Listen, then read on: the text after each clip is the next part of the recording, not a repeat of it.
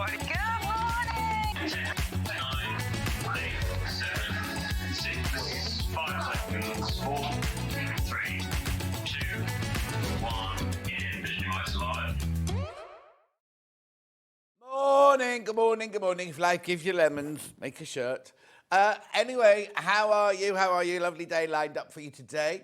I was going to say, I don't know what I dreamt about last night, but when you wake up and you feel disgruntled and something's happened in the dream, but you don't know what it is.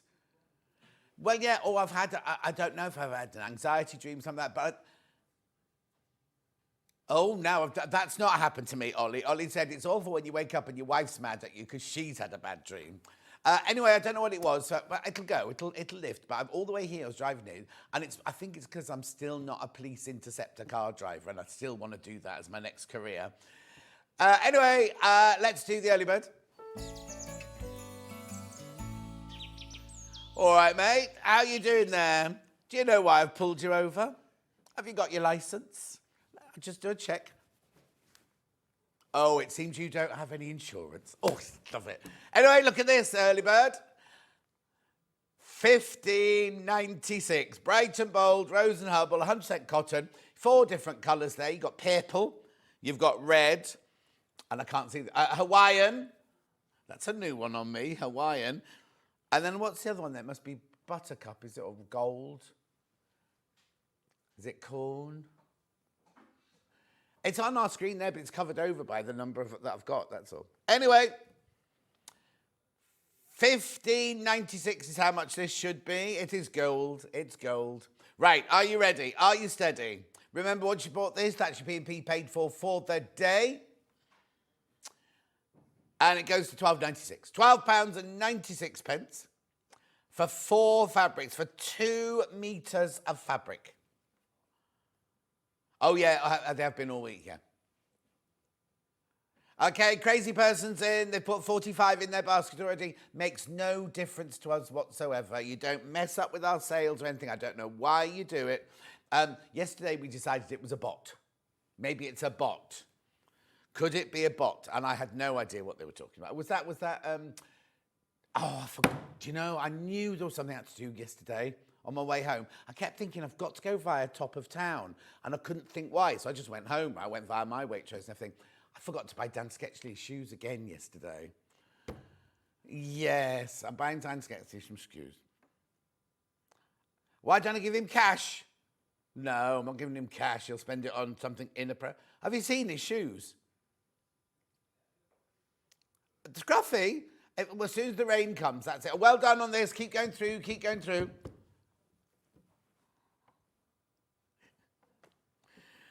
Make sure you go through. Right, oh, my Facebook's playing up already. Bev says good morning. Pam says good morning. The other Jan says good morning. Sue says good morning. Loving your shirt on this dull morning. Dull, dark.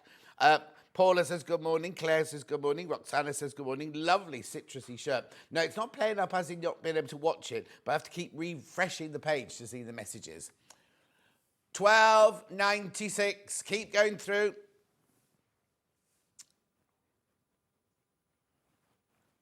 Keep going through, keep going through. Now, it's funny, you think it's a boy as well. I keep saying he, and Hannah goes, I think it's a lady. I think it's a boy. But anyway, there you go. Keep going through. It's not like we can see your name. It's not like we can get any... I just don't understand why you do it. Unless you are a bot in China. Or wherever... I don't know where bots are, actually. The only bots I've seen on the telly are in China. That sounds rude. A Chinese bot. Anyway, £12.96. Right, come on. Loads of you there. Loads of you there. So you get half metre, 100% cotton, 44 inches wide, machine washable, quilting weight, Rose and Hubble. Beautiful colours, aren't they? Oh, hang on. Morning, John. I wake up disgruntled every morning. Tea, toast and Sewing Street cheer me up from Carol in Taunton. Oh, that's nice. Morning, says Pat in Merseyside. Morning. Now, we don't know which bit of the Merseyside she's in, do we? Tracy says, good morning. June says, on crutches today, sprained my ankle. So you've got a captive audience. I think I've got fluid on the knee today. It happened a couple of days ago. I must have knocked it, and today it's quite painful. Good morning, John Scott and team, says Gillian. Good morning, Gillian. Right, make sure you go through. Loads of you there. Loads of you there. Anne says good morning. Viv says good morning. I've woken up and I've been eaten alive by mosquitoes. Oh, Viv, aren't they dead yet? It's cold. They only die when it's cold. What? In Redditch? That'll be the pollution. 1296. Keep going through. Loads of you there. But mine didn't say any sunshine. I looked up to make sure we haven't got any rain. I haven't got any rain till Tuesday, so I've got to take my garden for it. You know what? Yesterday was so funny. I was doing all my chores and everything, and then I looked out the window, and outside my kitchen window, I've got like an L-shaped sofa, garden sofa, and I've got all my quilts and my cushions on there and everything. And the two cats were like sitting on it next door to each other, looking like directly in the opposite direction, as though they were watching the telly. And they were both just sitting there like this. And they weren't talking, they weren't making any noise or anything. And then Luther decided he was too hot, so he got off and he got onto the paving stone, the slab, and sat literally below Ghost like that. But they still both looking exactly the same. So I don't know if it was, yeah, very strange. I don't know if they'd seen a bird or something like that, but they're just staring. Lee, love it. Just watching whilst tucked up in bed. Oh, so you've not got your uniform on today then, Lee? Hannah was very, very interested about your uniform. I'm in St Helens, John, not Liverpool. Well, now St Helens, you've got an even different accent there, haven't you? Because Lynn Jinks comes from St Helens. And my brother runs the hospital in St Helens. In your local Knowsley and... No, it's not Knowsley, it's Farry Park. The Knowsley and something... And there's the two posh hospitals. He runs those. Anyway... Well, what happens is he's a surgeon, he's a consultant surgeon, but they put somebody in charge of clinical something or other, and that's him. Have you got your pyjamas on then, Lee? Love your shirt, John. Would love a dress in that fabric, says Tracy. It would be nice, wouldn't it? Can't have it. Wouldn't make a dress in it. It's not enough to make a dress. Come on now. No, mine's dropping down. Yep.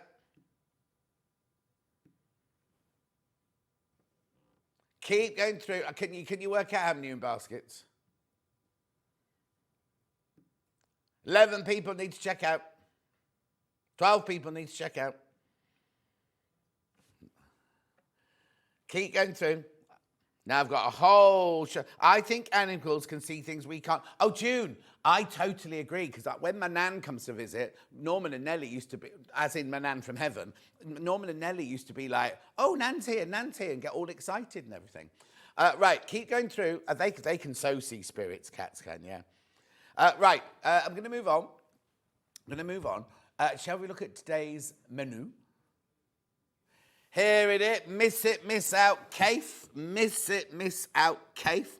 That's coming up at 8 o'clock. Then look at this. We've got at 9 o'clock. We've got E-Bon, Zing, Zang, Shalalala, Wing, Wang, woo, woo. It's like a song. Ooh, E-Bon, Zing, Zang, Wing, Wang. Anyway, with Sandi chocolate chip cookie. Here it is. There it is.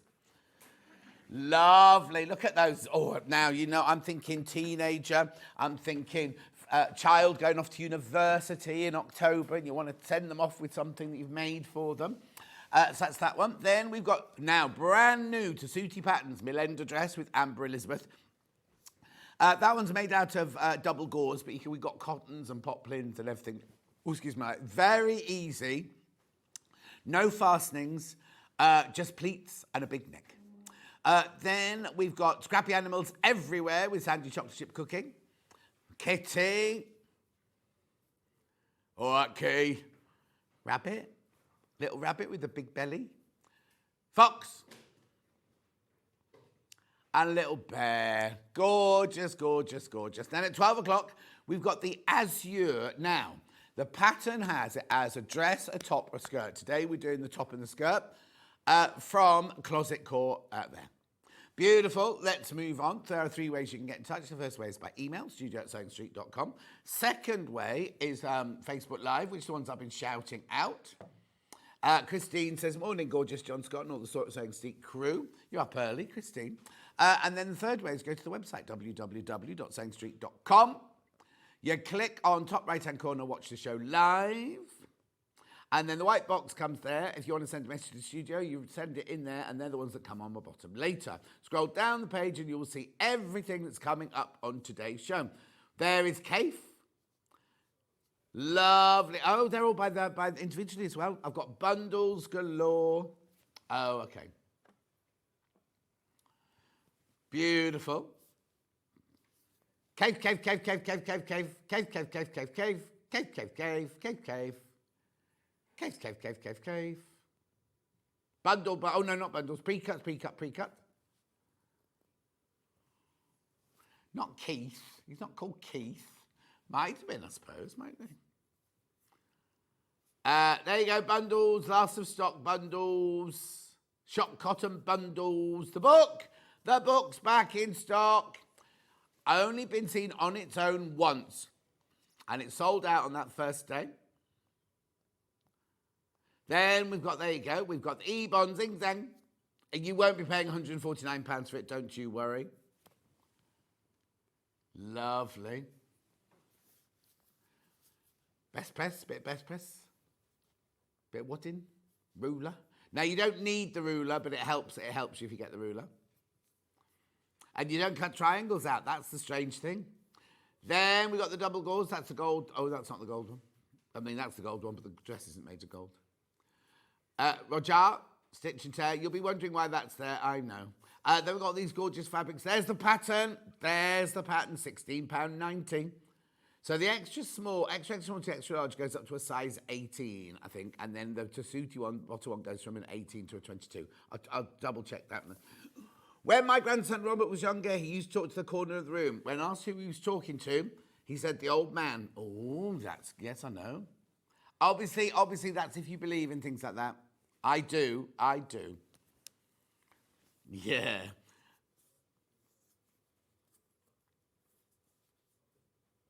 Lovely. There's Sandi's patterns. Lovely. And there's, we've got some bundles. All sorts going on that hour. And then, there'll be Amber's last hour in a minute. Oh, it's taking forever today, isn't it?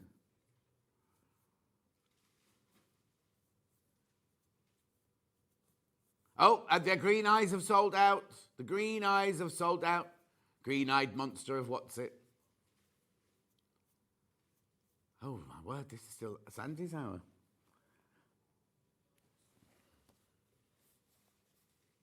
We won't be showing most of that. Buy it off the web. There we go. There's the last one. There's the pattern. So you can make a... Oh, no, hang on. It's not that one. It's not that one. It's not that one. It's not that one. Why does that one come up first? It's not that one. It's not that one. It's not that one. It's not that one. Oh. Oh. Maybe I missed it. There it is. That's one we're doing. The Azure. The Azure. We're going to crash that price, by the way, as well. You're not going to be paying $22.99 for it. And then lovely fabrics. Right, let's get going then. So, this book was launched. We had a little film that I did, which we haven't got anymore. And it's back in stock. Back in stock. And they're all signed. They are all signed. Now, I've got nowhere near as many as I had. Oh, they had. I didn't do the launch. As they had at the launch. We are going to go to the launch price, mind you. $24.99, $24.99. The trouble is, Ben, the graphics are just doing, even when you want the line, sometimes it doesn't come up. No, hang on. Anyway. Oh, what's he doing? I'll show you the book while he's messing around. Oh, there it is. There it is. $24.99. Should be £30. Signed. Right, now, so the beginning bit is all him and Brandon in Camden Town. Lovely. Oh, look. Takes me back. Because first of all, it's somewhere where when you first move to London, you always go to Camden Town. And secondly, Angels, the costumiers, was just along, if you're here, right? Angels is just along the road there. So I spent years and years and years in Camden. Stop banging the table. Right, then what happens is he's done all the pictures, and then in here, what he's decided to do with this new book is stay with simple shapes. So he stayed with diamonds, beautiful pictures. Oh, we had this quilt yesterday. We had that quilt on yesterday, actually. And it sold out yesterday, I think. It's very busy, the quilt hour yesterday. So diamonds, then we go to Roman tiles. Look, beautiful. So you're thinking, well, it's all very well, all these lovely pictures, but what happens if I want to make them? Medallions. You see, thinking, oh, yeah, that's a lovely one. That economy. Beautiful, aren't they lovely? Triangles and stripes, simple shapes. I'm thinking, well, John, they're gorgeous. Triangles and stripes, cushions, they'd be lovely. Snowball circles. And you're thinking, yeah, oh, and this one's called Snowball and Star, isn't it, that one? We had that one yesterday. Then you suddenly get all the patterns and all the instructions for all the quilts that you've just seen. So, and it's not just a quick one page, oh, look, just make this. All the fabrics you need, or everything you need, how to make it. Look, and the ones that need templates have got templates as well. How brilliant is this, right? And you get all of them. You get all of these patterns with all the different colours.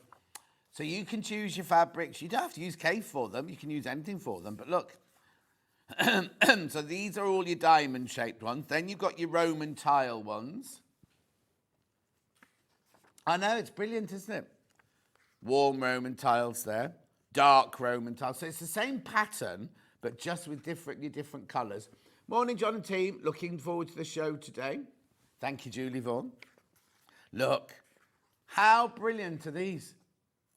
So you get, for $24.99, you get all of these patterns. How much is a single pattern? $9.99 on a good day.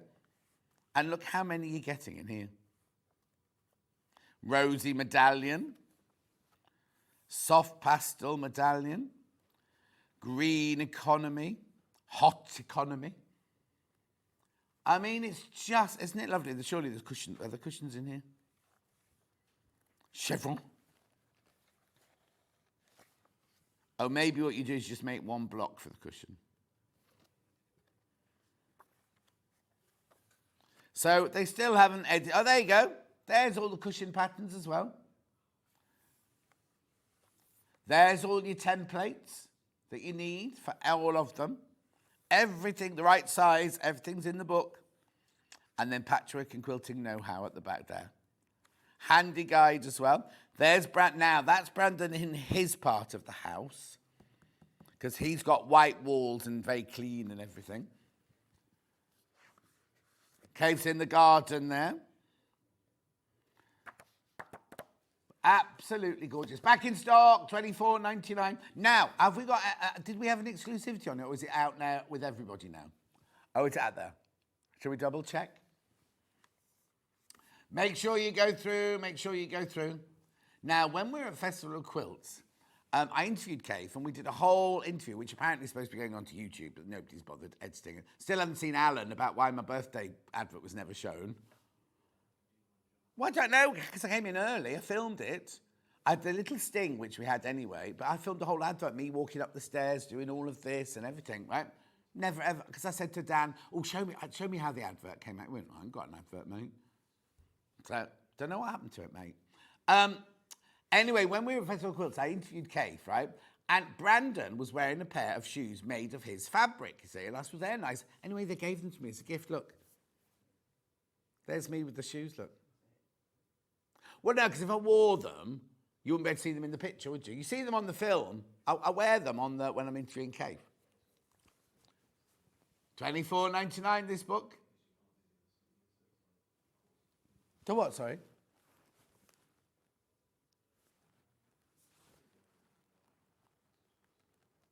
No? You see that someone's physically deleted my interview. Just the small one. They haven't even edited the big one yet. No, it won't have been Levi. I got a big hug from Levi yesterday. $24.99.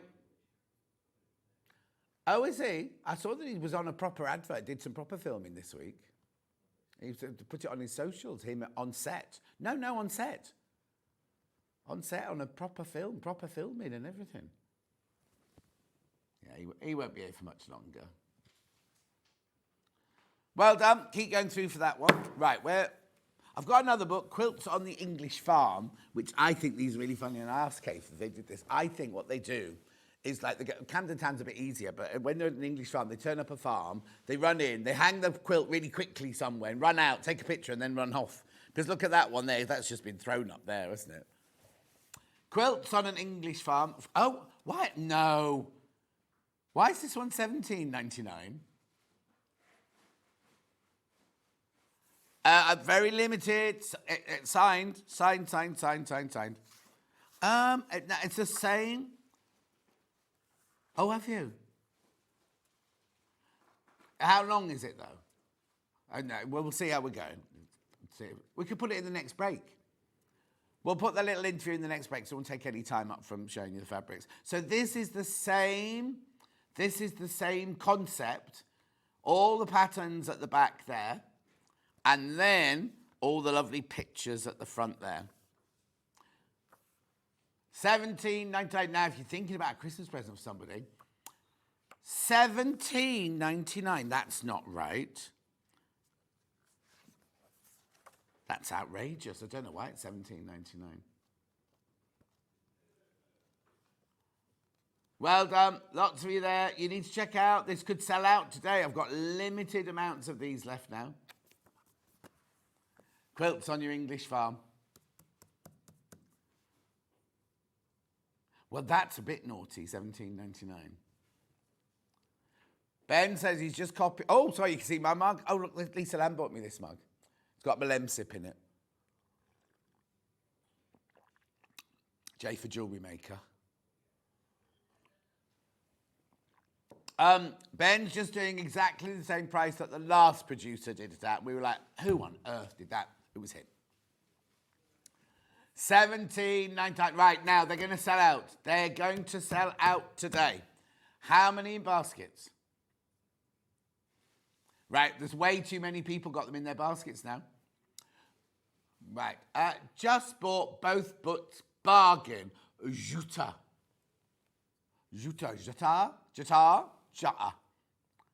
Don't know how you say that name. Is it short for something else? Jutta. Morning, John. Loving the show.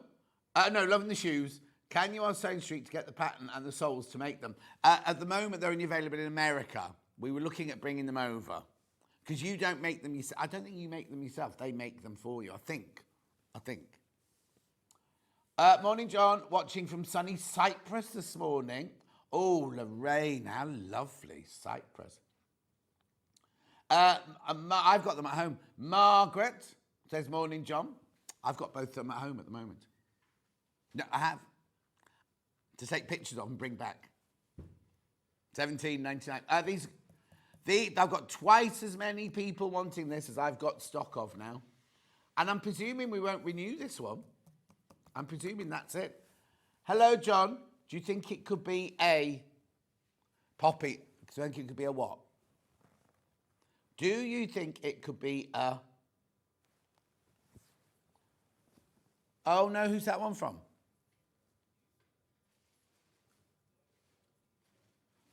Y-O-O-T. Utah. That's from Jota. You say Utah. Good morning from sunny Marlow. That could be that Utah is on an Apple Mac. If they do it in an Apple Mac, it doesn't come through. But then she sent the first one in, didn't she? So I don't know. Right, be careful. I've got 5 books left, and how many baskets? 20 people want it, and there's only 5 left. Have last look. Check out for the last 5 now. And then that's it. I don't think we'll get this one back in. Oh, hang on. Do you think it could be an ex-friend putting things into basket? Poppy, it's not just on my show. It's on every show. It's nothing to do with me. It's not somebody having any comment. I tell you what it is, what I think it is, right? When other shopping channels, and I don't know which ones still do this, right? But for example, when Ideal World was, no, not Ideal World, because they're still going, Create and Craft, right? When people put things in the basket, it would take one off the quantity, you see. So if somebody put 100 in, that would wipe the whole auction out. Here, it doesn't wipe any out until you check out, you see. So you could put 1 million in your basket. Well, you couldn't because we haven't got 1 million slot, but you could put 1,000 in your basket, right? Wouldn't affect us whatsoever. If you put 1,000 in your basket and checked out, then that would clear them all out, but then you'd have to pay for them, wouldn't you? Right, moving on. So it's not just me doing it, Poppy. And not just my shows. It's on every single show. What's the matter? Biggest cave bundle we've got at the moment.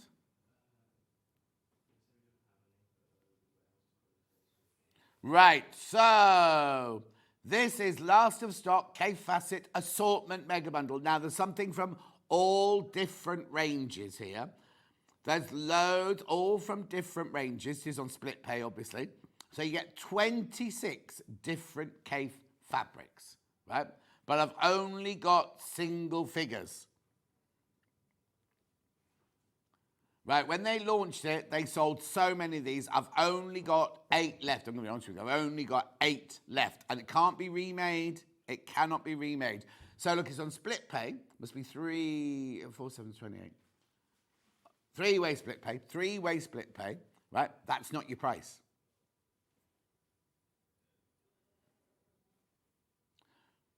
Oh, the thingy line hasn't come in again. 20. Have you just taken £20 off? £20 just came off. £20 just came off the price. There you go. So you get 26 different fabrics. Look. Beautiful. I call that one DNA. It's not called DNA. Beautiful. Look at all these. Now, they are a mix of all different collections. Beautiful, look. Look.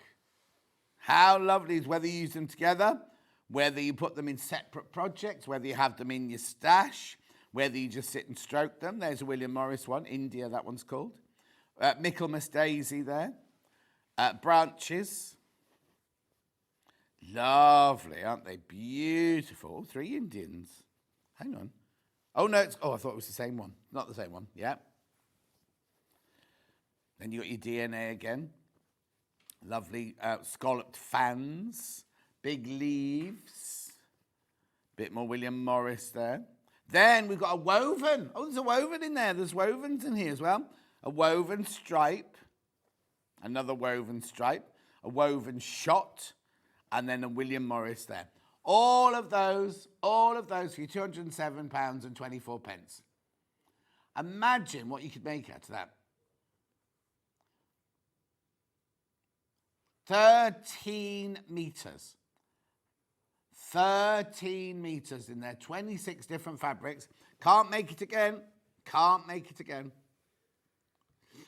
Good morning, John. This is the first time messaging in the studio. Really pleased. Just got the book. Oh, Pat, well done. Manchester. Greater Manchester. Lots of people in baskets. I've only got 8 of these left, remember. Who saw Ben on the news this week? Was it on the national news? Was it on? Oh, Midlands Today. Oh, and also, well done everyone who got their O-level results this week, but apparently West Midlands was the worst county out of all the country. West Midlands was the lowest. 207.24. Oh, that's nice. Ollie's niece got on her course. Beautiful. What's she going to do? Oh, wow. Child development. That's... Cave brings so much joy. I find it hard. Hang on. Find a worthy enough or project to use it, says Karen in Surrey. Oh, no, you've got to use it. You've got to use it. Make room in the cupboard for the next collection. Get the book. Right, I've only got 8 left, right? And I've got 7 people in baskets. And none of those are the bot in China. So 7 of you want it, and I've only got 8 of them.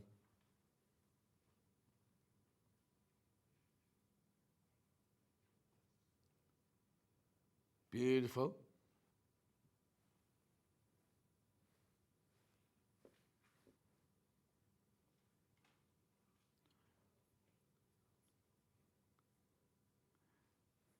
$207.24.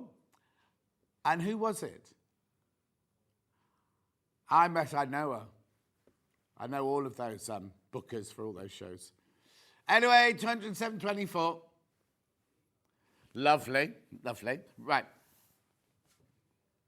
Right, now this one's William Morris and Kaffe. Oh, no. No, this one's not William Morris and Kaffe.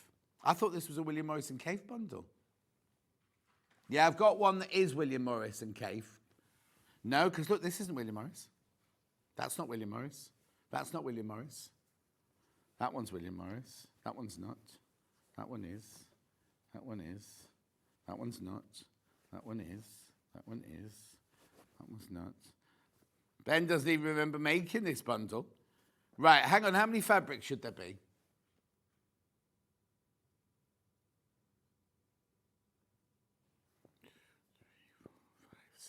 7, 8, 9, 10, 11, 12, 13, 14, 15, 16. Yeah, it's the right one. 18 fabrics. Half William, well, not half. Some William Morris collab and some just the Kaffe. But, oh, I see. Did you think it was all William Morris then?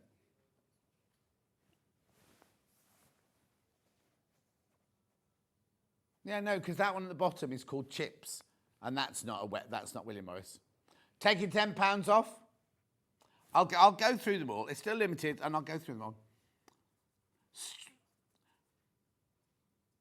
£10 came off that price tag. £10 came off the price tag.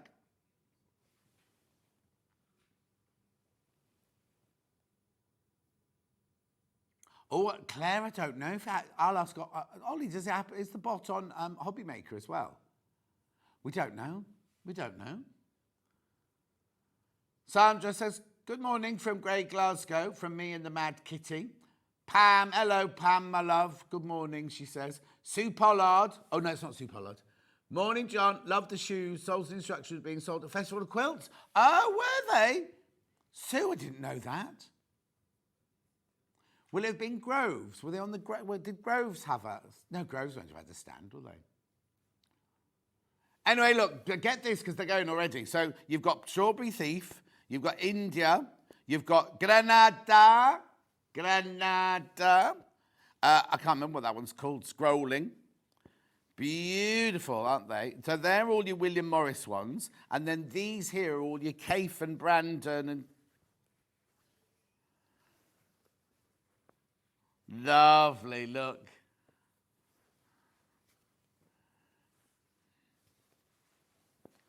Gorgeous. Aren't they fabulous? Oh, do you know what a colour therapist would tell you then? I can't say it on air. Yes, completely. Beautiful. If you start dreaming about your teeth falling out, that's the end of the story. Beautiful. DNA. It's not called DNA, this one. I think it's called Dotted Spiral. Let me just double check. Bubble Stripe, it's called. Bubble Stripe. Right, now be careful. There's more people in baskets than I've got stock of. £148.32. Right, be careful, be careful. Twice as many people want this now as I've got stock of.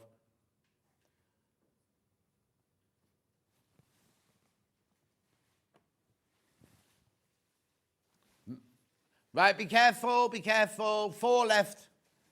4 left, 12 in baskets. 148.32. What's that? So that's 18 fabrics. What's that work out per piece?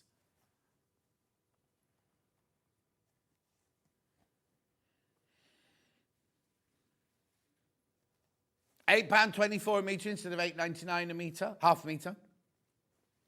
No, hang on. No, hang on, that's not right. Just do that again. Yeah. Phew. Nearly, Ben. Could have had an issue on our hands then. Make sure you go through. 8.24, a half metre. Morning from a very sunny Guernsey, says Kate. I think the sun's in her eyes because she calls me handsome. I haven't done my boxing for a few days. Sunday, well, because we have to tie it in around my work and his work and everything like that. So I'm doing Sunday night. I'll be back on Sunday night. Good morning, John. What lovely fabric, says Victoria in Gloucestershire. Indeed. Have I got one? 148.32. Make sure you go through, though. Lots of you sitting within your baskets. Too many people want this. Too many men. Gorgeous. Do you want to see the last two bundles? Then I can also do a recap, can't I? So you can see.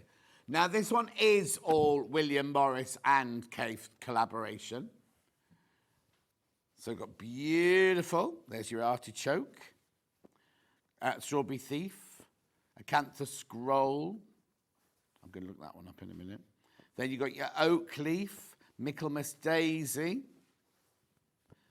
And then you've got your apple, no, hang on, lemon and fig, or they pomegranate. Then you got your acorns again, and you got your Michaelmas Daisy again. Okay, do you want some money off this one as well? 7 meters of fabric you get there, 14 fabrics.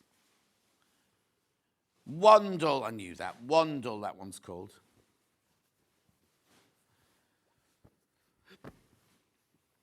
Oh, well.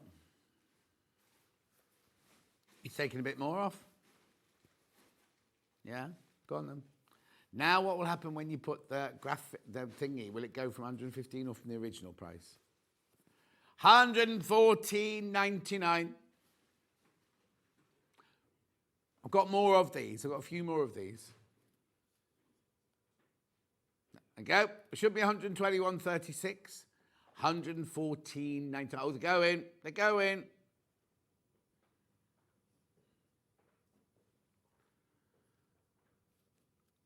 Two-way split pay. Just check your baskets. Just check your baskets.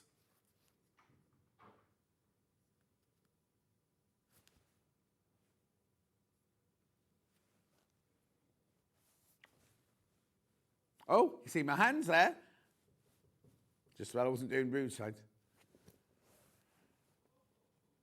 114.99. They're all, now this is going to come to an end soon because we're not buying any more of this, right? So this William Morris and Kaffe collaboration, this could very shortly, you'll be going, do you remember when we had that collab?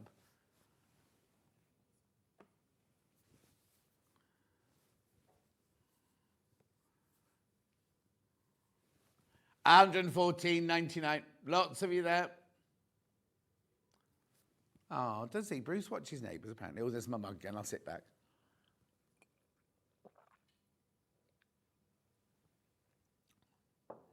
I don't watch any soaps anymore either. Not now. I've got 999 police interceptors and motorway cops and 999 frontline and 24 hours in A&E and 24 hours in police custody. I want to be an interceptor driver. Now it's you know, we've got the thing in our village, the thing to try and prove to. There's been a little bit of a war started. Somebody in the other end of the village has reported the people for standing in the wrong place, and the parish council are taking it all very seriously. And everyone's like, well, I haven't stood. Anyway, it's going on, and then what's happening is some people know that we're there with the gun and everything, and then they literally go 80 miles an hour through the village and laugh and shout and everything. It's chaos. We're not allowed to give them tickets. All that happens is you write their number down, give it to the police, and the police go around to their house. But you don't get a ticket or anything like that. Morning from Suffolk. Loving the shoes. Have a great day. Thank you, Laurie, my love. Right, come on. Check out on this one. More than half the stock's in baskets. Right, I'm going to show you the other bundle now, and then I'll recap all the bundles so you can check which one you want. These are gorgeous, right? These are your shop wovens. Oh, these would make a lovely quilt. Just these on their own, wouldn't they?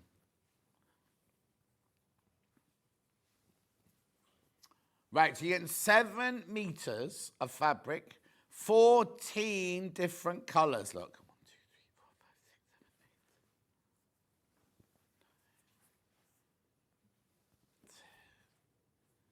6, 7, 8. 12, I'm just counting. 13, 14, there you go. 14 different colours. Now, I've only got 4 of these left. I've only got 4 left. I know. 4 left, that's all I've got. So what it is that, so other fabrics, all these fabrics are woven, but those are all woven as white fabrics, and then they print, either screen print or digitally print, whatever, the pattern onto the top. What these are is they take 2 coloured threads, so you've got the, like, for example, let's take this blue one here. So your warp is pink. Look, can you see here? Oh, no, actually it's purple, it's not pink. Your warp is purple and your weft is turquoise. Can you see there? And when they weave them together, it creates that colour. So no dyeing. Say this again. Oh, no.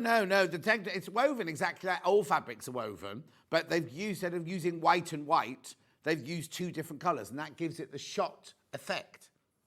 I know it's gorgeous. I love shot fabrics. I used to make a lot of ball gowns back in the day in shot taffeta. The first one I made for my mum, it was that red and blue shot taffeta. It was beautiful. Well, they weren't happy with me going to do my friends used to ring up and they go, oh yeah, Mike, he's a doctor. Oh yes, Nick, he's a research chemist. Oh yeah, Kate, she's a nurse. Oh, John, he does sewing. That was a bit like that. Anyway, then I made my mum my first ball gown and it was like, oh, and then Princess Margaret saw my mum in a ball gown and said, what designer is your dress? And my mum said, oh, my son made it. And he went, oh, what? So she commissioned me to make her a dress. See? That's how it works. And then when my mum and dad saw my name on the telly for the first time, then they suddenly went, oh, maybe this sewing's not that bad after all. Anyway, 107.86. Well done.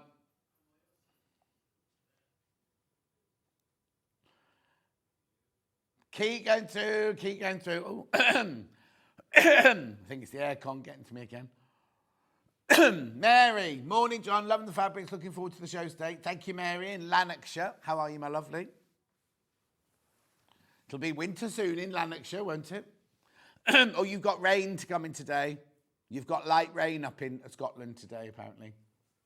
So it said on the weather forecast on the way in, because as I drove in and the weather forecast came in, I said, please don't say rain in Stratford because all my furniture's out. Right, moving on. Right, I'm going to recap those bundles very quickly so you can start checking out. So this was the hugest one here. Right, 207.24. More people in baskets than we've got stock of. Single figures. 3-way split pay, look. £20 came off that bundle. And that's a mix of Kaffe and, well, it's all Kaffe, but it's the Kaffe and the collab and woven in there. Lovely. Then we had the Kaffe and William Morris, which is this one here, which was very popular. 9 meters, that one. There's only 4 of these left and 13 in baskets. Check out. And then we had the Kaffe, full-on Kaffe and William Morris collab. Half the stock's in baskets. We had a good stock of this one. Lovely. And then we had the wovens.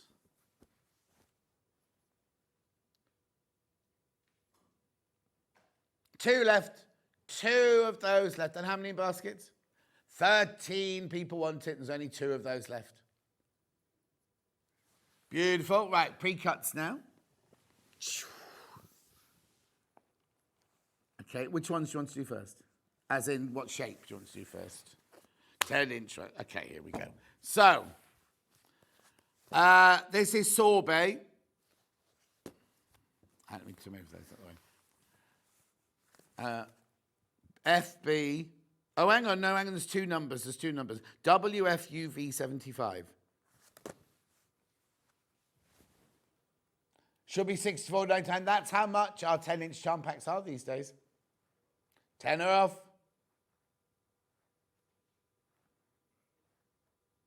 So we've taken it to the launch price. Didn't I launch these on my birthday show? Excuse me. Excuse me. What's going on? You keep looking at this. It's this studio. Oh, actually, we've still got yesterday's air purifier here, haven't we? Well, only because Becky marked it up as studio sample, so it should be here. No, it's just the one. Yeah. No. The filter just goes inside in a few months' time. I've got water tanks. It's just the aircon, I think. You can't.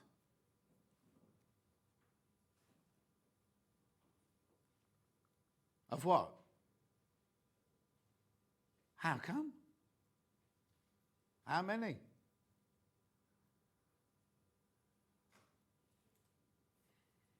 Yeah, one of which is this one. So you've got one. Well done, that's that one. Then I've got this one here, which is Spectrum.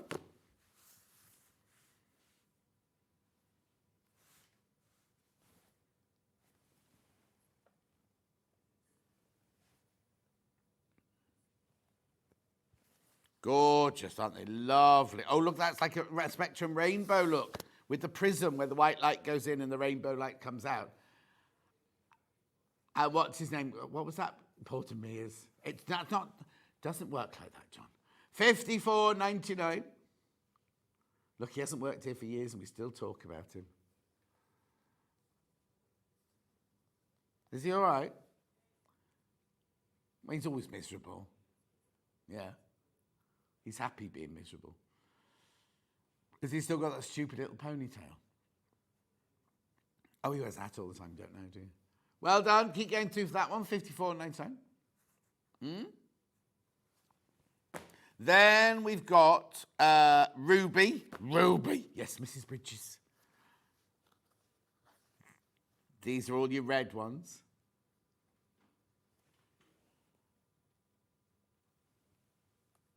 No, of course he hasn't. Yeah, but $54.99. Just a bit. Well done. Keep going through for all these. £10 off all of these. Well done. Then we've got the green one, which is Tidal. Green and blue. Do you know what? You know Susie's quilt yesterday? Day before yesterday. These would be perfect for that.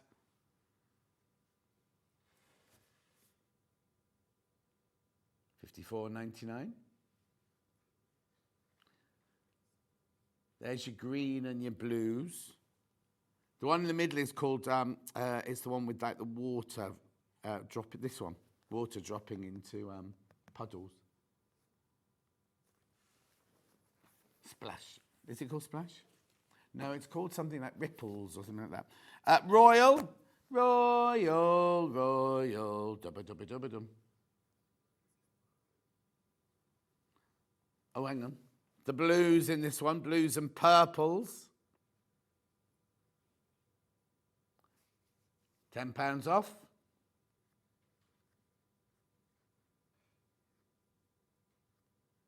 Look at those gorgeous blues and purples in there.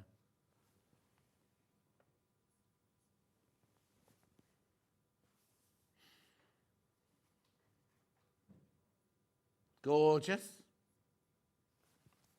Then we've got this one, which is your Polaris.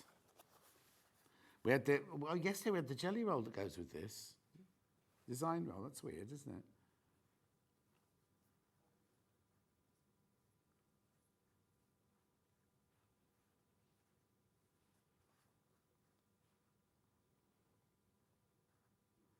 54.99.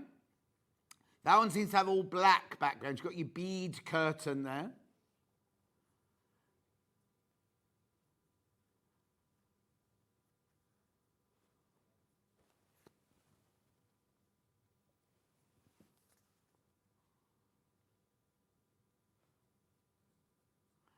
Lovely.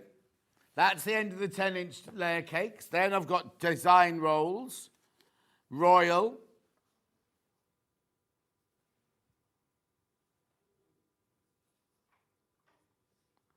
£64.99. £10 off. £10 off.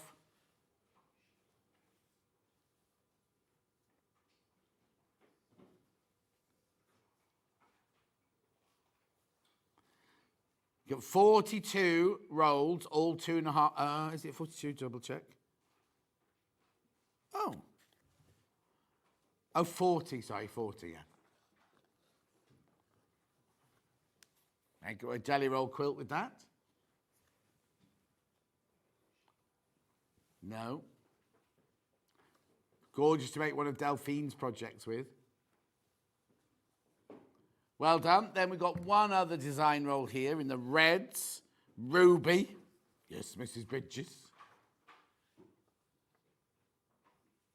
£10 off.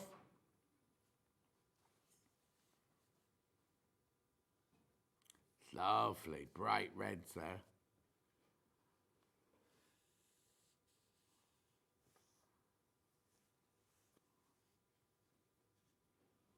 Lovely. And then we've got one 5-inch charm pack, which is also ruby. I'm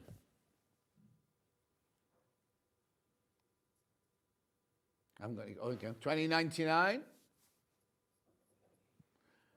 Oof.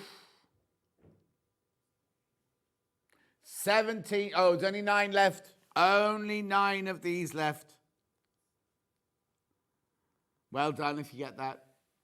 $17.99. 42 5-inch squares. Now, it's normally and you get 40, don't you? That's weird. Hang on, let me just double check. No, you get 42. 42. Lovely. Keep going through, though. Keep going through.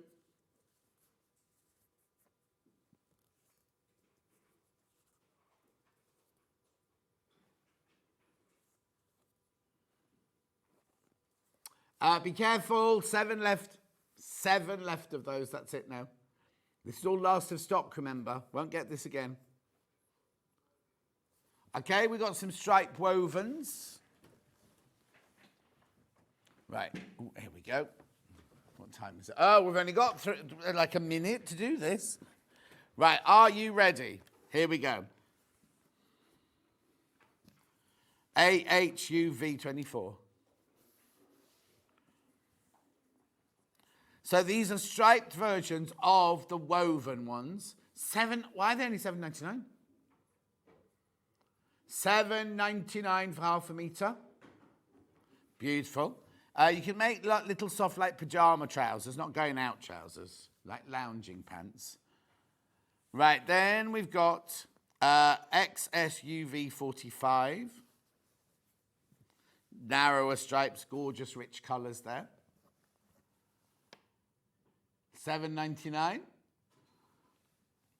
I am going to have to rush. I'm going to have to go fast through these. So if you see one you like, VBUV92. You see, you made a lovely summer shirt out of this for your holidays.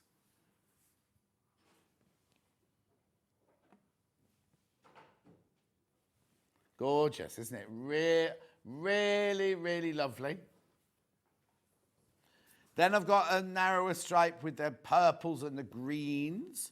Now, just because I'm taking that shot doesn't mean say they're sold. You can still go through. I just want to get through as many as I can before the end of the hour. Sorry. QRUV10. There you go. Lovely. Then I'm going back to wider stripes now. WNUV81.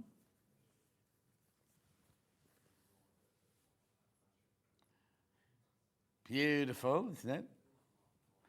Then we've got now some much wider stripes, GEUV71.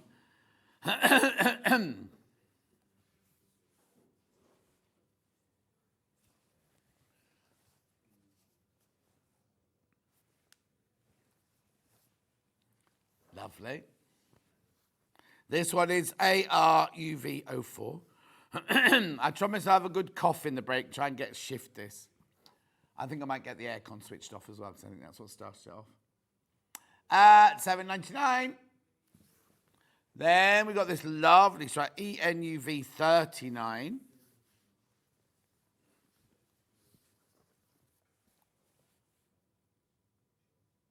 Lovely. It's nettles, nettle pollen, because of the weather.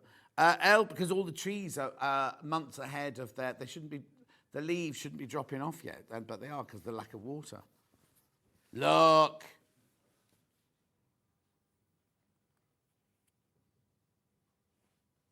Well done. Then this one is KBUV40 or UB40. The youngsters won't know what that means. Red, red wine. Well done. They're from around here, aren't they? Then we've got IVUV74.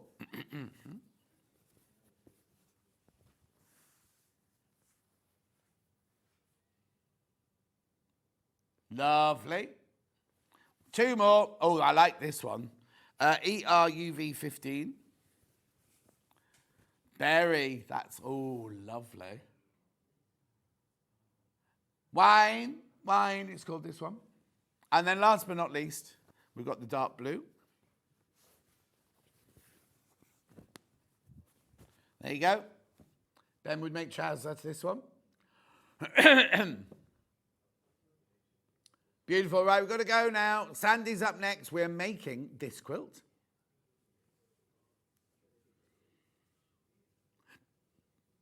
It's coming. Oh, and also watch a little snippet of my Kaffe interview in this break. I'll see you in 4 minutes from now.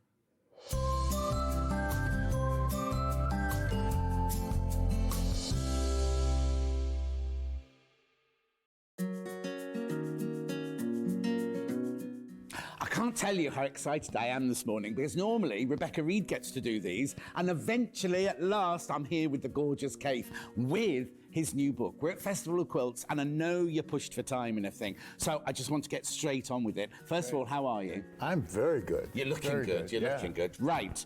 Why Camden Town? Because it was the most colorful part of London, and you know, this wonderful bohemian area. It took me back when I first arrived in this country. The hippies were just ruling the roost, and so everybody was going around in the most incredible, exotic, colorful clothes, and the Beatles were riding high, and it's like that. It's like it's the youth of today has rediscovered their wonderful, the pink hair, you know, the wonderful outfits, the crazy jewelry, and then murals everywhere in this whole area of Camden Town. So our quilts were right at home with these fantastic fantasy murals. I know, because I'm the same as you. When I first moved to London, Camden Town was the first place I had to go and visit. And what I love about it is it sums up your quilts, because there's something for everybody. Everybody can be free, everyone can be, it's completely inclusive, and everybody can be what they want to be. So if they want pink hair, you have pink hair, and nobody bats an eyelid. If you want to still be a punk with a Mohican, you can still do that, can't you? Sure. And the fact that your quilts all fit in so beautifully with the vibrant colours and everything. So how did you go about designing the quilts for the book then? Well, what I decided was color is the most important thing to me, and I wanted to show people in a very demonstrative way how color affects a design. So I took some very basic designs, like bordered diamonds is one of my favorite quilts, and I did it in 3 different colorways, or 4 different colorways, I can't even remember now. But I did a lot of different colorways on each design, so that you saw how reds affected that design, how blues affected that design, how pastels and grays affected.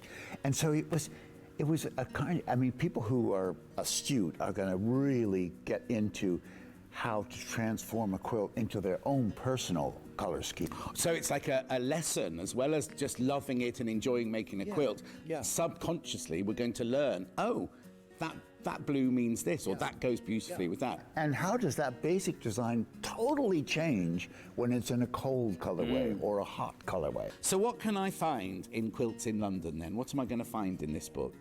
It's a wonderful lesson in how to play with colors, and hopefully people will just take the idea of what's in this book and just start playing, take those same patterns and do it in their own personal colors. And there's patterns for actual quilts in here, aren't there? Oh yes, for sure, for sure. And how to make them like complete patterns. Oh and yes, everything. oh yes. No, nothing is left to chance. No, exactly. Everything is spelled out for you.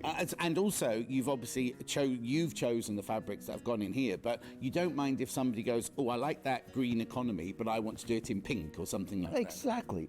No, I love that. I mean, that's what I live for, is to see, where people take our idea and run with it. Yeah. But also, the ideas in here are quite basic and very simple. I like a simple square, a simple diamond, and how you just take that and you just play with it until it's just, so juicy and exciting. Thank you ever so much for spending time with us. It's always a joy, and we always love at Sewing Street. We always love when we know the new Kaffe is coming in. So listen, thank you so much indeed, and I'll see you same time, same place next year. Lovely. Shopping with Sewing Street couldn't be easier. You can shop via our website at www.sewingstreet.com, where you can watch our live shows and see all the products from that day. We also have a huge amount of products on our website, from your sewing room essentials to fabrics, sewing machines, and much more. You can download and shop on the go with our Sewing Street app. Simply head over to your app store and search Sewing Street. Alternatively, you can contact our UK-based call centre 24 hours a day on 0800 001 4433. Shopping made easy at Sewing Street. Here at Sewing Street, we only charge one P&P throughout the day. You can add as many items to your basket and check out and still only be charged once. Once you've checked out the first time and want to order again, you simply add the item to the basket and click on the Combine Order button. Remember, standard P&P is £4.95. Charges may differ for outside the UK. Or upgrade to our premium option for £6.95 on certain items. Shopping made easy at Sewing Street. Never miss a show by watching on the go with the Sewing Street app. Head over to your app store now and search Sewing Street and simply download to your smartphone or tablet. You can watch the shows live and see your favourite presenters and guests. Click on the Today button to shop all of the products that are featured in today's show. Want to know what's hot? Then click here to see today's bestsellers and highlights. Have you missed a show or want to watch one back? Then click the schedule button and you can go back 7 days to watch and shop, and you can also see what's coming up over the next 7 days. Want to say hello or ask a question to our guests? Then send a message to the studio. You can also keep in touch with all the latest news, events, product launches, and much more by clicking here for our social media pages. Never miss a show by watching on the go with Sewing Street.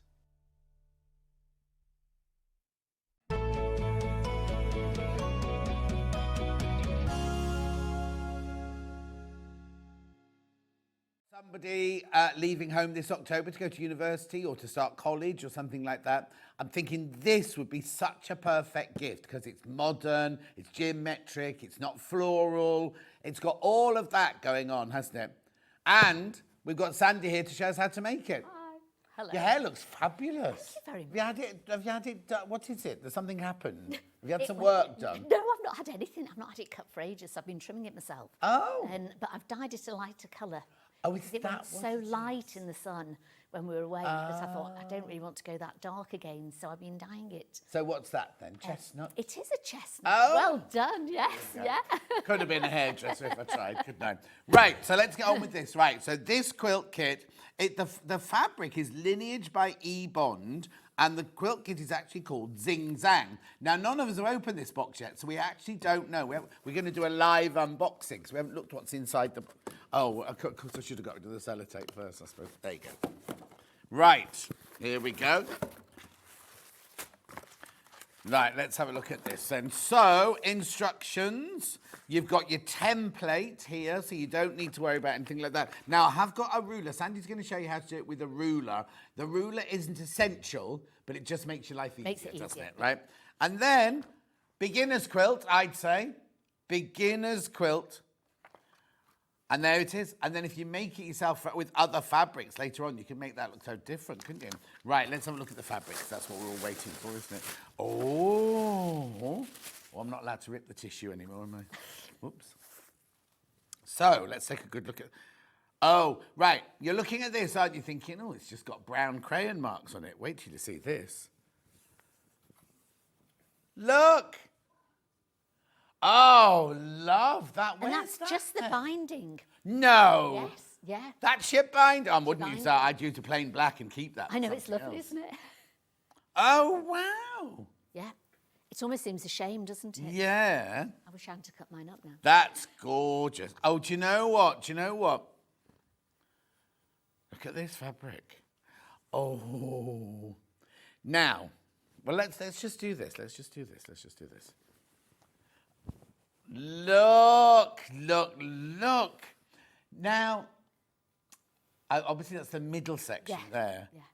Oh, we need to get some of this fabric in, don't we, as sell by the half metre, because it's free spirit. It's gorgeous fabric, isn't it? And it's nice quality as well. The fabric is created to capture the beauty and imperfections of the artist's original paintings and prints. This is called melodic line. That one there, that crayon one, oh, we've cut it off. So I think it might have been borderline. Then, is this just a bigger version? Slightly different colours as well, obviously. And yeah, possibly is just a bigger version. But oh, well, hang on, let's have a look. Maybe the artist did a lot of stripy things. Oh, there's the... I kept saying, has this got Nemo in it? But it's just a red splodge. oh, right. That one's called SM Timeline. Oh, hang on one sec. Yeah, hang on one sec, though. Then, look at this. It's very dramatic, this one, isn't it? Look. Isn't that lovely? So that's your other lines there. Oh, that's stitches. Yes. That's like when your threads, when the bobbin goes wrong. That's right. Lovely. And then, we've got, whoever the artist is, we need to look this up, right? Storyline, this one's called. Now, again, they obviously... Oh, I see what they've done. They've taken the person's artwork and they've cut it up. And then sort of... And then put it down and then printed it. Oh, for the fabric alone, I think that's a brilliant price. But that's not the price you're paying. I promised you at the beginning you wouldn't pay $149.99 for it. They're going already. Okay, here we go.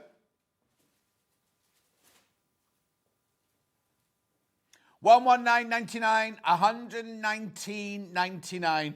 I know, it's 112 by 142 centimetres.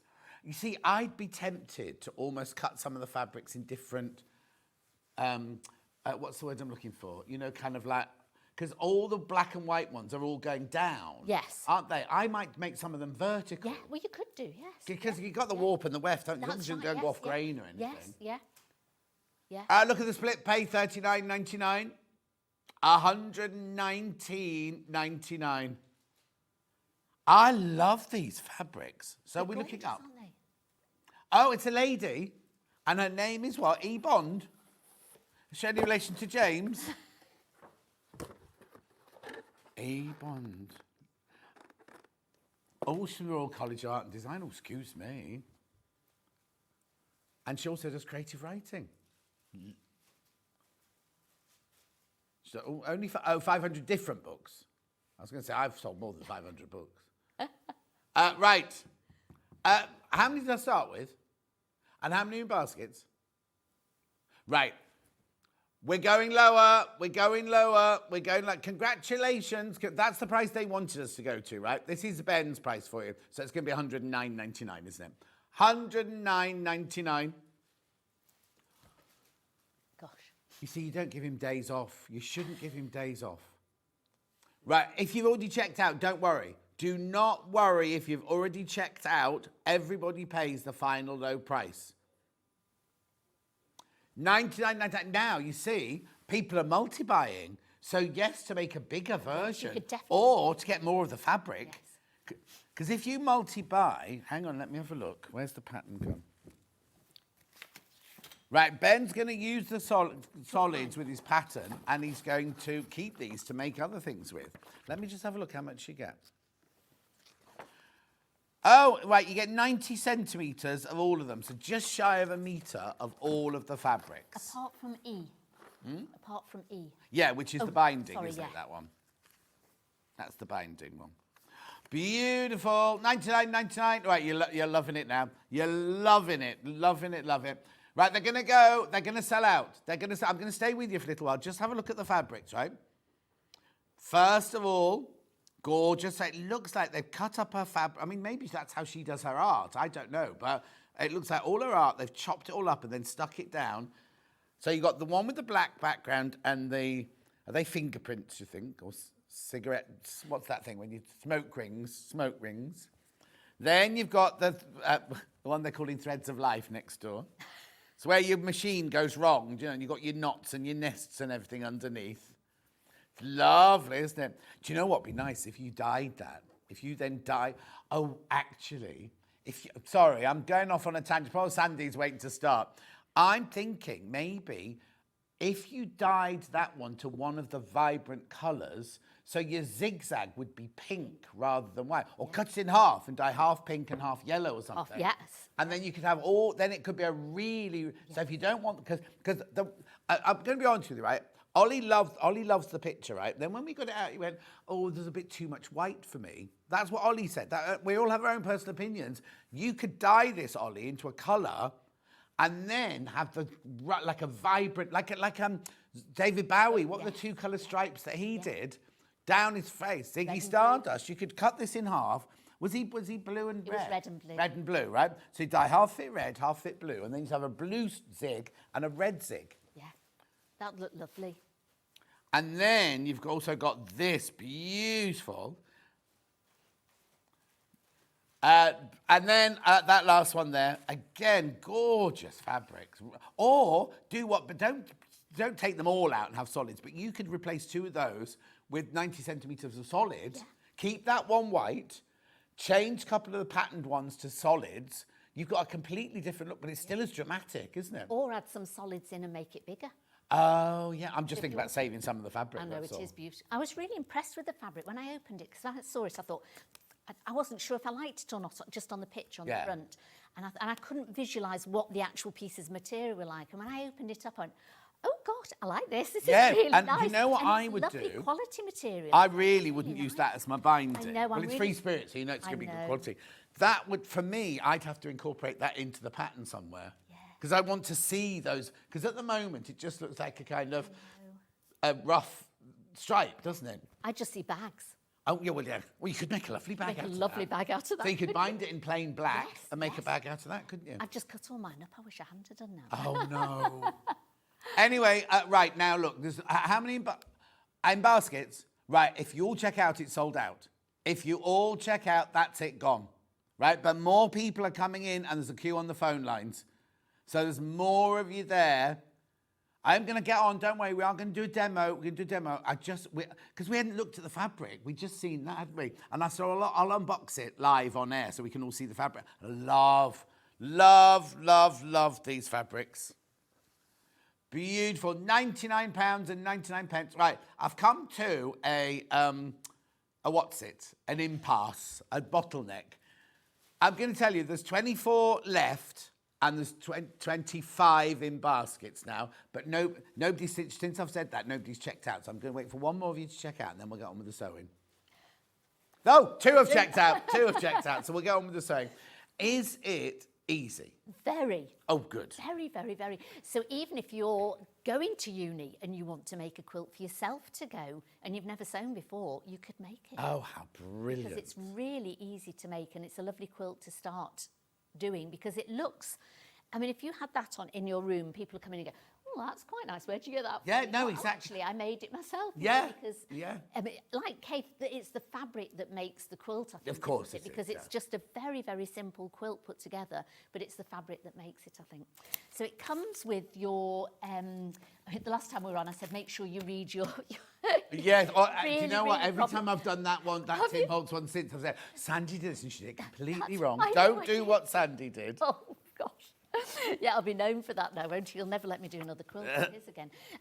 But no, it was, and it was a gorgeous quilt. But this one, please still read your pattern through. Oh, I yeah. always say to people, read it through first. If you know what you're doing with quilting, it's not as difficult to look at. And if you've never quilted before, just read it through and you'll find it very simple. So then what I do is I take all the bits of material and I label them. So you've got A to D, no, to E. And also you've got like a little colour chart on it. So I always make sure that I know, I don't know if you can just see here. Yeah, Pull that I'll do, down. yeah. You need to make sure what colours match which fabrics. And then the chart is really easy to use. So obviously the white one is the white one, but then the next one, B, is the darker one. So you've got to sort of make sure you know which colours are on your chart. Yeah. So once you've done that and labelled all your bags, which I've still not got bags for yet, but so I've labelled all my bags, and then you get them in strips. So you're cutting strips first. So again, it's nice and easy to cut out. It's a lovely sort of like Sunday afternoon if you want to cut out all your strips on a Sunday afternoon. So you fold your material widthways. So I tend to best press it first. Just because it makes it a lot easier to cut as well. Yeah. So it's really nice to sort of best press. So I take each bit of material, I label it, best press it, and then I cut it. So you cut it into your strips, and then there's 3 ways you can cut this out. Yeah. So you've got your template, which is just paper. So I always photocopy this so that I've got a spare one, because I think templates are the easiest thing to lose in patterns. So if you've always kept the one and then sort of photocopied another one, you've got a spare pattern as well. So you could always just pin that on and then cut round it. Or you could use template plastic, which is great, and that sort of saves the life of it a little bit longer. Yep. So you can just sort of draw it round and cut it out in your template plastic. It says A on it, but there isn't another template, so you want to just do that one. Or the ruler. So I've got the ruler here, so it's a great size, so you need to just put your template. We can put the ruler in now because these are out to sell out, right? Sorry, Sandy. No, that's fine. There's 18 not checked out, and how many in baskets? 23 people in baskets. So that's the quilt. We'll come back to it in a minute. But if you want this ruler, now, I just need to stress though, because I know people hate it when they go, oh, you start selling this, and then you say you've got to buy the ruler. No, you don't. Not at all. And that's why I said there's 3 ways you can do it. You can do it purely by just cutting out the template that you've got in. Nothing else, so you don't need to do anything else. As I say, I always photocopy it, so you've got a spare one. Yeah. If you don't have a photocopier, it doesn't matter. If you've got some template plastic in, or you've got maybe a cereal box and you want to make it just a little bit sturdier, you can do it in that, so that makes it a little bit easier to cut against. Yeah. Or if you want to get the ruler, it just makes it easier. And they've taken that. They say it's really weird, isn't it? They keep. We had the creative grids on split pay. Was it yesterday or the day before? And they must have taken this one back off, unless we didn't play this one. But anyway, $23.99. You do not need it, but it will make your life so much easier. Absolutely. And it's got the sort of the grippy bits on it as well, so it's really good for sort of putting on, and it's not going to slide anywhere. Lovely. And I tend to just put a bit of washi tape on mine, just so that you can see which part of the ruler you're going to be using, because you don't need the point, you just need this middle bit. I was trying to work out what shape that is. Is it a quad? Trapezium. I don't know. No, it's Well, hang on. It's a what? It's a trapezoid, apparently. Oh, is it? Okay, thank you. So this... Or a long rhombus. Where have you remembered that, Ben? Of all the other things you've forgotten. He's a lot younger, isn't he? So it wasn't that long since he went to school, though, you see. It was a bit further away than when we went to school. Yeah. Anyway. So I put it in the middle, or you put it onto your triangle, and then you can just slide it up till you find out where it fits perfectly. And it fits perfectly just about here. So I put a piece of washi tape at the top and the bottom, so that because the material's quite bright and sort of quite jazzy. Yeah, I suppose. yeah. It's harder to see the lines on it. So if you've got your sort of washi tape on it, it just makes it easier. So what you do is you lay it on top of your strips then. Now you have to leave a bit at the end because you've got, you can't, it's hard to see here, but you have like a little tiny half triangle just Oh, on the yeah, side yeah, here. yeah, So you add those on at the beginning, so it shows you. So when you do these and you're cutting this shape off, don't sort of Don't throw throw those those away away, at the end. So you want to sort of put it on here, then get your rotary cutter. I know you shouldn't, but I am going to go that way. Yeah. It's lovely to see on the sewing bee now, a couple of them are using scissors. Oh, are they? I've noticed that because I kind of watch it, but I have it on. Sort of I've thing. been quite enjoying this one. It's really made me. I have to say, I've hated it the last few years. Yes. And this year I'm really enjoying it. Don't say anything in case people haven't watched it. But Yes. have you watched this week? Yes. Did you think the wrong person went? Yes. Yeah.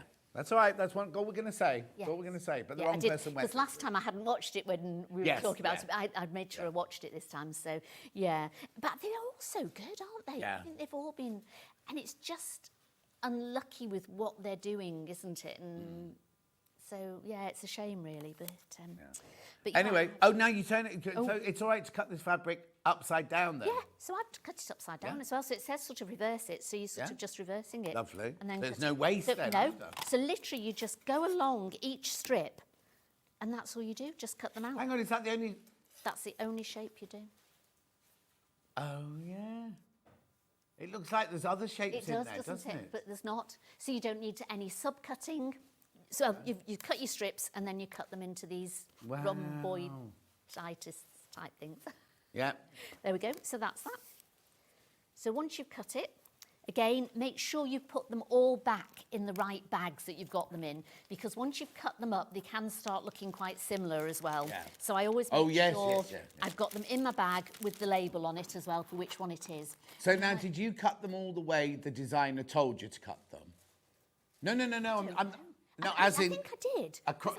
They're always across the fabric, are they? Yes. Because I was saying earlier, I might be Yes, tempted to cut it a few down. Yes. down the other way to make it even more movement. And you also get a bit of the material left over as well, because I hate kits when you get them and literally you've got like a millimetre at the end when you're doing your last one and you sort of think, oh, if I go wrong with this or I've cut any bit out wrong, you've had it. Yeah. Whereas you have got material left over with this, so it's quite nice. You can always sort of make extra. Yeah. You could probably even put an extra line on Or it. make a cushion to go with. Make a cushion to go with it or something. So Using your cushion use my cushion. masterclass. Absolutely. It's all right, I'll get there. Thank you. Yeah. Right, so. Yeah, right, so we've done that. So you've got them all cut out and all labelled. Yeah. Then you need your chart. So the chart here, it shows you sort of, I did the first one. I sort of tick each row off as I go along. Yeah. And I've also put, I don't know if you can just see, I've written so like B on the burgundy and C on the pink, D on the green and A on the white, so that I know then as I'm going down which bag to go to. Because if you've suddenly sort of done a bit and you've maybe stopped, go back a day later thinking, what colour was that one again? And you've got it all there in front of you.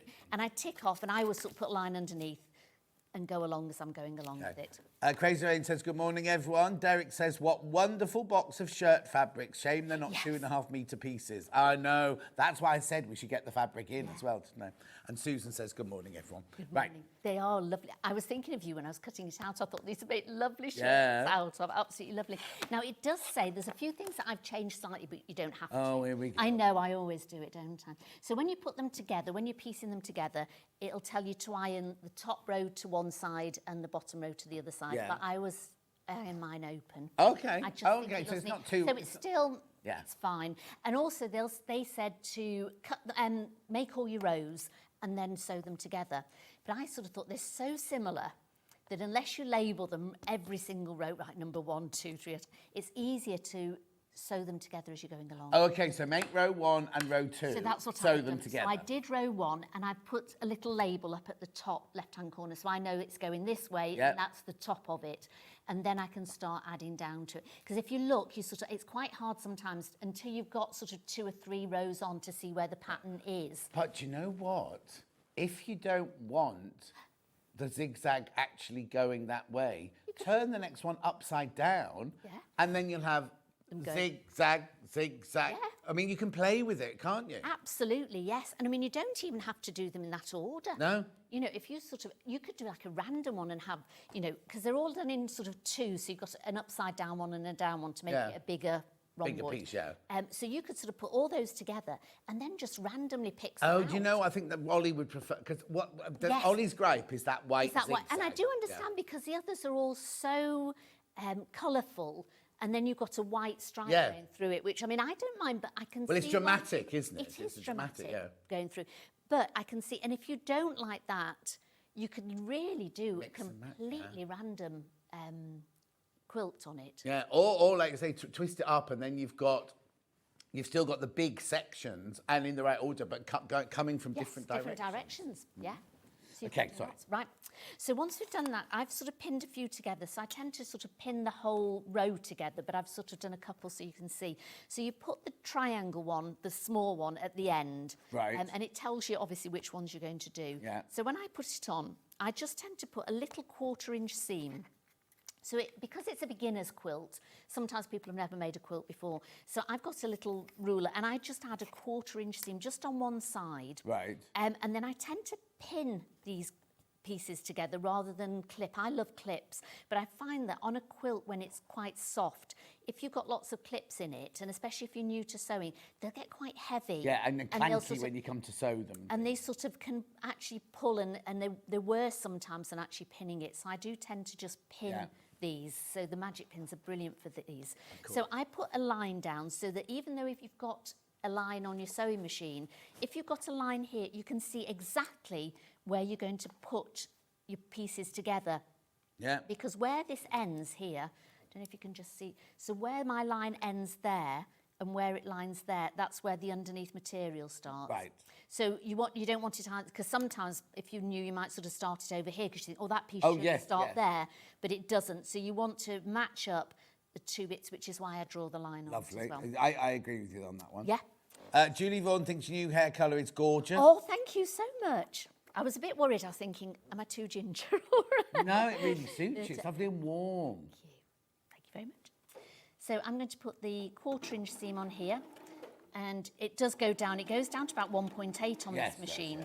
But I tend to put mine about 2 at home. So if you've got a machine that you can sort of alter, 1.8 is fine, but 2 is fine as well. So, but you need to use a bit smaller seam length because it just holds it together better. So we're going to go along. I'll just go along a few of these. So I'll put some of these together. Lovely.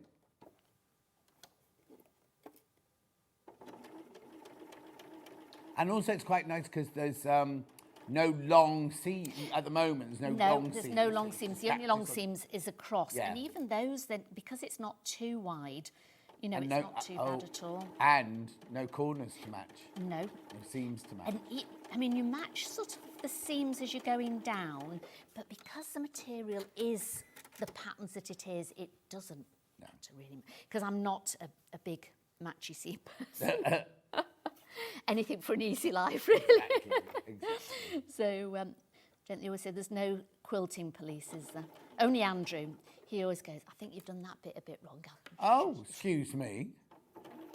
He's my quality control. He's brilliant. Yeah. As the assistant, you should put him in charge of sourcing the new Sandi bags. You know, the new plastic bags. Yes. He should, shouldn't he? Yeah, absolutely. He's just sitting out there drinking tea, you know. I just walked past. I think he's just watching a film or something like that. He's not even watching us. Is he not even watching? No. No, I know. You can't get the staff, can you, these days? It's terrible. Right, I'm going to just bring this over a little bit. So as I say, on the pattern, it'll tell you, so the first row, it will say just nest all the seams, iron them all one way, which you can do, and then you can iron all the other ones the other way, and they will nest nicely. But I find because they're quite small seams, I think they're really nice. I think it sort of loses that bulk when you just open them out. Yeah. And it's the dressmaking coming out in us, isn't it? Yeah, I think exactly. So.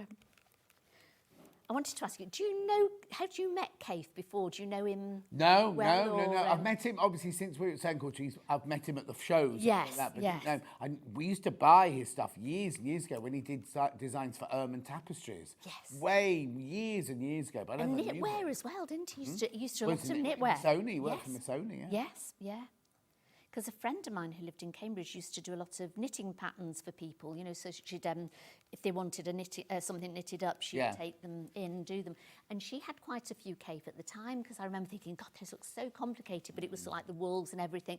And then when I sort of started sewing and saw Kaffe, I thought, I'm sure he did knitwear first. And He's always, whenever he comes to show, he's always got a piece of knitting on the go. really? Does he still knit then? Oh, yeah, Yes, he totally. loves But his it's knitting. not easy knitting. No, not It at was about all. 20 different needles all going on at the same time. Because they were always quite intricate patterns that they'd have on. So I used to sit there and watch, you know, I'd have my one plain ball of wool, you know, my knit row perler, and she'd be doing all this. I was going, what are you doing? And they'd look absolutely stunning. yeah, They were incredible, beautiful, yeah. really lovely. Right. So that's this one. And then we're just going to carry on and go all the way along.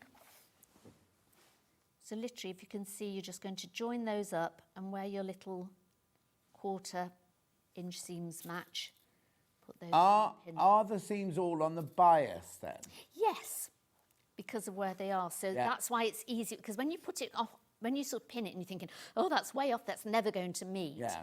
But if you make sure that where you've done your 1/4 inch seam line, they match on those corners, you can see they come out really well and they match perfectly. And I don't even tend to cut off the little bunnies at the afterwards, because they just blend in with it. They're- And did you best press all your pieces beforehand? I did, yes. I've got yeah. best press later. I'll do all that at the end of the show. I didn't wash it at all. Right. I don't tend No, to I wash never wash, no. the quilting material, because I think when you're washing it first, your batting shrinks as well when you're washing it and you've quilted it all.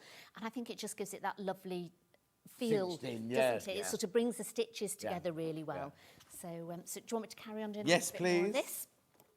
And so then we can do a row together. Now, how many have we got in baskets? Oh, sorry, I didn't realise when I graphed in. There you go. Right, there are 14 not checked out and 27 people want it. You won't be disappointed with it if you get it. And as I say, if you're a real advanced quilter, then, you know, do it a little bit jazzier or something. Yeah, or just you know, but, whiz it up in no time. if you oh, like experience. absolutely, yes. Oops. So I'll just carry on doing these. But yeah, you can get it, you know, I know we sort of, it's like quilting's meant to be relaxing, isn't it? And, you know, mindful. But sometimes you do just want a quilt that you can make reasonably Oh, yeah, quickly. yeah, You know, exactly. sometimes you sort of think, oh, I've actually got a weekend. If I just, sorry, I think my cotton's just snapped here for a minute. Yep, just bear with me a second. Oh, has it got caught at the Yeah, top? it's all right, don't worry. Sometimes people have only got, so like maybe they've got a week, like a bank holiday weekend. Yeah. And they sort of think, oh, I'd love to do some sewing. And sometimes if you've got a quilt that you think, oh, I'm going to start this and then I'm not going to be able to get round to finishing it. No, because on the Tuesday morning you're back at work This or is it, whatever. and then you put it away in a cupboard and it never gets finished again, does it? 'Cause you know, I've got plenty of those around the place. Yeah, you know. I think we've all got a few half-finished quilts around. Yeah. But with this one, I think you could probably finish this up in a weekend. Oh, definitely. And also, I think quilting-wise with it, you could easily do this on a sewing machine because it's not that big a machine, not big a quilt. What have they done on theirs? It looks like do you a know, serpentine. That's Yes, they've just done a squiddle down it. But I was going to say this would sort of really suit like a matchstick. Yes. quilting. Oh, yeah, You know, totally. so again, if you're a beginner and you just want to learn some quilting, Yeah. just do a bit of matchstick quilting down because it's so geometric. Or just stitch in the ditch, or just stitch around each little rhomboidy. Yeah. Rhomboid. Rhomboidy thing. What's it when you join two rhomboids together? Is it a parallelogram? Oh, I think I must have missed that. Oh, Oh, now you've done something with that. There's only 9 left. There's only 9 left. What I'll do is, while Sandy sorts Yeah, out sort her out the machine, sewing I'll just go machine, yeah. through what you're getting in your box. For your $99.99, you get all these gorgeous fabrics, and you get your instructions, and you get your template, and you see this. If you made it in solids, how lovely would that be in solids as well? All the gorgeous fabrics there. 99. Right, there's only 8 left. There's only 8 left and 24 people want it.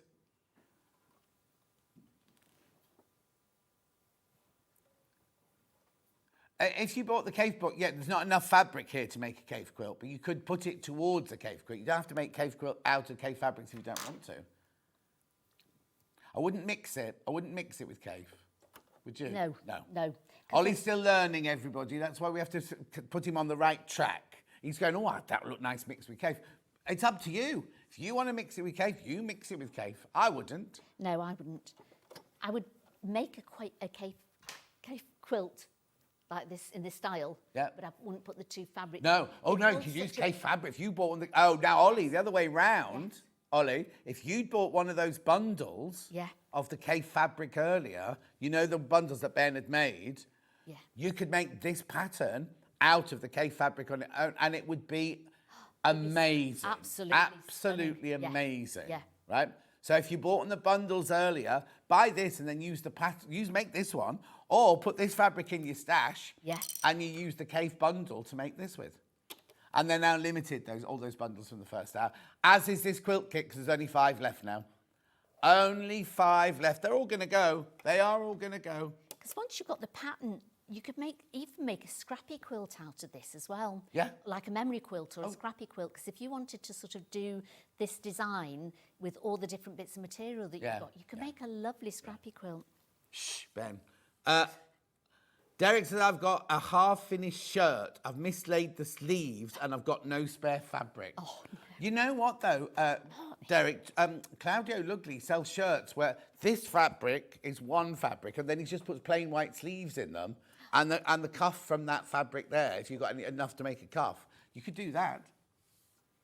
5 left, that's all now. They're going to say, are you all right over there, Sandy? No, it's not. No, can you, Finn, can you get the 570A set up to ready to go, please? Sorry, it's just don't apologise. What I'll do is I'll go through everything else that's on my table just while we sort out the sewing machine, and then we'll get back to the sewing before the end of the hour. So that's the fabric, that's the kit. Right, there's 5 left, and 23 people want it. Right, so I'm going to put that to one side. I'll come back to it in a second. Then now. This is a bone of contention between me and upstairs, right? They've bought this fabric, which we all love, we all absolutely love, but for a gilet or for a padded jacket or something like that, they think that it would be good for putting on the back of your quilt. Now, I'd be interested to know what you think about this. So, it's a poly cotton. It's already wadded, it's already quilted, right? It's got wadding in there as well. And it's got like a viscose, I don't know what the back, well, I suppose that's the polyester there. The poly backing on it there, right? So now this is a bundle of 3 meters. Let me show you what you get, right? It's way too much for that quilt anyway, I'd say, but look. So this is your fabric, right? Can you see it? Can you see how it's already cross-hatched and quilted? Now, for a quilted jacket for a gilet, now we've got a gilet pattern on tomorrow, this would be amazing, right? For a very simple, I tell you this would be good for as well, Fiona Hesford, Sew Girl, so one of her jacket patterns would be brilliant in this. The reason I'm being a bit dodgy about putting it on the back of a quilt, because if you were to put this onto the back of your quilt, you wouldn't need wadding, but there's already got quilting on here. And if you put pretend this is my quilt top, right? So you put your quilt top down, and then you put this on top of it. Kind of make a sandwich out of it. Oh, no, we'll do a traditional one. That's your quilt top there. Then you'd normally put your wadding, and then you put your backing on there. But this has already got the quilting on it, so it would mean you'd have to quilt again, but you'd have to stay on those lines, wouldn't you? So I kind of, when they were telling me about it upstairs, said, I love this fabric. I saw some of this fabric at Festival of Quilts, and I absolutely loved it, but not necessarily for the back of a quilt. Okay, we've got a question. Oh, is it from the Ben? Oh, it's from you. It's from Ben, yeah.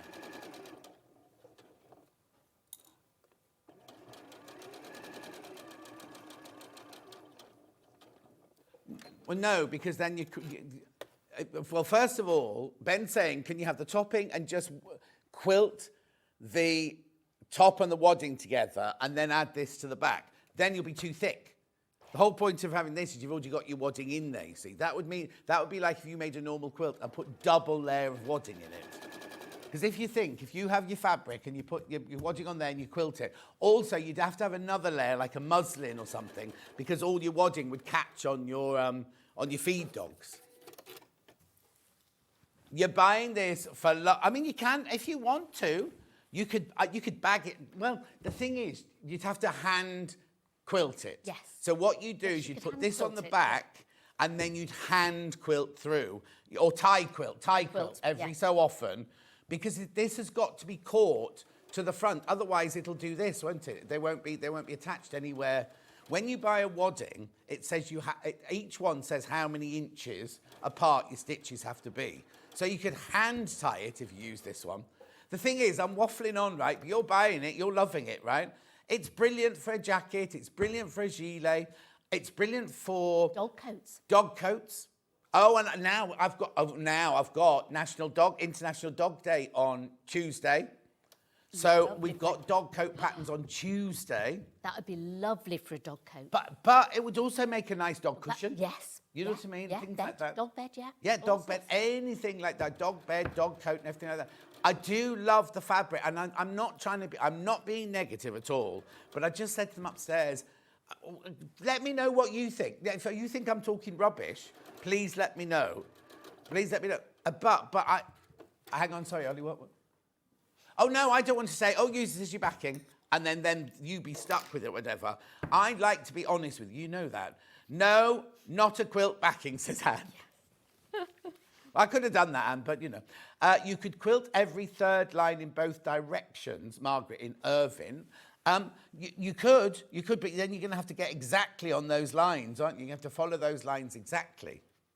But you could. I mean, it's up to you. If you want to put this on the back of your quilt, then do it by all means. But I just think, because it's already quilted, it means you're doing it twice, aren't you? Also, would it make it more rigid if I put another line of stitches through this fabric? Would that make this backing more rigid, do you think? Yes. It would, wouldn't it? Would. I mean, don't get me wrong. If you're making a jacket or a little coat or something like that, a little child's coat at its winter coat at its, be fantastic. So I'm not saying don't buy it, but I'm also saying, personally, I wouldn't buy it for the back of my quilt. But it's up to you. You let me know. You let me know what you think. I'm just seeing now if anyone's messaged on Facebook. Oh no, Karen's just, here you go. Karen says, not good for a quilt. It would look a mess once you quilted the front, in my opinion. That's in her opinion. That's her opinion. Fran says a waistcoat coat for me. Not sure it's weighty enough for a quilt. No, it's definitely weighty enough. You can put it on the back of it because it's got the wadding in and everything. But it's just the actual how you attach this to the front. So you could do it and then hand tie it on each corner. Well, you wouldn't want to do every corner, every third corner or something like that. Yeah. Which would look quite nice. You could put little buttons. No, you don't put buttons on it, Sandy. But you could hand tie it with embroidery thread. Yes, lovely embroidery thread, which we've got coming up in your next hour. Yeah. It's flying out. I have to tell you, it's absolutely flying out. I've only got 13 bundles left.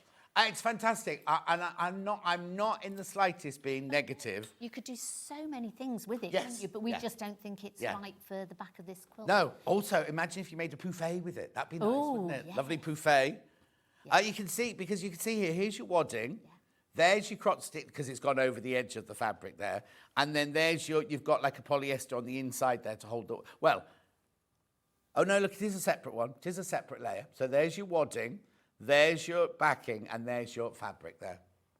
32. It is 3 meters you're getting, by the way. Look, you're getting enough here for a small coat, a jacket, coat. anything. It's a lot. It's a lot there for your $32.99.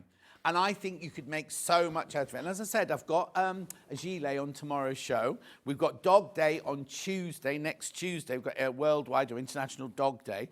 And we've got coats and things, dog coats and things like that on that day. You know, like little children's dungarees, you know, for going out in the... Oh, yeah. I mean, you can use it for all sorts of things. Oh, it'd be brilliant. Yeah. Like little salopettes for kiddies to wear in the winter and everything. The little woolly jumper. And like little dungaree top and everything. I mean, there are so many things you can use it for.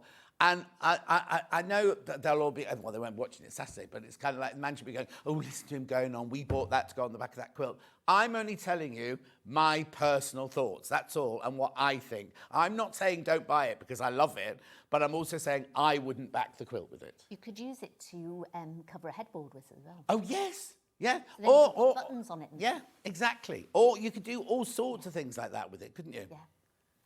Anyway, there's only 9 left. There's only 9 of those left now.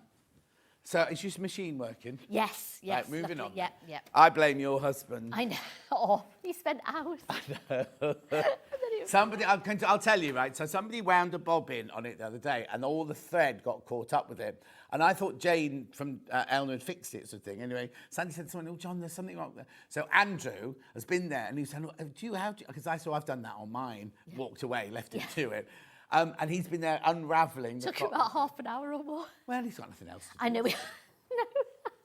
Right, so let's carry on Right. what we're doing then. So all we do now is we've done that row, and then we just sew it on. And as I say, I would sew it onto. There's only row 3 as- quilts left, by as the we way. go After all along. that waffling, there's only 3 quilts left. So you can see, and it tells you, you just sort of literally turn it over, and where the seams meet, try and get them to meet. Oh, so I do have matching You do have seams. matching seams, yes. Well, But no, you see but it there. they're in the middle of the pattern, so you don't panic. This is what I was if you saying. This think is why well, it can't- makes an ideal beginner's quilt, because if you're out a bit, nobody is going to No, see those not at all. Not at all. Especially, right, just turn your... Right, so that's the way you would sew it on. According Yes. Just turn it round Right, the other way. yeah. So if we Because I think you're going to have more of like a checkerboardy... Yeah. So you've got a few coming down there. Yeah, you you could could have a few alternate- coming down this yeah. way then, and so it's sort of, and then you could turn it round again to have a few coming down. Or that you could way. just do alternate ones or Yes, anything like that. yeah. I just think, we've got to get on, but Yeah. right. There's three quilts left, and 25 in baskets. I'm going to move on from that because I was just going to say, on these corner bits here, on the end bits, give yourself a little bit left over, because when you're cutting it, when you want to trim it all off afterwards, make sure you leave at least a 1/4 inch seam, because you want the seam to go from this corner down. And if you cut it to that corner, you're then going to go into here. So just sort of leave a bit of room before, trim, sew them all together and then trim it off at the end. Brilliant. And then literally, if you do it not regularly, Yes. you'd then put your wadding on and your backing on Yes. and then bind it. That's right, yes. But yeah. use plain black. Keep this Yes, for something keep that. Oh, I special. wish I'd done Right, there's 2 left. There's 2 left. This is the quilt kit. There are 2 left. I'm just going to do the summing up because we've got something of Sandy's to talk about next. So that's this. There's your quilt kit. It'll sell out. There's 2 left. There's 2 left. And how many in baskets? 25 people want it, and there's 2 left, right? So that's going to sell out. $99.99, split pay $33.33. I'd love to see, once you've got it and you start putting it together, I'd love to see how many people stay with the pattern and how many people go rogue with it, because I just think it's one of those quilts where a lot of quilts I would say, this is what the designer wants, this is what you do. Absolutely, Like some of those beautiful William Morris ones we do. I'd never mess around with those. But something like this, you could really have really fun. play with it, And then if you don't yes. lay it out, and if you don't like it, you can Change then it just round. unpick it, or don't Yes, even yeah. sew it. Just pin Yeah. it. Then you can see, can't you? Right, I'm going to move on. So that's that. So that's that. Right, let me just do the quilted fabric again. The quilted fabric again. See how we're getting on with that. 3 bundles of that left. There's 3 bundles of that left. And 9 people in baskets. And I'm sorry if you thought I was being negative or anything like that. I just think I have to tell you what I think. And I can't be a shopping telly presenter who goes, oh, this is the best, this is the best, this is this. Because when you get it home and it doesn't work, you'll go, well, like John said, it That's would right, work. yes, yeah. And I wouldn't want to do that. You don't. It's like when I'm demonstrating something, you can't. With the quilt, the last time the Tim Holtz, Yeah. it's the most gorgeous quilt, but it wasn't a beginner quilt. No, no. And you can't say to somebody it is, because then that can put them off quilting for Oh, life. if you whether any sewing, like I did this. One of the first projects we did at Women's School of Art, we made up like a blouse, and Yes. my mum said, "Oh, I love it. I'd love one of those." We made it out of cotton lawn at the college. Yeah. I then went to Debenhams and bought some fabric, which I thought she'd like, and it was like the slinkiest, and I hated it, and I almost put me off sewing forever. You know what I mean? 2 of these bundles left. I've got to move on. I'm not going to go through all the best presses, but all the best presses, Ben will move them across from underneath us, from pre-order to thingy in the break. Right. Now, Sandi has written several of these guides. In fact, I know there's another one. I can't tell you, but there's another one in the pipeline because I was being nosy upstairs yesterday. This one is called A Handy Guide to Battings and Interfacings. So what made you... Look, it's £4. It's £4. I have got the digital one in a minute. What made you do this? When I sew, I mean, I've been sewing for years and years and years and years. And even I'll sort of like sometimes go, oh, God, do you know, I'm not sure what interfacing I should put with this or what batting. And people sort of say to you, well, what batting should we use with this? Or, well, what's the properties of that one? Or why would I use this one? And you think, well, and it's not an exhaustive brochure of any sort because there's so much out there. And you can go online, you can go Google, you can do all sorts. So it's a real sort of handy guide to just keep by your sewing machine, that when you're sewing you could think, oh, I've got this batting, would this go with cotton? Could I put it on with that? And it's just little snippets of it telling you what you can get, or you might think... Well, also, some designers come in and go, oh, I'd always use a polyester one for this. Yes. You'll watch it and think, oh, I remember that Delphine said that. And then when you come to do it, you're like, what did she say again? That's right. You could just pick this up and go, oh, polyester. Oh, no, that's not what she said. She didn't say polyester. She said blended or something like that. Yeah. So it's a quick, keep by your machine, go-to guide, isn't it? Absolutely, yes. Of interfacing and batting. And it tells you all about the different ones that you can use, and it tells you sort of like the drape of them, how to look after them, you know, how you can sew the two together. But there's no project in it. It's purely explaining about interfacing. Because you've done other guides for needles and all that sort of stuff. Yeah, and they're all just quick guides, because I think sometimes people get lost in books, and there's books on everything these days and Google everything. But if somebody's got a little guide there and they think, interface, which one am I doing? What batting do I want for this? And you can just open it out. There's 4 pages of it. Yeah. And you think, oh, yeah, that's it. You've not got to spend hours reading through it before you can find... Exactly. You know, and then you can go on to explore if you want to from it. Yeah. But it gives you lots of ideas of all the different battings that are out Especially there. if somebody's new. You think, you know, you think, oh, batting or wadding is wadding. Yes. But actually, they all have different properties, different sewing techniques and everything like that. And used for different things, yeah. So it's £4. That's the physical one there. We also have it digital.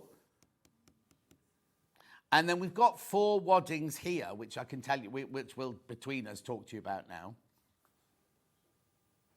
So there it is, digital. That means you'll have that within minutes. And you just print it up yourself.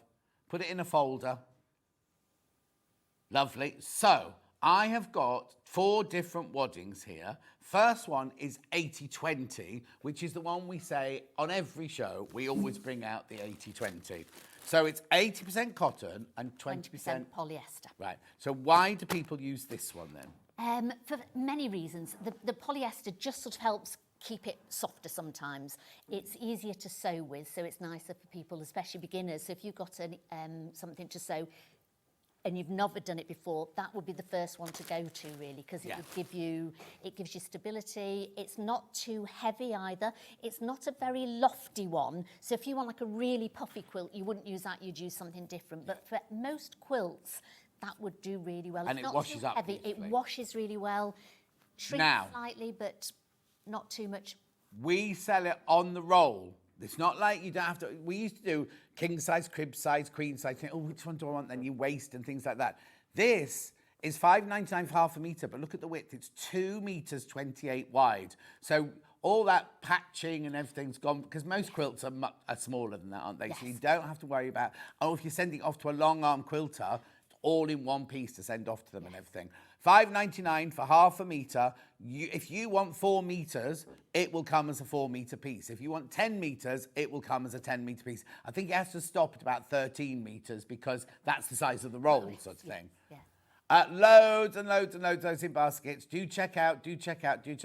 So that's your 80% cotton, 20% polyester. It's a go-to, isn't it, that yes. one? Oh, yeah, totally. Whether you're doing free motion, whether you're doing quilts, whether you're doing cushions, whether you're doing... It's one that everybody uses, right? Then, which one do you want to go to next, Ben? Cotton on its own. I think that's this one. Super soft cotton. Yeah, here we go. So now, why would I go cotton all on its own. Some people like to be completely natural, so you've got no sort of other fibres in it, you've just got your cotton in it, so it's nicer. It's breathable as well, and it's a little bit thicker, you'll find, just slightly thicker. Yeah. So slightly heavier as well, but it will shrink quite a bit, so you have to be very careful when you're washing it because it can sort of felt inside because cotton will sort of Right. felt if you're not. So, But you a have to be lot of better. people Sorry, do- the wool's more you'd be Yeah. careful with, but that one you do as well. But Yeah. but it's just if you want a more breathable one. Yeah, or if you just don't like man-made fibres. Absolutely. This is 100% cotton. Yes. Same price, look, same size, same width, same everything. But what I love about this one is you actually see the threads that they've used to make it and everything like that, because it is 100% cotton. It's nice for somebody if they're allergic to other things Yes. as well, and you know that that's just got cotton in it. If you're not allergic to cotton, then you'll be absolutely fine with that. And it Exactly. also makes a lot of your stitches come out nice as well on that as well. Yes. It's good. If you are worried about it shrinking too much, you can always wash your batting before you make your quilt. And go and watch it on the YouTube. You literally fill your bath with water. You do this and everything in the bath. Then you let the water drain out. And then you press all the water out. Then you roll it in a towel. It is time consuming, but it's worth it because if it does have a big shrinkage being 100% cotton, the polyester stops it from stops shrinking. So it will still have a little bit, but not as much, whereas this will definitely It's shrink. about a 3 to 5%, I think they say, with the 80-20. Yes, isn't it? yeah, which is what you want to Which is what you cinch want, it in. You and don't because want any more, yeah. because it'll still give it that sort of vintage, sort of nice. Now, wool, 100% wool. So again, it's good for allergies. It's lovely and warm. It's a breathable one to do. Again, your stitches on that will come out beautifully. It's slightly heavier, but not too heavy. So the other two, if you had like a massive king size quilt that you're doing, you'd want maybe one that wasn't quite as heavy sometimes. Yeah. But it's very soft and it's beautiful to use as well. A nice loft on it as well. And don't be thinking, oh, it's wool, it'll be scratchy. No. It's not scratchy at all. The other thing about wool is it keeps you warm in winter and cool in summer. So it's if you've got a favourite quilt on your bed, a lot of my winter quilts I have to take off in the summer. Yes, But you yes. could still have this on your bed in the summer if you wanted to. Slightly more expensive at £7.49 per metre, but it's 100% wool and so soft. And that's the one, when you do wash your quilts, you have to be very careful because they can sort of felt a bit. If you wash it too hot, Yes, if you wash yeah, it too hot, you just it be can, careful, yeah. yeah. And then last but not least, we used to call this Insulbright. I think that's a brand name.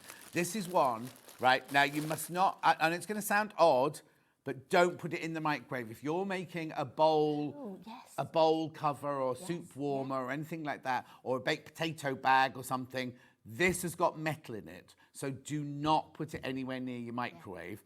However, don't be frightened thinking, oh, I'm sewing through metal, because you can sew perfectly easily with it with your sewing machine.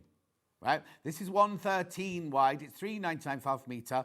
Brilliant for putting in pie case, lunch boxes, little lunch bags. Yeah, and it can go hot or cold. Yeah. Hot or cold. So if you're taking a pie, imagine you made a casserole for a neighbour who's not very well. Make a little bag, pop this in. I mean, don't pour the casserole into it. Put the casserole dish in. Keep it warm. Or if you're doing French, I know what's very good for. If you make a basket with French bread in and everything, and you wrap the French bread napkin up, keep it nice and warm and everything.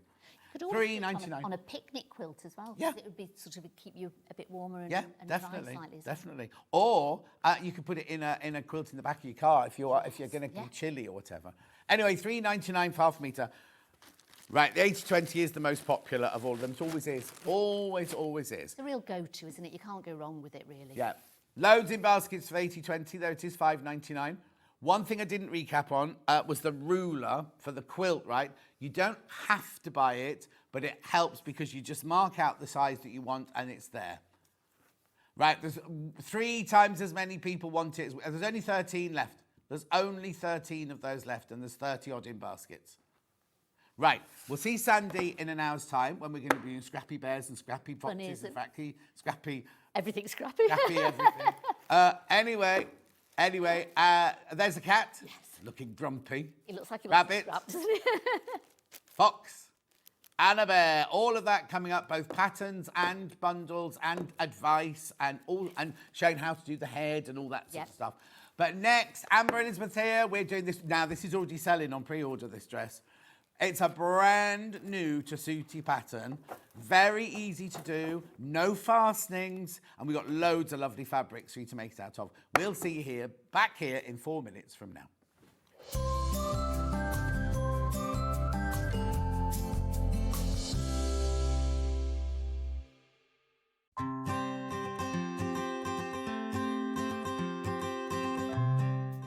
This is the Elna 680 Plus. Now, before you start, I know it looks complicated, but it's the machine that I've got. I bought it and I love it. If I can use it, you definitely can do. There is so much to tell you about this machine. I'm going to start over here where we've got the thread cutter, we've got the needle up, needle down, we've got the lock stitch, we've got the reverse button. This button here is fantastic because it means that you can sew without using your foot pedal. What you need to remember though is the foot pedal must be unplugged, otherwise that button won't work. Also over there you've got your deluxe needle threader. You've also got your guide for your buttonhole foot there. Now, needle plate here, the needle plate in front there, you get two of those, one for straight stitch and one for just regular stitches. Then we move across here, we've got our go faster, go slower. Up here, these are all the feet that Elna think that you'll use mostly. And they all live up here, so they're really easily to access there. So you just pop them out, get the one you want out, put the one that's in the A foot that comes on the machine, put that in its little slot. Also up here, we have got the pivot pin, exclusive pivot pin to Elna. What this means is you can put it in the hole here, stitch away, and you can sew the perfect circle, whether it's with straight stitch, zigzag stitch, or decorative stitch. If you're making a lovely Christmas coaster or something, it's fantastic for that. The gubbins box does come off and it gives you a free arm. Also, you can drop the feed dog so you can do free motion on this. Now, moving over here, this is where the whole machine is controlled from. Now, don't be frightened by it. If you've never had a digital machine before, don't be frightened because it's really, really easy. Always use your stylus to press your buttons. Now, what you've got here is you've got, let me just clear it there. You've got your modes. So you've got 5 different modes, which I'll tell you about in a second. You've got here, you can register it so that it does a locking stitch and a thread cutter at the end of each seam. This is your stitch width and your stitch length on there. You've also got all of your buttons here, which is how you choose your different stitches. Going down the side here, we've got elongation of satin stitches. We've got reversing a stitch if you need to do the other side of a stitch. We've got twin needling, and we've even got a lock here. So if your kids are around, you don't want them to touch it, then they can't use the machine at all once that lock's on. You've also got shortcuts here for your straight stitch, your 1/4 inch stitch, your zigzag stitch, and look at this buttonhole. Takes you straight through to a buttonhole, but you don't just get one buttonhole. Ooh, no, Look at all of these stitches. Now, they're all in their different modes here. So you've got your professional straight stitch one, that's when you change your plate. You've got all your utilities and your satin stitches. You've got all your decorative stitches here. Then you get onto all your alphabets. Now remember, this machine goes to a 9mm stitch width. So you can get really lovely, first of all, big satin stitches, but also great big letters. And a lot of people go, well, mine goes to 7. 9's not much difference. You just try it. You'll see how much difference you get from it. So basically, it's a really, really easy machine to set. Now, it does come with a knee lift. So that's not changed in 40 odd years. That is for you slide it into the front of the machine here, and when you're sitting at a desk, this hangs down by your knee. And when you want to lift your foot up without letting go of your garment or your quilt that you're making, you just push it to one side with your knee. The presser foot lifts up. You move your fabric around and then you just let it down and the foot goes back down again. It also comes with loads of other feet, including a walking foot, which means as soon as you get this machine, as long as you've got some fabric and some thread, you can start sewing straight away. Other things you get with it are the lovely extension table. Now, it's a big extension table, and it does come with these legs that you fit onto it, and they're like, you can raise them and lower them so that if your surface isn't particularly level, you can really level off your table. The other thing it comes with is this lovely semi-hard cover, which I use all the time. It's got the pocket down the side to keep your feet in, or your manual, because you never know where your manual is, do you? So this is the machine I've got. I love it, and you know how much I love it. I go on about it all the time. If you're looking for a fantastic digital machine, then this is the one for you.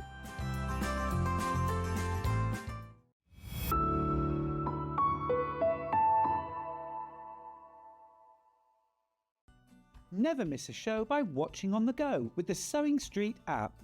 Head over to your App Store now and search Sewing Street and simply download to your smartphone or tablet. You can watch the shows live and see your favourite presenters and guests. Click on the Today button to shop all of the products that are featured in today's show. Want to know what's hot? Then click here to see today's bestsellers and highlights. Have you missed a show? or want to watch one back? Then click the schedule button and you can go back 7 days to watch and shop, and you can also see what's coming up over the next 7 days. Want to say hello or ask a question to our guests? Then send a message to the studio. You can also keep in touch with all the latest news, events, product launches and much more by clicking here for our social media pages. Never miss a show by watching on the go with Sewing Street.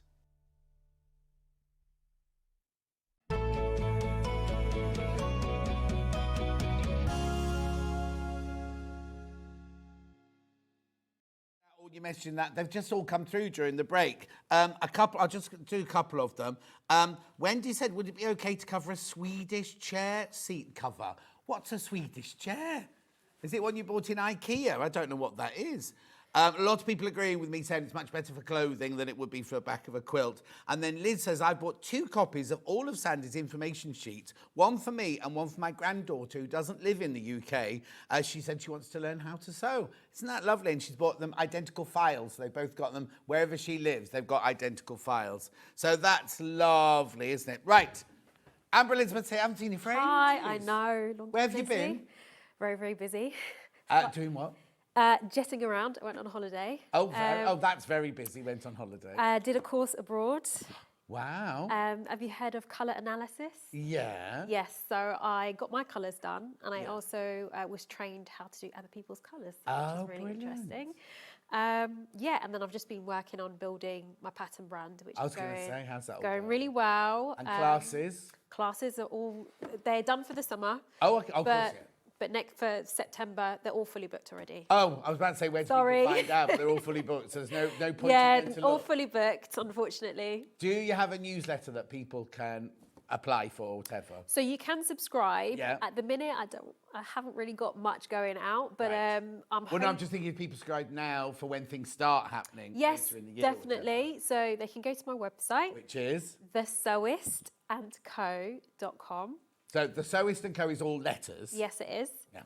thesewistandco.com. And they can subscribe there. Brilliant. I've also got a retailer collaboration coming up, so I can't say who just yet.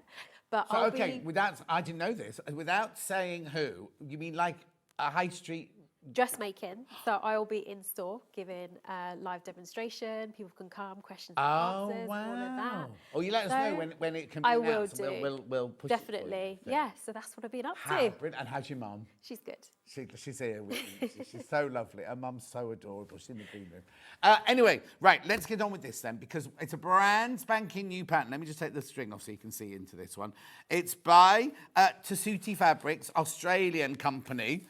Really, really lovely. Now, what you need to know is when they first launched this dress, it was extra, extra small to extra large. Then they went into the bigger sizes, which is 18 to 22, which is this pattern, which I'm going to do in a second. So I'll just flip this one over. So in this pattern, we go from a 32 bust to a 42 bust. We go from a 27 waist to a 37 waist. And we go from a 36 hip to a 46 hips. They are your measurements. I won't go through all of these, but they've got all the finished garment measurements here as well. So you can see with all the ease and everything like that, which size is going to be best for you. Inside, you get all of your pattern pieces on really good quality paper. And you get a full-on instructions with photographs and with writing. And I mean, everything you need to know, all on there. It's fantastic. For £16.90, it's absolutely brilliant. Now, the dress, Amber, has no fastenings, does it? Nope. So you pull it on over your head. Mm-hmm. Is there anything difficult about it? To be honest, I think a beginner can definitely attempt it. It's straight lines apart from, say, the armholes. Okay. It's got pockets, learning some basic techniques. And then it's got. I think, do the pleats go right the way down the front? No, so it's just above the waistline, I would Right, say. okay. Or Yeah. and it's at the back as well. So there's 2 pleats at the back. Oh, okay. Oh, lovely. But are they pleats all the way up there, or is that just a seam to there? No, it is a pleat. Yeah, all the way down, but you Yep. stitch it down. Yep. How good is that? That one's done in double gauze. We've got lots of different fabrics here. So this pattern here, look at the neckline. Very, very simple neckline. Easy to pull on. Brilliant summer dress. £16.90, this one. So remember, this one goes from a size 32 bust to a 42 bust, and a 27 waist to a 37 waist. Very, very popular. Very popular. Okay, over half the remaining stock is now in baskets. This one's going to sell, and it's got pockets in the seams. Look, very easy pockets to do. It's a lovely, lovely. I bet Julie Vaughan pops in and gets one of these. Lovely dress. Dress it up, dress it down. There you go. That's it in the double gauze. It will look different in different fabrics because on that one it looks almost like cocoon, but that's the fabric. It is, it's not a cocoon shape. No, it isn't. It's nice and loose fitting, so you don't have to worry about it fitting anywhere. No, exactly. There's a, oh, hang on. There's a that's linen. That's a linen version there. That's pretty, isn't it? Wonder what shop she's in. Garden Antiques or something. Anyway, pattern. Oh, the pattern's flying out. Pattern's flying out. So that one there. Okay. Oh, be careful. There's 5 left when you've of that size range. There's 5 left once you're all checked out. I'll move on. Keep going through to the other size range. This is 18 to 22. So this goes from a 44 bust to a 48 bust. And a 39 waist to a 43 waist. However, there is lots and lots of ease on this, isn't there? Yeah, lots of ease on this one. Because look, the finished size here for the 48 is 51, 48, 49, 50, 50. 3 inch ease is on that. I had to do my fingers then. 3 inch ease on your bust there. And a lot, oh, now the waist has got, it's going to be brilliant for wearing when you're out eating, because you can eat as much as you like. And nobody will know. Nobody will know. Nobody will know. So this one goes from your sizes 18 to 22. Same pattern, same everything, but you get everything you need for the 18 to 22 in there. I know. Well done. Keep going through for both of those sizes. Oh, Julie Vaughan's already got it. She's already got this one. She said, fabulous make. It's a fabulous make, this one. Oh, yes, the Swedish chair was IKEA. Great to see Amber again. It's a lovely dress. Do you think this style will suit an apple-shaped figure? It's pretty universal. Yes. Any shape can pretty much I do, get away especially with with all the ease over the waist. I think it'd be fine, absolutely fine. Because there's nowhere fitted. It's not. No. If it had a waistline, then you'd say, I'd be carefully for apple. This is going to be absolutely fine, Gillian, for an apple shape. I know, brilliant. Keep going through. I'll come back to the pattern in a second once I've done the, there's loads in baskets. I'll come back to that in a second. Right, let's do the double gauzes now. Now, here's your double gauze. I would say if this is the first dress you're going to make, I'm not being negative, but I wouldn't buy double gauze for your first sewing project. Stick to a cotton. Yeah, I've got cottons coming up, but I'm just doing the gauzes first because this one's made out of a gauze. It's lovely, but it's not the one you want for your first ever make. I'm just saying. So that one there is in your terracotta, 3 meters. That's enough to make the biggest size. Then I've got the gold or ochre colour. Lovely. No, it's always popular. Double gauze. So many people love double gauze. But all I'm saying is, as a first project, you want a very stable fabric. And this one, I mean, even though it's lovely, it's not as stable as a regular cotton. But people who love double gauze absolutely adore it. I've got a soft grey. Remember, these are 3 meter bundles. Lovely. What colour have they called it? Just grey. Grey. Then I've got this lovely green. Oh, that's nice. What have they called it? Leaf? Oh, cactus. That's somebody being a bit exotic. Beautiful. And then we've got the very, very soft pink. Blush, rose, pink, pale pink. Pale pink. Righto, then I'm going to move on to the cottons. This is the one you're going to see Amber making it in. Oh, lovely, gorgeous. Now, if you're going to a wedding and you're going to be there all day and it's going to be for hours and hours now, it's going to be perfect. Take a cardigan or take a shawl or something for later on in the evening. This is cotton poplin, $24.99. So that's your cotton poplin. It's a rose colour with like black and white drawings on top of it. $24.99 for your 3 meters. These are really good prices today. Then we've got, now this is a linen-y one, this one. Is it still cotton? Oh, no, it's viscose, right? So it's viscose and cotton mix. Oh, no, this is the one that's got viscose in it, cotton in it, and flax in it. $34.99. That will drape beautifully, that one. And it'll be comfortable, and it's breathable, and it won't crease too much, and you'll have the look of linen. So you've got a lot going on in that one, and it's a beautiful print as well. Really beautiful print. Then we've got, this is nice. I don't think I've seen this one before. Cotton lawn, this one. Cotton lawn. It's a digital print. Now, you know that cotton lawn, if you go to Liberty and try and buy their lawn, right, you'd get hardly a metre for that much. Do you know what? How much? That's more than that, isn't it, their lawn? Oh, this is £10 a metre, yeah. Yeah. Anyway, that is beautiful. That'd be lovely and drapey. Nice to work with. Doesn't fray. And really, really nice to work with. Gorgeous. Then I've got a blue. Now, this one feels different. This one feels like a viscose. What's this one then? Oh, hang on, there's a label come off. Oh, Finn, I'm sorry. Right, here we go. So it's marine flowers. The background is marine blue. And it's digital. This is all viscose, 100% viscose. Very breathable. This one will move a bit more than your cotton when you're making it. But it's not impossible. It's not impossible, just to warn you. $21.99? That works out at £7.33 a metre. That can't be right. That is way low. Beautiful. And look at those vibrant colours there.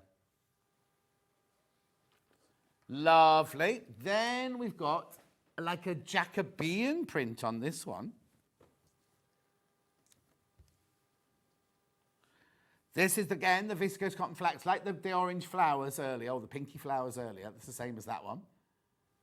$34.99. You see, even still, the viscose, the cotton, and the flax for $34.99 for 3 metres. £11 a metre, isn't it? Just over.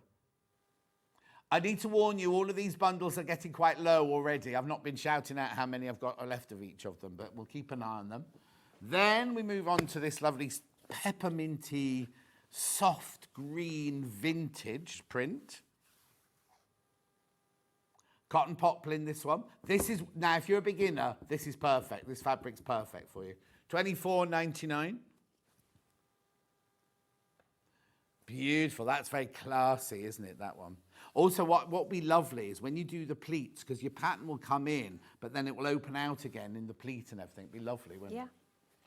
Then I've got another, this is pretty as well. That looks like, what's that fruit? What's that flower? Passion flower, passion flower. Large floral on teal, cotton poplin. Oh, these are nice. That has to be a digital print, doesn't it, that one? All the colours in there. $24.99. Morning, John. Out shopping, but stopped for a coffee and to watch you. Oh, Hillary. You having a cake as well? Oh, lovely.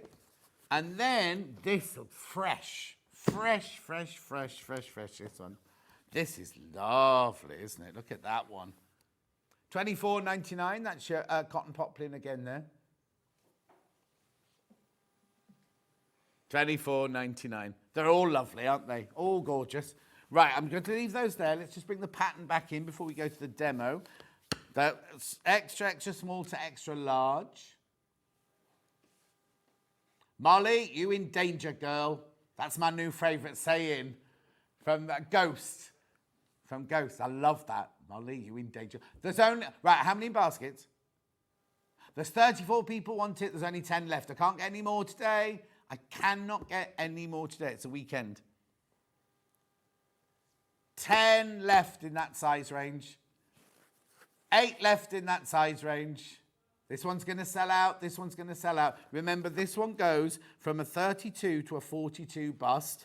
And then ease-wise, it goes to a 35 to a 45. But then you've got lots of ease on the waist. 3 left of that size. It's going to sell out. That size is going to sell out. We knew this one was going to be popular.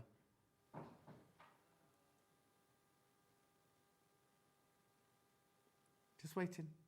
Just 2 of you. 2 of you need to check out, then that'll be it. 38 people want it. There's 2 left. 1 left. I'm going to move on. 1 of those left. There's 1 left, right? Then we've got this size, the 18 to 22. It's gone. That size is gone now. 18 to 22. I've got a decent amount of these. How many in baskets?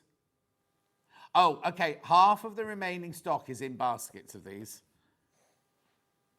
18 to 22. Again, that is 44 to 48 bust, 39 to 43 waist. No fastings, remember, nothing difficult, glamorous, stylish, and it's going to be comfortable, but also suit all body shapes. Apple, pear, broad bean, whatever. Potato.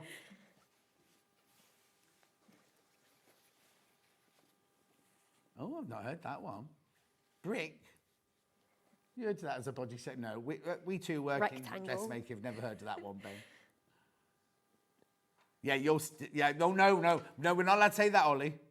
I said to Ollie one day, Ollie, right, is lithe. He's like a gymnast, an athlete, right? And I went, oh, you're so thin, Ollie. And he went really mad at me.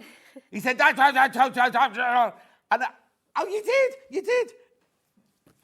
Yeah, no, I'm not thin. That's why you couldn't say the same to me. Oh, you think I'm fat, do you? Oh, okay. Yes, you can, to me. Anyway, it doesn't matter. Ollie's got a fantastic athletic body, right? And I was trying to be polite, and he got upset. Right, come on then. Have you done what? Break his body shape. Now, what is it then? No waist, longer legs. That's apple. Oh, are you looking at men's?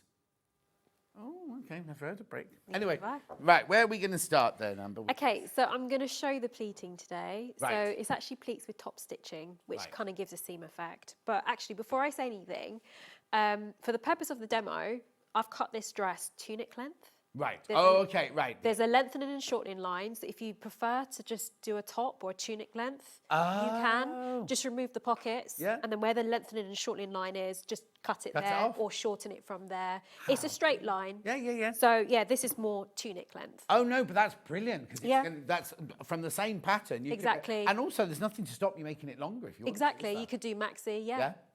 But that's a brilliant. I hadn't even thought about that. So that's brilliant. Okay, Also so makes your demo much easier. It does, because I'm Okay, so the front has 4 pleats. I'm just going to show the back so you can see what it looks like once it's actually pleated. The pattern has all the necessary lines where you have to sew on. I've just transferred them over to the wrong side of the fabric using the water erasable pen. Right. So I'm just going to show you how I did it on the back, and then we'll move on to pressing. So what you have is 2 notches at the top where your pleats will line up, and you've got your 2 dots at the bottom.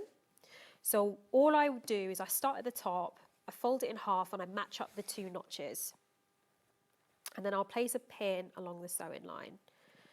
So you can just transfer all the stitching line from the paper pattern. Now at the bottom, what I do is I place a pin through one side at the dot, and I just try and match it up on the other side just to make sure that it's aligned properly. Right. All these markings are on the pattern, aren't they? Yes, they are. It's just because when you're sewing, and I mean this is a print as well, it's just easy if you just transfer it over. Yeah. So you can see the pin has gone through both dots on each side, and I'm just going to secure it in place. And then you can just finger press, or if you want to go with your iron and press it completely flat, so you know that it's equally distributed all along, so it's going to sit nice and flat. and then you're going to sew. And you're sewing along the stitching line, and you're going to reinforce it at the bottom of the dot. Do you just stop at the dot? Yes, you do. Right. So that will be where it opens up at the bottom. Okay. So I'm just going to quickly sew that. Mm-hmm.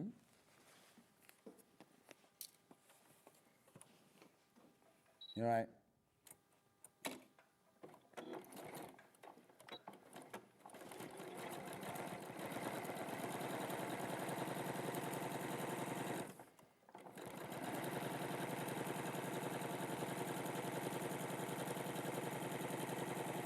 What size stitch do you normally sew with when you're dressmaking?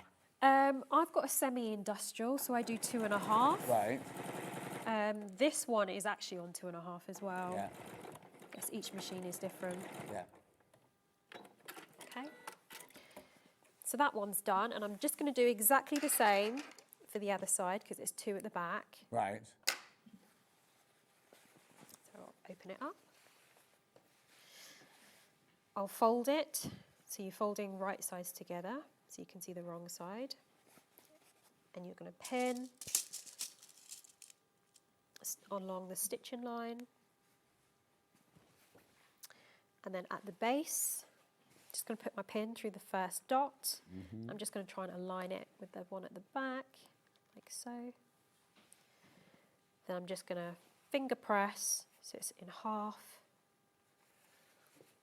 So it's nice and flat. You don't want to get a twist in it, so... No. Also don't want to catch your finger on the pin. That as well. So this is where it's easier to use a more stable fabric if you if you are a complete beginner. Yeah. I always say that though with any project. If you start off, if you sew with the wrong fabric the first time you sew, it can put you off forever, can't it? Yeah.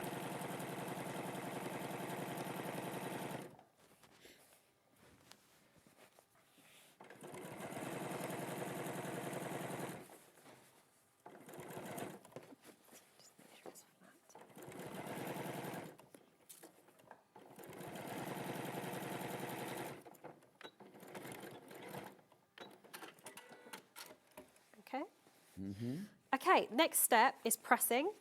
And what we're going to do is we're going to press the pleats towards the inside. Right. On both the front and the back. So where you've got the 4 at the front, these 2 will fold inwards.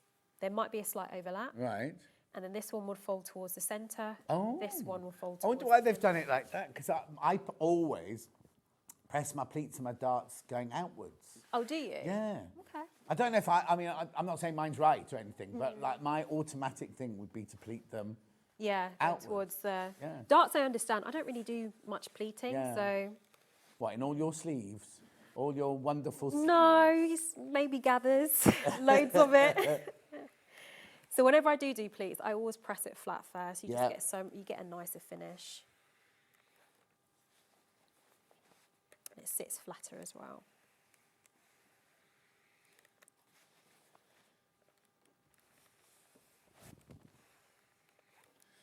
Okay, so I'm just going to lay this down flat so you can see all the pleating. Lovely. And then we're just going to position We don't it. cut those pleats away or anything. They stay. No, as they pleats stay in the dress. place, yeah.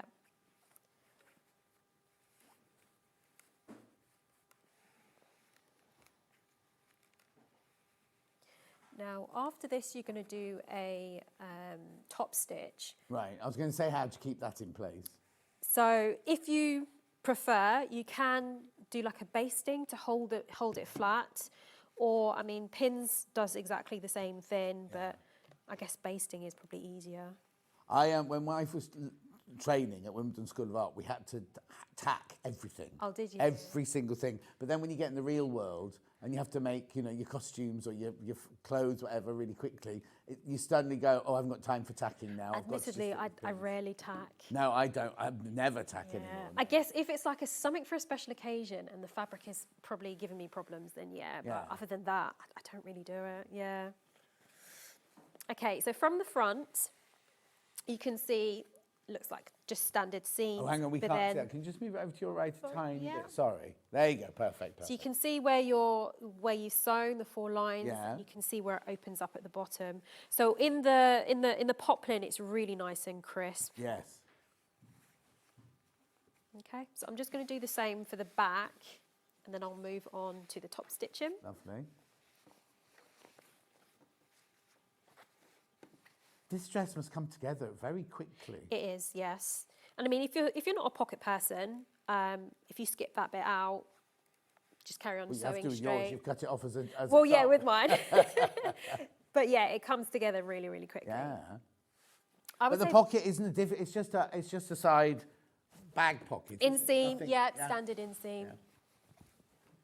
I'm personally not a dress and pocket person.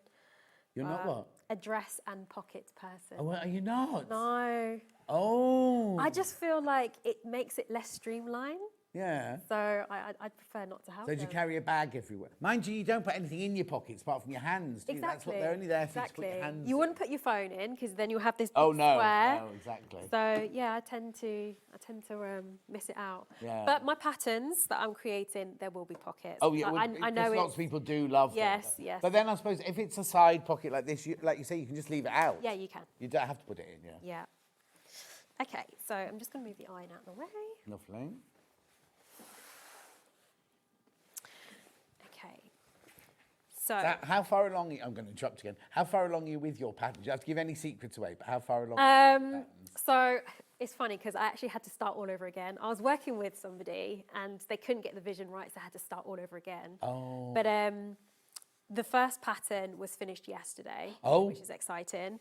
And then I've got the second design ready to go. So I'll just pass it over to create it. So just need to do all the grading and all the sizing.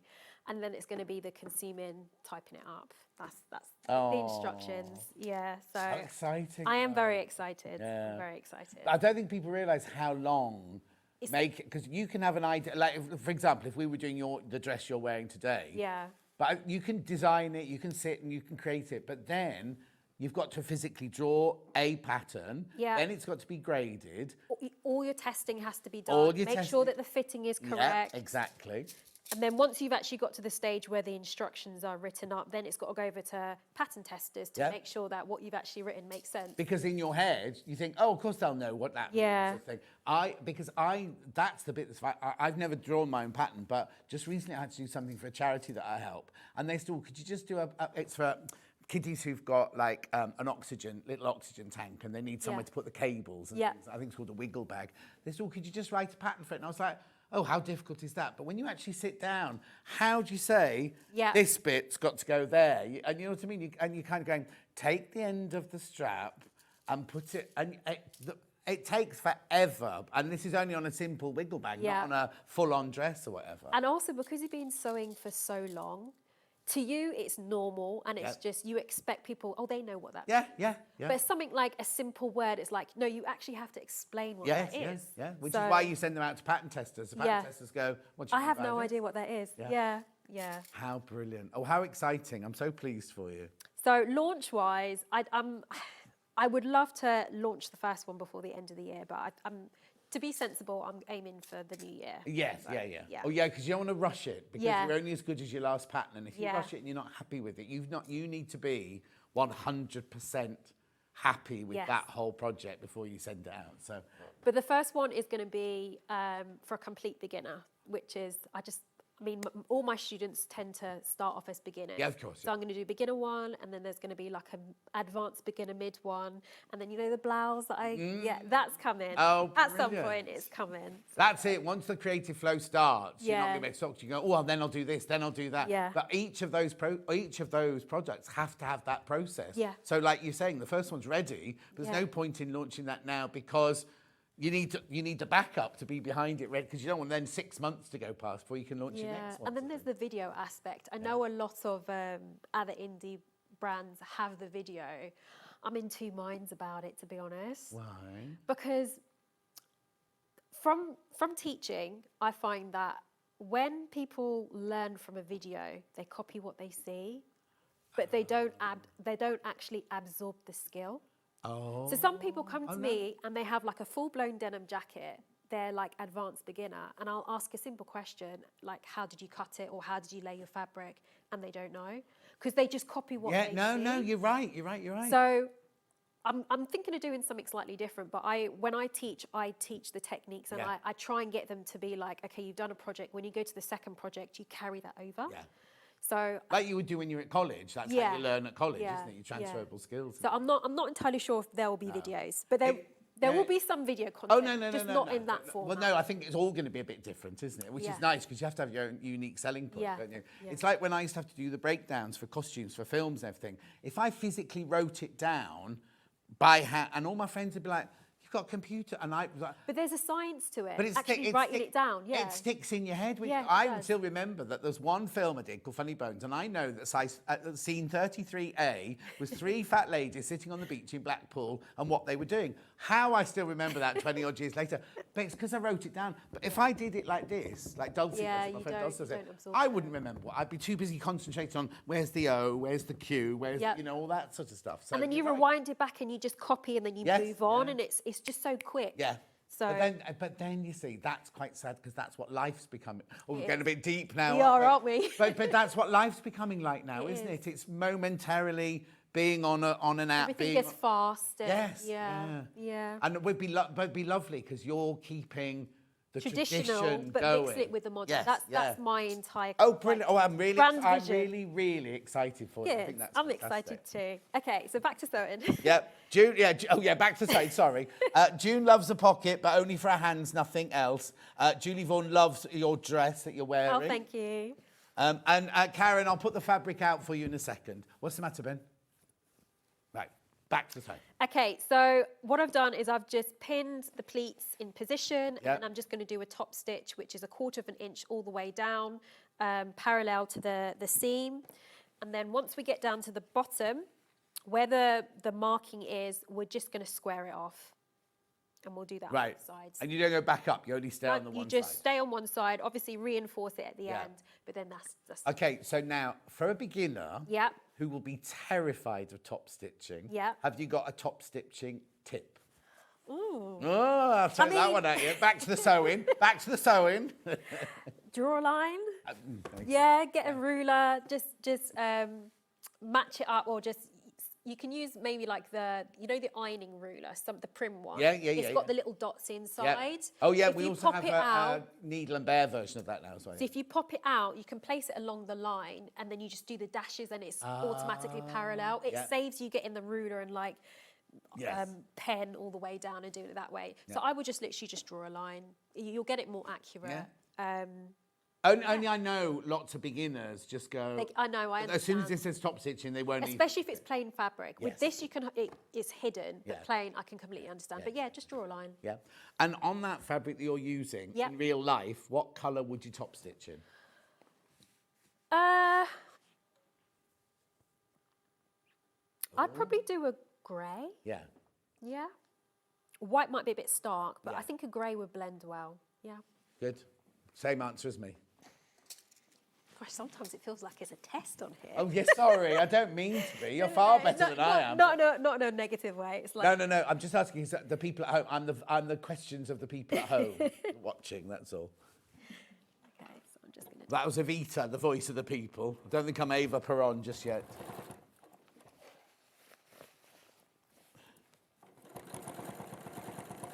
Amber makes me feel like I can accomplish anything.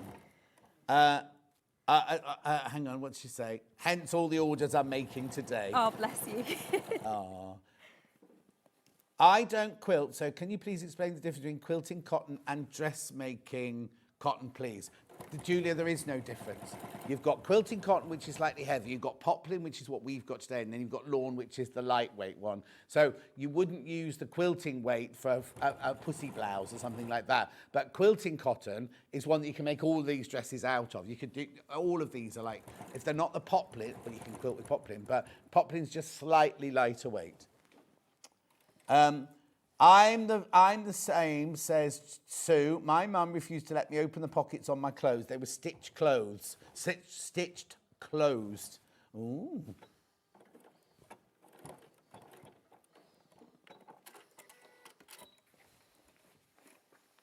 So do you always, whenever you top stitch, it's always 1/4 inch away from the seam?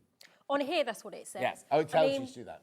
With the pleat, because it's so wide, if you wanted to go slightly wider and create like a feature out of it, you could. There's no harm in that. Or if you wanted to do double, you could. suppose you could twin needle if you wanted to. Then Yeah. you know both your lanes would be Yeah. not wobbly then.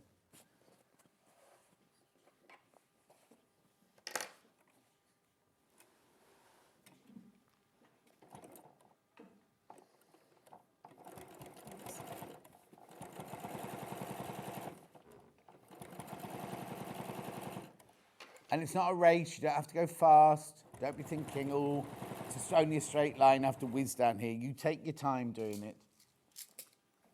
It's your project.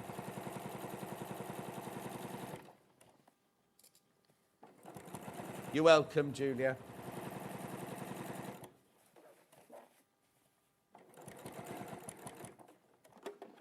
No, none of these fabrics would need to be lined. I'd say on this fabric. No.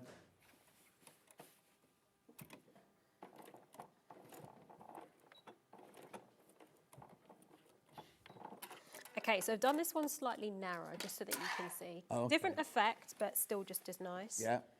So that one's slightly wider, and that's slightly Oh, right, okay. So you So, can see, yeah, exactly. completely your choice Yeah. if you wish to do it even wider than that. But yeah, whatever suits you. Yeah.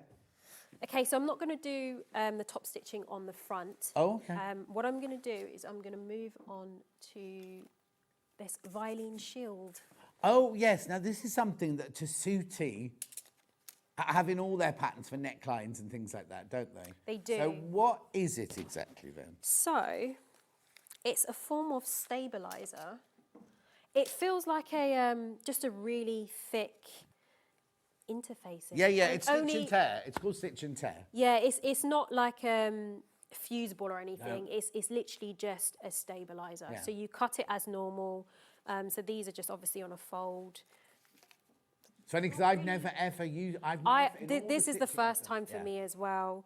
I guess it's a case of if you're not comfortable doing the stay stitching, it's an alternative to that. Yeah. I've personally, this is the first time. Yeah. So now, don't feel you have to do this. It's in the pattern, but don't.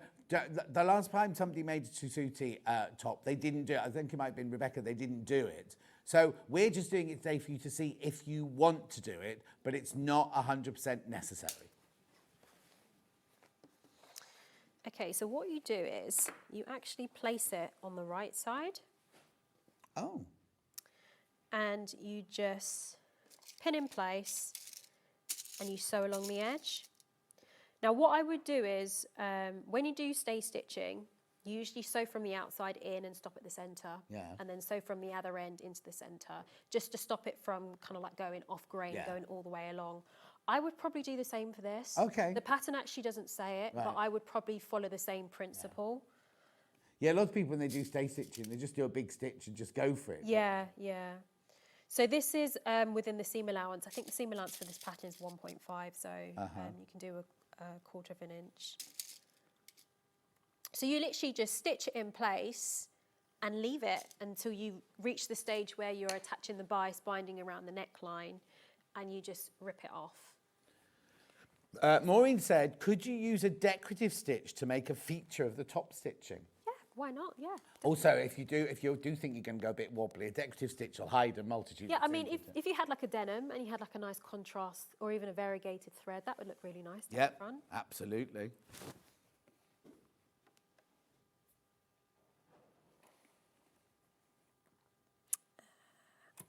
Okay, so I'm just going to stitch this in.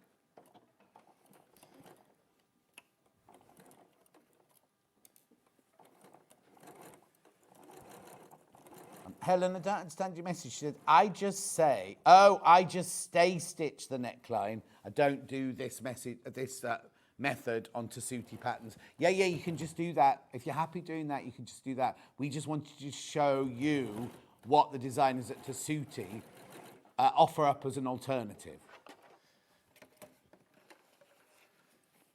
I mean, it might be useful for like a really slippery fabric. With the cotton, not so much, I would say, because it's So basically, you're just stabilising the curve. You don't want it to stretch out. No, and then you're not going to leave it in. No. So it's not like putting an iron-on interfacing around there, which would then be too stiff for it. You're literally just stitching in some paper, really, aren't you? Yeah. So I'll just quickly stitch this other side, and then I'll show you with the bias tape. Got plenty of time, don't we?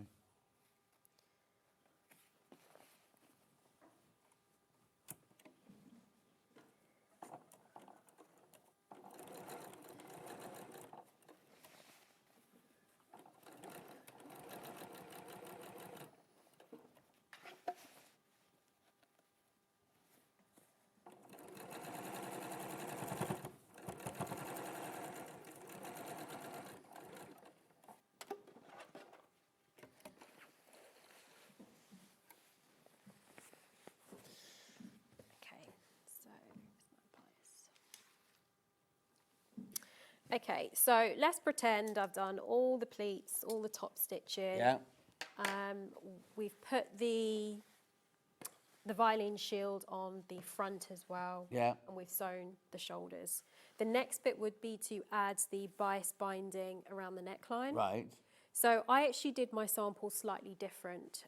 So what they've done is where this rolls towards the front and you do the top stitching at the front. Oh, Whereas okay. I've done it where it rolls towards the back. Yeah, just for yeah. a neater finish. Which is the most regular. Yeah, I mean, you can do either or. I always think it's nicer on the inside so you can hide any mistakes. But yeah, basically what you would do, if I did it the way that they suggest, you would place your bias tape here and you would sew it. Right.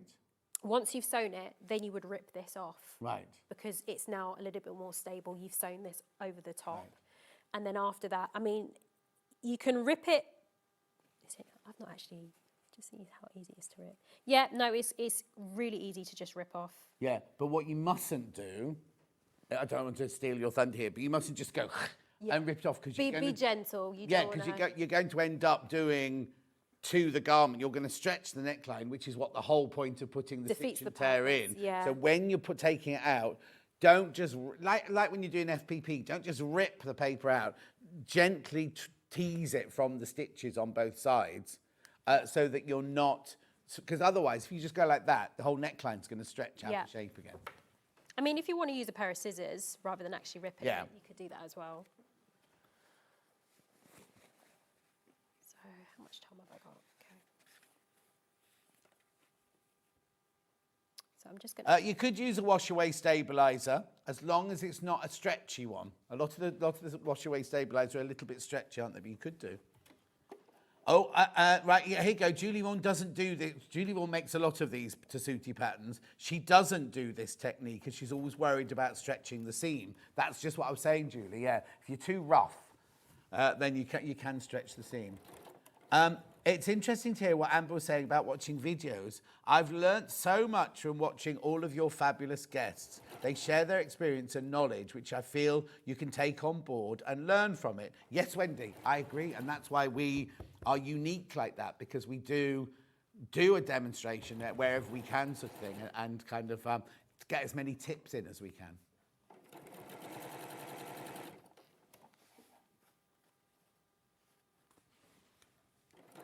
Oh, I thought they were quiet. My batteries obviously run out.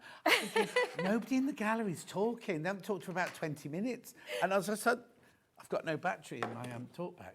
That's early for it to run out, isn't it? I couldn't even hear Ben eating his flapjack or anything.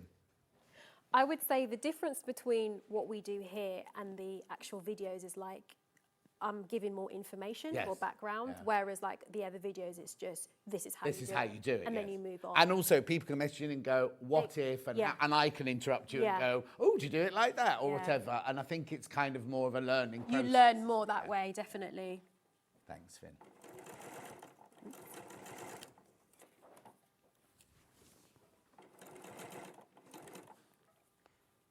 I guess there's always pros and cons to everything, isn't there? So.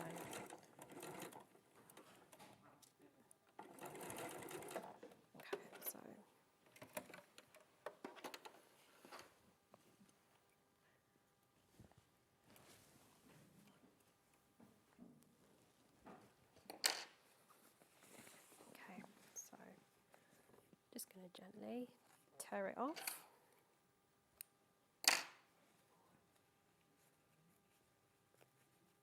There you go. This is how you do it. Don't just tear it away. I mean, you can still be forceful with it, but you can see that Amber is like keeping her fingers on the stitches, so the stitches aren't having any tension pulled on them, sort of thing.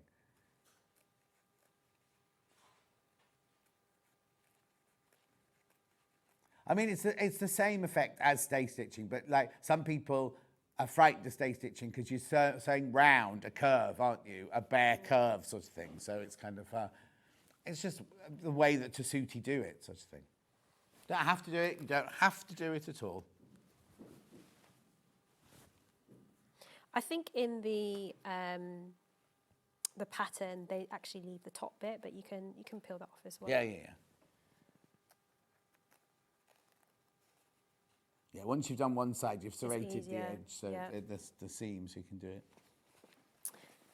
And then after that, it's just a case of finishing your bias binding Yeah. as normal. So this is their way of bringing it from the back onto Yeah. the front. Yeah. So you just top stitch it, or if you want a nice, neater finish, you can just finish it by hand. Yeah. I suppose they do it that way because that's factory technique, isn't it? Because when you do your top stitching, you know it's going to be perfect on your bias binding. Yeah. Whereas when you do it our way, I would always hand stitch it down. But if you want to machine stitch it down, if you miss a bit of the bias binding, It's really annoying, isn't it?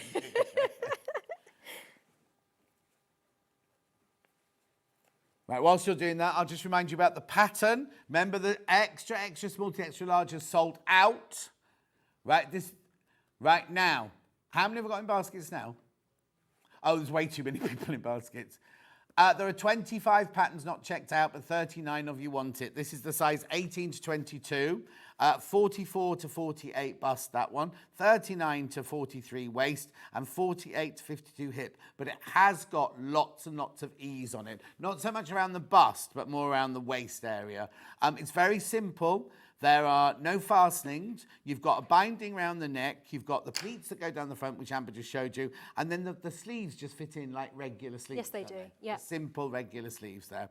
And do you do them on the flat, or do you do it once you've made an armhole? And Once you've done the armhole. Okay. Check out. Way too many of people got the pattern in their baskets now. Right now, Karen wanted to see this fabric opened out because she couldn't figure out what a dress might look like. Well, there you go. I'll wear it.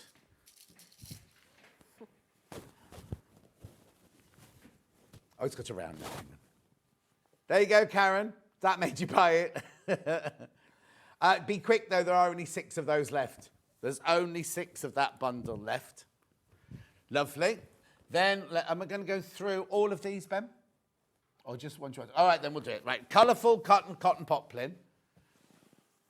Only 5 of those left now, $24.99. It's time to check out your basket. Beautiful. Then we had this tealy background. Lovely. This one, isn't it? Oh, 5 of those as well. 5 of those as well. $24.99. Then we had the lovely, like, spearminty or pepperminty vintage one. 4 of that one. Just 4 of that one left. Then we went to, let's do the cotton lawn next. This is beautiful, this one. That's so elegant, isn't it, that one? Sold. What? No. I've still got some of those. Ben said it sold out. It hasn't sold out. There's some of those left. Beautiful. Then we had the one that Amber's just used, which is this one here, another cotton poplin. That one sold out. Then we had the flax, cotton and viscose mix. Lovely. And then we've got the same mix but in the blue. Oh, no, hang on. That's not the same. No, this is digital viscose. Where's the other one? I thought we had another one of those. Oh, the gold one at the beginning, of course. This one sold out. That one sold out. Blimey, that was good. Anything else you'd like to say? No, she's going to go and have a cup of tea with her mum now. When you come back in now's time, we're doing, the blouse and the top and the skirt, aren't we? Next? Yes, we are. So that's coming up in Amber's next hour. Don't go anywhere because Sandy's back with me now doing Scrappy Animals. We will see you back here in 4 minutes from now.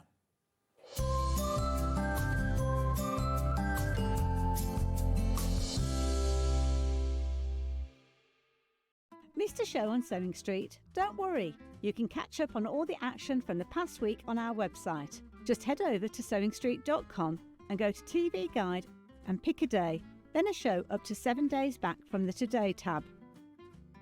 Looking for something older? Check out the Sewing Street YouTube page, where you'll find our full archive of shows anytime, anywhere. Stay inspired and keep sewing with Sewing Street.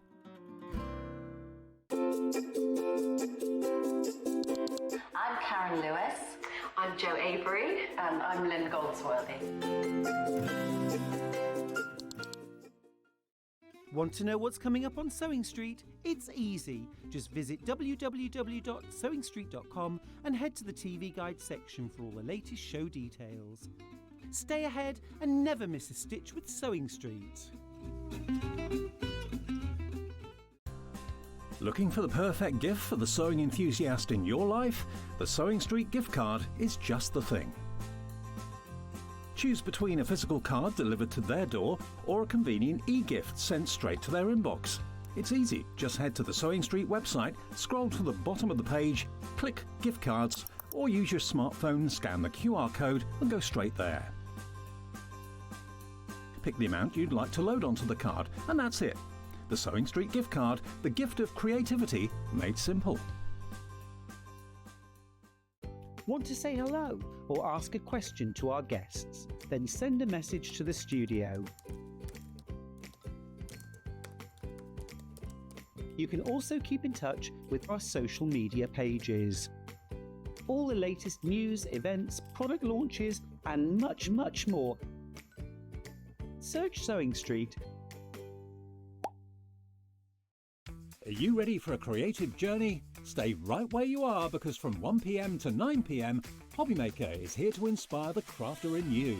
Join us for an exciting lineup of crafting demonstrations, exclusive deals and expert tips that will spark your imagination. Whether you're a seasoned pro or just starting out, there's something for everyone. And you're in safe and crafty hands as we work with the biggest brands the crafting industry has to offer.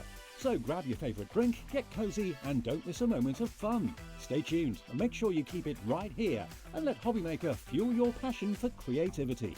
See you at 1 p.m.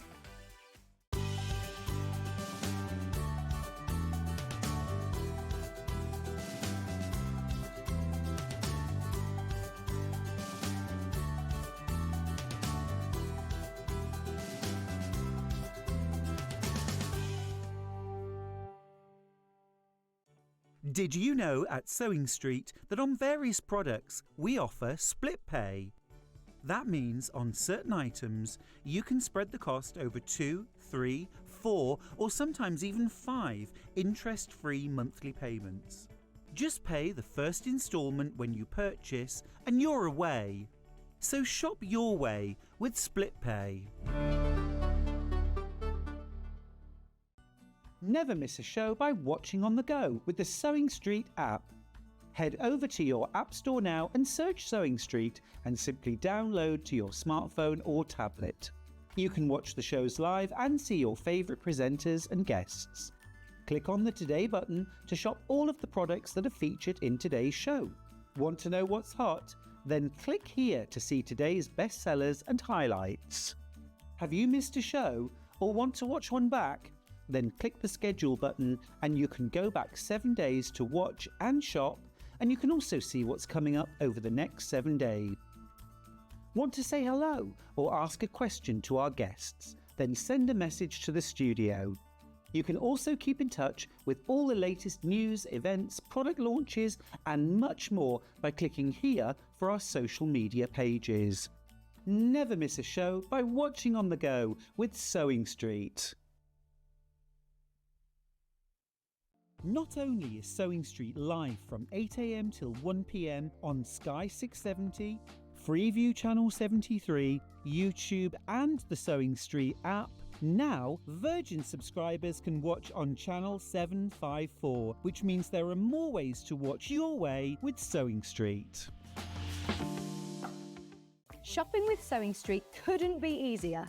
You can shop via our website at www.sewingstreet.com, where you can watch our live shows and see all the products from that day. We also have a huge amount of products on our website, from your sewing room essentials to fabrics, sewing machines and much more. You can download and shop on the go with our Sewing Street app. Simply head over to your app store and search Sewing Street. Alternatively, you can contact our UK-based call centre 24 hours a day on 0800 001 4433. Shopping made easy at Sewing Street. Here at Sewing Street, we only charge 1 P&P throughout the day. You can add as many items to your basket and check out and still only be charged once. Once you've checked out the first time and want to order again, you simply add the item to the basket and click on the Combine Order button. Remember, standard P&P is £4.95. Charges may differ for outside the UK. or upgrade to our premium option for £6.95 on certain items. Shopping made easy at Sewing Street. Looking for some creative inspiration? Head over to the Sewing Street website and click on the SS Hub. It's packed with ideas, tips and projects to spark your creativity. Plus you'll find the latest news and information on sewing machines and overlockers. Get inspired with Sewing Street.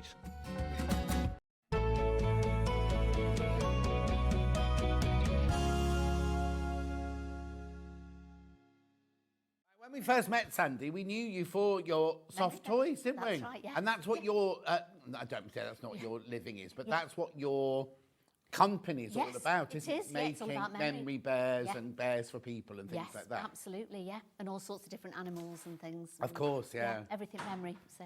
Oh, so today we're doing Scrappy. We're doing Scrappy today. So we'll start off with Scrappy Kitty. So this one here, and Sandy's got it on it. Well, I think Ollie's got a picture of it anyway. So in the bundle, oh, actually, do you know what they haven't put in? All the things we've got no toy stuff in. Oh, no. After all, we went through prep. We went through all the little. We've got buttons, we've got needles, we've got eyes, we've got starter kits, we've got everything. No stuffing. It's available on the website. Right. So here we go. Right. This is very, very, very limited now. Very limited, right? So what you get is you get all of, now these fat quarters, these. Yes, I think. Fat quarters, 6 different, but because the fabric's so wide, they're massive. They right? are, yes. So you get the leopard, is that a leopard? It's like, I suppose. Oh, what? What animal's that? I have no idea. Oh, no, actually, look. Snow leopard, is it? Snow leopard. Oh, we cheetah, need what's the name, don't we? Anyway, so you get those two. Sorry about all the fluff. You will need a lint roller. You've got some Lewis and Irene in there. You've got, 2 Lewis and Irenes and a black one there. $29.99. Oh, there's one left. There's only one of those left already. I'm going to move that over to there. Is it going to be one of those shows? I've got the same thing again. Oh, it's almost the same. So in this one, you get white fur, grey fur, some of the Dreams, Lewis and Irene. You get Jenny Jackson. You get Liberty. And you've got Splodge. $29.99. It could be Splodge the cat, that. $29.99. And you'll get about 3 or 4 out of that. Oh, will you? Oh, yeah, you won't just get one. Oh, now she tells us. You'll get a good 3 out of that. You get 3 out of that. So it makes them a tenner each. Yeah. I mean, obviously, you'll you've got have to get to- the other bits and bobs. But just And you'll have to swap the material around. So, like, if you made all the body and the arms of the fur with Yes, one, you wouldn't. yeah. But But yeah, we imagine, but you'd 3. get 3 little animals out of that bundle, definitely. So you will need to buy the eyes and all the other bits and bobs that go with the embroidery thread to the nose and things, and the stuffing, obviously. But 3 you can get out of that fabric there. $29.99. The demo is going to be on the rabbit, which is why we're doing the rabbit last. So $29.99 for that one. Right, okay, so then we're going to move on to the bear. Let's do this. I'll do the orange one first. Orange, so you've got Lewis and Irene, Liberty, Splodge, Jenny Jackson. She appears in a lot, Jenny Jackson, didn't she, in this one? And then I don't know what that one is. That's nice. I was not going to. Any animal print like that, Jenny Jackson. Yeah. And your fur there. So you get pattern, there it is, pattern and instructions, all your fabric, $27.99. Oh, limited. Limited.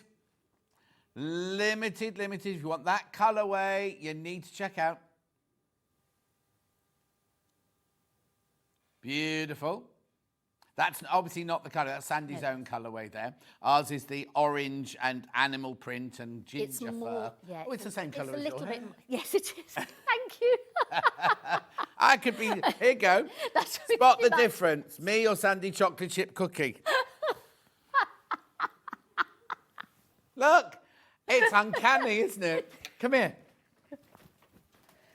Sisters. Sisters, there were never such devoted sisters. Okay, go back. I did look a bit like the lion from the Wizard of Oz, but never mind. Right, okay, that's 2 left of that one. Then we've got Oh, hang on, I've got to get this right now. Then I've got a brown. Hang on, is this right? Yes, I'm on bear now, aren't I? Bear, here we go. This one here, I've got brown fur. I've got Jenny Jackson animal print. I've got a polar fleece white, polar fleece pink, another fleece tan, and then a really lovely flannel in that one. Oh, that one will be beautiful. Now, obviously, this project, you are going to need to clean your machine out afterwards and during. Don't wear your best outfit, wear an apron or something like that, because it's just the nature of the beast, isn't it? I'm covered in it. My room's covered in it. The sewing machine gets covered in it, but yeah. And you can mix and match. So if you have got some of the patterns already, and you get sort of like the kit that you just shown for the bear, that would make a lovely fox or something like that as well. So you can always, you'd get two animals, two different animals at least. Yeah. Beautiful.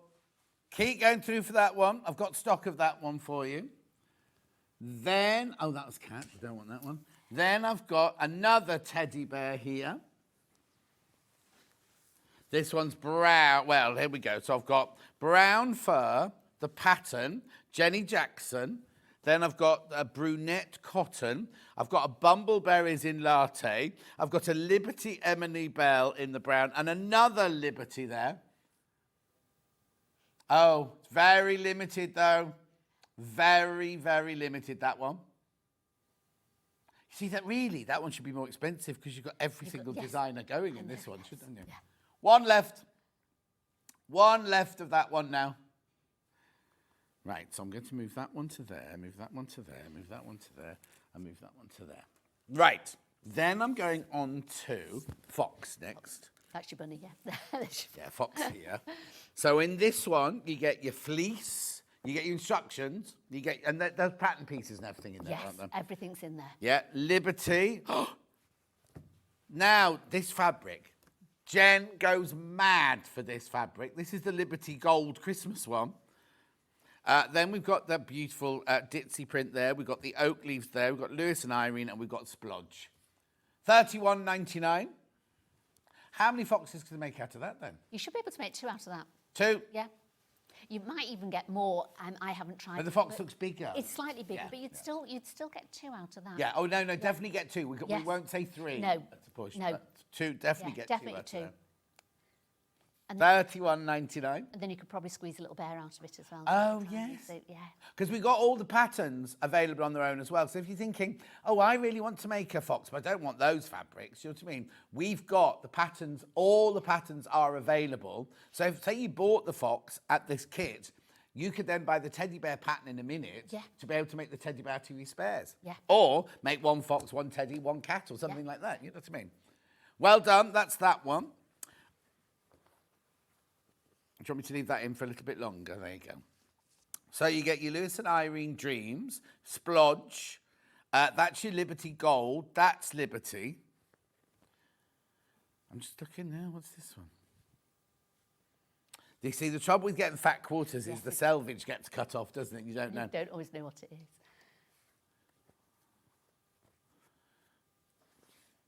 Yeah, both of those are cut off, so I can't tell you what they are, I'm afraid. Anyway, gorgeous. 10 in baskets. 10 of you need to check out. Now, got fur at the rest of the day, aren't I? You two sisters are so funny together. You make me laugh out loud. You've cheered me up no end. Thank you from Terry. Oh, Terry. It's just, it's not scripted or anything. Just do it. Just mad do the it. pair of us. Yeah, you wouldn't get that on QVC, would you? Wouldn't. When after next week, I'll be saying something else like that. You won't get that on. Anyway, beautiful. Lovely, lovely, lovely. Do keep going through for that. There's loads. You got that in your basket. That's Fox. Then we've got Rabbit, which is the one we're going to concentrate on in a second. I've got some other bits and bobs, which I will show you before we start, and the patterns on their own. So we have got Scrappy Bunny instructions. We have got the white fleece. We have got Liberty. We've got Liberty. We've got Liberty. This one's not Liberty. This one looks like a Lewis and Irene, this one. It is. Oh, it is! Lewis and Irene. Oh, I'm too good at this Cassandra's job, that aren't one. I? Oh? It's Cassandra's that one. It's what? Cassandra's. Oh, is that one of Cassandra's? Yes, oh, yeah. I don't remember that one. Yeah, do you know, because I was It's a bit bright for her, isn't I was it? ironing them out and I said, oh, I like this one, this is unusual. And I looked on the side, it said, oh, Cass Connolly. Oh, Cass I had to Connolly. message and lovely go, Cass oh, look, I Connolly. said, I'm using one of yours. It's not weird because I don't. I wouldn't. I knew it was a Luce and Irene. but That's I right, wasn't yes, thinking of yeah, one of hers. So all designer fabrics in this one for $29.99. Beautiful. So that's the bunny one. That's the bunny one there. Now we have all of the patterns. Would you mind if we do the patterns from stills rather than me mess up my bundles? So we've got the patterns for all of them, right? Which pattern would you like to go to first? Bear pattern on its own, £11. Scrappy bear instructions. What's more there? If you want. No. You sure? You're right. Stay on that still. There you go. There's your Scrappy bear. That one, £11. Then we're going to Cat next. Producer Cat. She looks this grumpy most days. Oh. She's getting so excited about her wedding. It's not till next May. But she came in here one day and said, oh, what are you doing on May 26th? I'm getting married. And I thought she meant that year. Yes. And I said, oh, yeah. I look at my diary and she went, no, May 2026. And now she's panicking because she's worried that her wedding might be the same day my fabrics get launched. Oh, no. And I was saying, well, you'll know which I'll be doing That's if they right, do yes. launch on the same day. Have a lovely wedding. Pattern on its own there for your cat, £11. Then Fox comes next.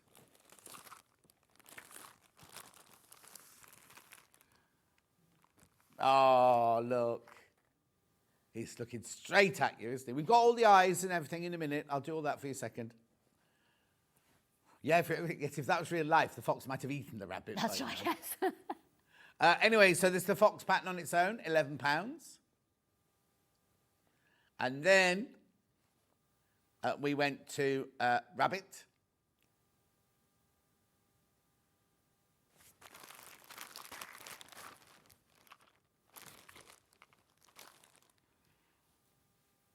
Lovely. There's your rabbit pattern there, which we're going to concentrate on today.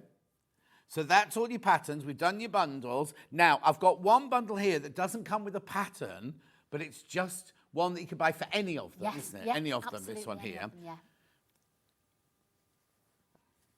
So look, we got bumbleberries, we got polka dots, we got flowers, we got Liberty. 21.46, that one. 21.46. That's if you want to buy the bundle and you've already got a pattern or you're buying a pattern separately. £21.46 for that one. And then two little bundles I've got here. So what's in here, Sandy? So there should be felt for the noses because they've all got little felt. Right, I'm going to on them. do ZX6668 first. Now, Hayley goes mad when we keep things in bags. But can you imagine if I had all of this out loose on the desk? So in this little kit here, you get 3 sets of eyes. Yeah, so you can, so if you, with your fabric bundles, you've got enough. Yeah, exactly. Buttons, 4 of those. How many buttons do I need? You need per 4 animal? for each one, but 6 for the bunny if you're going to do the ears. Okay, lovely. Oh, and then I've got more eyes. Oh, so this is just really a starter kit It then, is, isn't it? yes. They're like a little finishing kit, really. They're cute. They just for Exactly. decorating. Yeah, they were for the fox, so we put little buttons down his. Oh, put them okay. on the, sort of decorate them with them. And then a piece those of are brown for- felt, a piece of grey, and a piece And of you pink. can either use those for the noses or the paw pads. So they're not for anything specific. No, They're just things no. that you can add to your thing. Depends what material. £8.84. Add to your order. This is what's brilliant about here as well, is we don't charge you extra when you buy the little things, right? Because I say this all the time. I bought 4 Christmas decorations from iShopping Channel, right? They came in one box, but I got charged postage 4 times. Really? Because I bought 4 no. different things. You pay postage on each one. I know. Anyway, that's that one. And also our phone line is a free phone line. I mean, most of them are now, aren't they? But there used to be a day, didn't there? Yeah. One of the shopping channels, it was a premium line. Right, and then the other bundle I've got is KI6630. Again, just a starter bundle here. where you've got slightly different things in here. So you've got pink and black felt, you've got some tortoiseshell-esque buttons, you've got some little eyes, and you've got some embroidery thread in that one. So you can use the embroidery thread for the features in it. Lovely. And how much is that one? $8.99. $8.99 for that one. Now, I'm not going to list all the other things, but if you go to the website, there are little bundles of embroidery thread, there's packets of eyes, there's toy needles, and all sorts of things like that. If you just go underneath. As the show goes on, Ben will move them over from pre-order into the show thing. Right, so let's go back to the rabbit, because that's what you're going to show us, isn't it, today? Yeah. Right, I'll just pop these back pop here. your menagerie of animals to You one will need side. a doll needle when you're doing it. So Oh, well, let me get the doll needles out. That's one of the then, so if we're things that gonna you do that. definitely need. If you haven't got one, you will need a doll needle. Do you remember when Debbie Shaw stabbed herself with one of these on the show? No. And I said, oh, are you bleeding? And she went, oh, she just stabbed herself. And then we looked down, and I gave him a hanky, and we wrapped that at my hand. It was just like the whole show just filling. Oh, God. Anyway, she took it home, right? And I said, hey, I messaged her saying, you've taken my hanky. She said, I'm going to clone you. I'm going to make my own John Scott. I'm going to clone you from it. I never got the hanky back. You never got the hanky back. Doll needles, £1.49. So you do get your 3.5, your 5. Oh no, 3.5, 5 1/8, and 6 7/8 in there. £1.49. Add it to your order. Add it to your order because you will need those. You will need that, and that's a really good price for those. Yeah, well, for 3 big needles, that's a very good price. Yeah.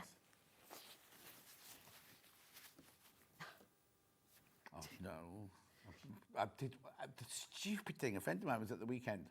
And he said, whatever you do, don't put your sharp knives in your washing up water. Oh. And I'm like, oh, I don't do that, don't do that. What did I do on the Monday? Put the sharp knife in the washing up water, poured all the boiling hot water on, went away, came back, went, do the washing up. Oh, no.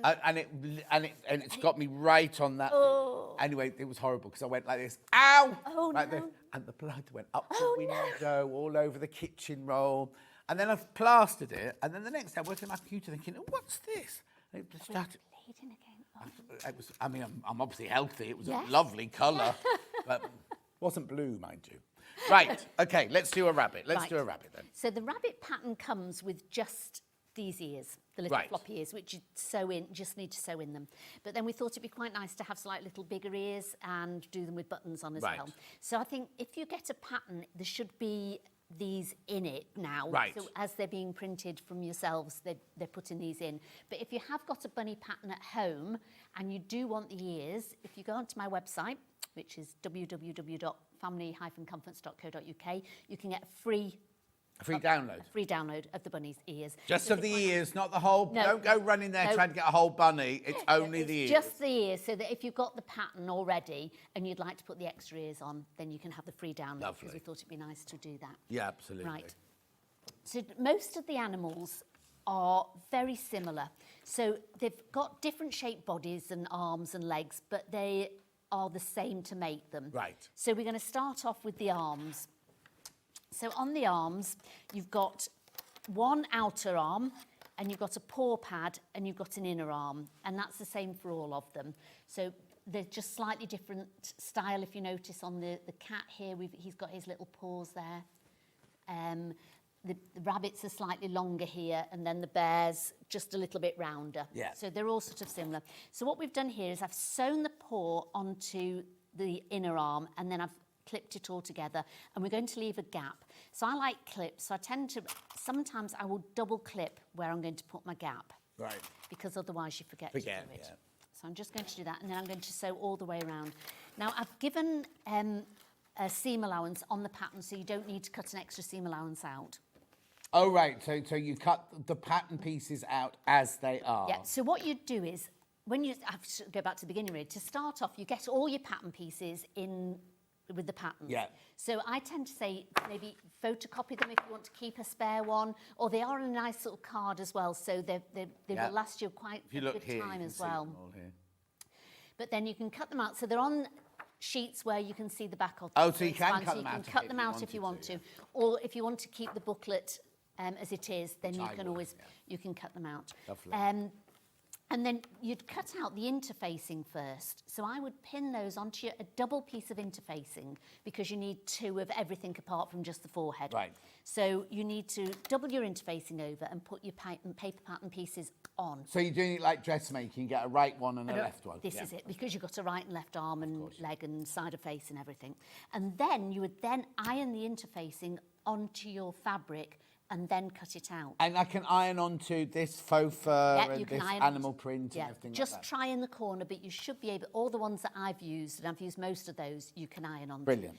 I normally use a steam iron. Right. And I press it more than iron it, so I'll hold it on, then move it, then keep moving it quite slowly, and then I'll turn it over, and if you can iron on the right side, I would give it a quick iron on the right side. Yeah, but on the faux fur, you shouldn't need You wouldn't need to. And if on the paw pads, sometimes I've used leather or suede, so I wouldn't necessarily even put interfacing on with those. I've used real fur. Somebody gave me a lovely mink coat one time. Oh. Put the interfacing on, put my steam iron on it, this fur coat. Oh, no. Shriveled up to like an inch of its life. So it's a good job I do try it first. Yeah. So with that one, I just drew round and didn't do any interfacing. But if most of the cottons and things that you're using, or if you're using those memory animals, it's quite nice to add an interfacing to it because it will stabilise whatever fabric you're using. So in that case, you can use any fabric. Oh, so it's and best put if them you've all got a stretch together. or a This solid. is it. So there's not many fabrics I haven't used, so and I've put the interfacing on most of the fabrics. And you can also then fussy cut them a little bit as well. So I try to find logos and stuff if I'm doing memory bears. And so if you've just got your interfacing, rather than cutting it out, you'll just iron it on so you can sort of find it. So make sure you need to know which direction it's going in, especially the fur, because you don't want it to, on the tummy or something, you don't want it the wrong way because it's not very nice to sew. Right, so having said that, we'll cut out the arms and I'm just going to sew these now. So I'm going to sew them all the way around and leave an opening gap for them. I need you to just move your cat to one side. There we go. And do you want me to move it, that there? thank you. Is that okay? So as I said, I tend to use round about 1/4 of an inch seam, but I always tend to use the side of my foot that I'm sewing with as my seam allowance. Okay. Because you've got a lot of curves on the animals, people sort of struggle, there's a lot of curves to sew. If you just keep the side of your foot here onto the side of what you're sewing and follow it round, you're not going to go wrong with it. Lovely.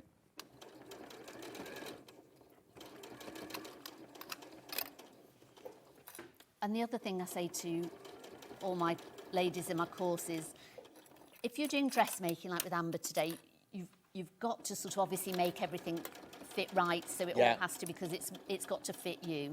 But with a bear or a bunny or a cat, it can fit. So when you're ironing the interfacing on, it depends what fabric you're using, and sometimes it will stretch it, sometimes it will shrink it. So sometimes you've cut out the arm exactly right, you sew them together, and they're not. So you can trim them to make them fit. So that's why I think every bear comes out very different, every rabbit comes out different when we do the courses. Because also everybody's foot's different as well that they're going to be sewing round. Of course. So and people sew differently. So there's some hand sewing in it as well. So people will do different seams with their hand sewing. Now always make sure you do a reverse stitch at the front and the back of your open seam. And then I'm going to disappear down here for a minute. You can either pink round there, or I tend to just trim really quite close. Because you've got a lot of curves, you want to sort of trim quite closely to it. And then that just sort of saves nicking it with your scissors. You can just sort of trim it quite closely, especially around these curves. But never trim where your opening gap is. Because if you trim too close around there, when you fold it in after you've stuffed it, it's really hard to sew it. Yeah, exactly. So never... And some fabrics will just fray away, won't they? Yes, so never trim round that bit. Reminds me, I had vegetarian sausage for my tea last night. You vegetarian or Yeah. You are. Do you eat fish or anything? No. No. Nothing with, now what's the saying? No, a mum, a bum or a face. That's what they say, isn't it? No, I can't stand the smell of fish. No, since the age of 4, I used to eat fish and meat quite happily. Yes. Until I was 4. And then my mum brought the twins home, and I've never eaten meat or fish since. She had twins 4 years after me. Never eaten meat or fish since, and I can't even walk past the fish shop without gagging. Really? Did they find out a reason Oh, why? I've been to therapy and everything. Have you really? Yeah, yeah. It's all attention seeking about Yeah, me. is it? But now, 60 years later, they said, oh, you can eat meat. It's fine. I went home and ate meat. Oh, I was so poorly. Really? So I just went, So you know what? I'm not going to bother. No. And I suppose if you've not eaten it since you're 4, you're not going to miss it, are you really? No, it's weird eating meat after 60 years. Would you eat it now? Well, I tried it. So my therapist said, "Go." This is a few years ago now. Go home and just happened to be her flatmate was a nutritionist, so she gave me a recipe for cottage pie or whatever. Yes. What's the one with beef in it? Whatever. Yeah, Cottage pie. Yes. And I made it, and the whole time I was making it, my whole body was like going, "Oh, we're going to be early, going to be early." Anyway, I ate it, and to me, it felt like I was eating the earth. It felt like not dirty, but not vegetable-y, not. And I wasn't poorly that day, so the next day I went out and bought corned beef and was really poorly. Oh gosh, yeah. Well, that's quite processed, isn't it? Yeah. Anyway. So I just thought, you know what? I've done all these years without it. I don't need it anymore. Yeah, you don't really, do you know? I like the smell of a McDonald's, but that's about all. You don't do it. No, I don't want a McDonald's. Right. Okay. On to the feet. Yeah. Right. So for the legs, we've got. Again, you want to sew all the way around, apart from the bottom part. Yeah. And leave an opening gap again. Yeah. And then you've got the little paw pad. Yeah. So that'll be it's the same as going round with this one, so I won't sort of sew around that one. So we've got those. Is it easy to put the paw pad in, though? That's what I'm going to show you. Oh, brilliant. So sewing round it is the easy part. So it's just like sewing round with your foot. Yeah. Some people forget and sew around the bottom. Don't sew the bottom bit because you're going to put the paw pad in it. Okay. And then because people leave that open, they forget to leave the turning bit gap open. So again, leave your turning gap open. Yeah. So when you started, so again, I've trimmed round it, but I haven't trimmed where the opening gap is, and I also haven't trimmed the front bit and just the back bit as well, because you want to open that out as much as you can. Right. So if you can just see, we've opened that out, and I put a clip on it. So to put the paw pad in, you open up the bottom, and I would put a little mark at the front and the back. So with the rabbit, it's rounder at the back and more pointed at the front. Right. And sometimes I'll just fold it in half so you've got the middle of it and just put a little mark at the front and back there. Then I start at the back and I would clip it on the back. Then on the front one, you want to clip it on the front. That's why we sort of leave it, we don't trim it, so you've got enough to sort of hold back there to be able to trim it in. Then you've literally just got to ease this in all the way around, and I use lots of clips for it and sort of just take it in. Again, sometimes if you've got, say, like a suede pad here that you've not put interfacing in, it might be slightly bigger than when you've sewn this one up. So put it in as closely as you can, and then if you need to, just trim the excess off. Okay. I've got a question for you from Melanie. Do I interface all of my pieces if I use the pattern to make it as a memory toy from material I use, i.e. shirts and children's clothes? Yes. So it's not just our fabrics you put an interface on, whatever you use. Especially when you're doing memory bears, because sometimes clothes that you've got can be a bit thinner because people have used them a lot. They'll also be different because you're not when you're getting all the cottons and all the furs. So like if you're doing the main part, you know, you're putting cotton and cotton together. Whereas with a memory animal, you're not. You might have a shirt, you might have a skirt. They'll all be different materials. And if you put some sort of fusible fleece on the backing of that, it will really make sure that when you're sewing them together... Fusible fleece? I use fusible fleece or H640. H640. Yes, so not just normal interfacing. Use no, H640. I use I'll do H640 for you in a second. H640, H630, or a fusible fleece I use. Lovely. So yeah, Lovely. And I do that with virtually everything. As I say, the fur coat that I did, it didn't work, but I've not tried anything else yet, and I've used some really thick fabrics in my time. Hope that helps, Melanie. Yeah. If not, just give me a shout, and I can always help out. Yeah. Crazy Lane hates the smell of fish as well. You see, I'm not just me. Oh, I love fish. So when you're sewing anything that's got a sort of like a 3D shape, a lot of people go, well, how do I sew that on? So you want to put the flattest part of it onto your foot plate here. Right. So with this one, it would be the paw pad at the bottom, and then we're going to move this round. So we're going to start at either the front or the back. Yeah. And I'll take a couple of the clips out and move the leg over to the side. So I'm going to squash that seam down and take a couple of the clips off. And again, I tend to start just in that centre there. And just work slowly round. And again, using the side of your foot. Do you use you don't use a walking foot then? No, very rarely do I use a walking foot. Okay, do I need a special needle? No, it depends what material you're using. I tend to use just an ordinary universal needle. If it's a lot of fur, I will put a thicker needle in. If it's just cotton, I'll use just an ordinary regular needle. And size of your stitch? Again, it varies depending on what material I'm using. If it's just cotton, I'll have just an ordinary 2.5. Yeah. Sometimes if there's a lot of fur or it gets really thick because you've got quite a few layers in it, I will put it up to about a 3. Okay. Sometimes with leather, I put it up to like a 4 or 4 okay. as well. Right, So I've used leather ones as well. But if anybody is making one of your patterns, you don't mind them contacting you, do you? And saying, No. I'm about to make this out of leather. Yeah, not at all. I'm a bit confused or whatever. You don't That's mind. why we put everything on there. I think there's even a phone number, there's email address, so you can get in contact with me whichever way you want to, and we'll always get back to you within a couple of days. And if it's an help you answer out. machine, do leave a message. I Yes, hate it when please people do. ring my number I know. and then go, oh, you didn't ring me back, and I know. can't be looking at missed calls all the No, time. I need get to know. so many missed calls, and you get so many people phoning up trying to sell things. So I don't.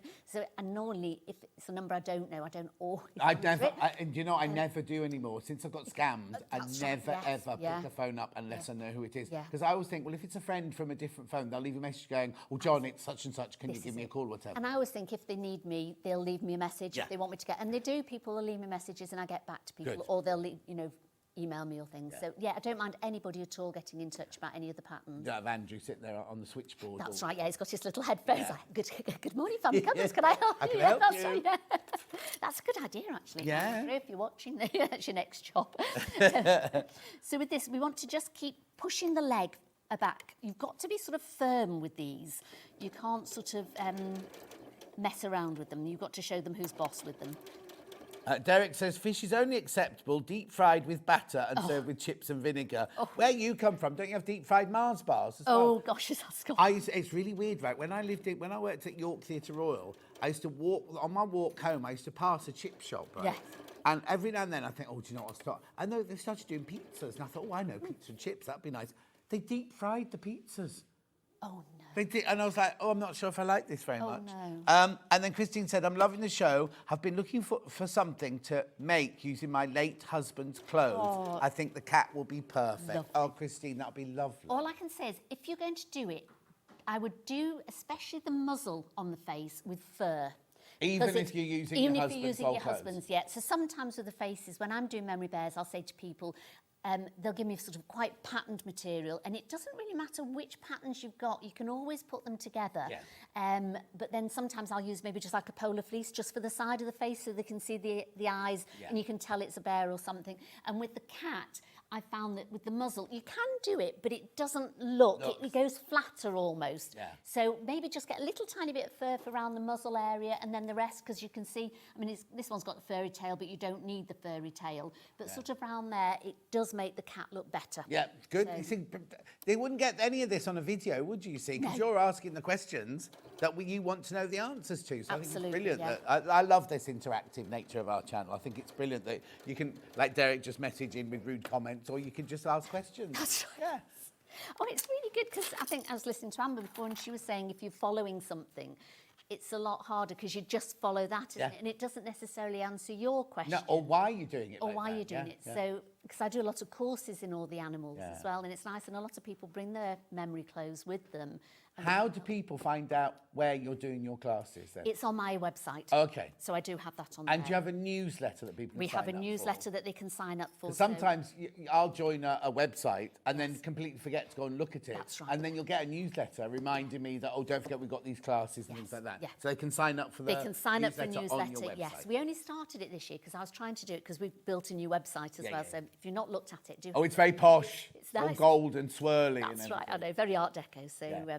But yeah, it's nice. And we've started about 7 months ago, we started doing a newsletter. And you don't bombard people, do you? I say to people, we don't at all. We send out one newsletter. It's not on the beginning of the month because it tends to be when we've got things done and when we've got something to say to people. Very occasionally, we'll send out an email in the middle of the month if we've got something exceptional to tell people. Otherwise, that's it, because I sign up to things and you get them nearly every day and you're going, or 2 a oh, day. not again. Yeah, and I kind of go, I love sewing, but I don't love it This this is it, but you much. don't want that, no. And we put all sorts in ours. We put a recipe, we put a wine selection in there as well. How to fall into a swimming pool, hold a glass of red wine and not spill a drop. That's all in there. That's all in there, yeah. Book of the month, and it's not always a sewing book. So Oh, we're trying to do wow. all sorts of things for people because people that like sewing like other things as well. So we thought, Yeah, you know, exactly. so, Deep fried Mars bars, deep fried cream eggs, and deep fried crunches. Ooh. no, not at all.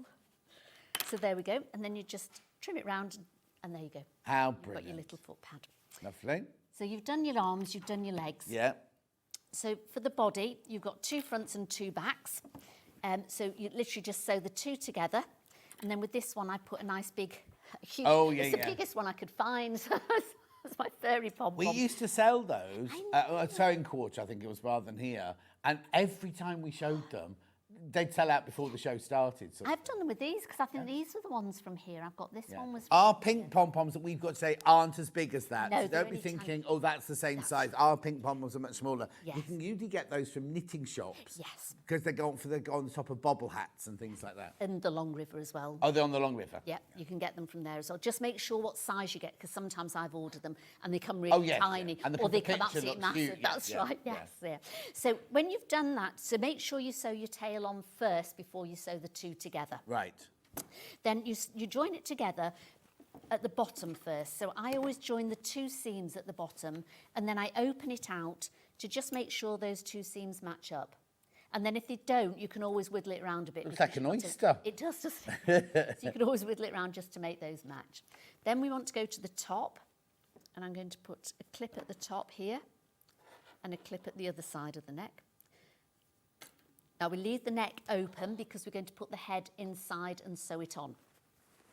So we're going to just clip again, easing this round to make it fit into here. And if you have got a big pom-pom like I have on here, just make sure you don't sew it into the side seams. And if you've got a label, if you're sort of sewing and you wanted to put a label in it, I often put a label in the back of my, if I'm doing the memory bears, I always put my Family Comforts label in the back of those. So if you're making it for someone and you've got a little label, you know, sometimes you've got like made with love labels and things like that, pop those on it. They're really nice on the back. So with here, again, you want to leave a turning gap. Or if you're embroidering like a child's name or something like that on the front, you'd do that while it was on the flat, would you, before you do any of this? What I would do, because often they're quite small, so they're hard to hoop up. Right. So what I would do is I would cut out the interfacing. Right. And then I would iron that onto a piece of material that was the size of the hoop that I was going to embroider it on. Right. Then I would embroider whatever it was you wanted to embroider it on, then cut it out. Right. And then sew it together. Right, okay. So a lot of embroider before you do any anything. cutting out. Yes. Do the interfacing. So a lot of people have it on the feet, on the paws. They'll have it on there, a name or a date or something. So I will cut an interfaced paw out, iron that onto a piece of material. I got a small. But the material's big enough to fit go on into your the hoop. frame. Yeah. And the interfacing that you use on the back of this one is firm enough as a stabiliser for the embroidery as well. So then you'd put it in that, and then you just embroider it and then cut it out. Yeah. I was just thinking, because Harrods used to do, every Christmas would do a Harrods bear with That's the right. date, the Yes. year on. So Yeah.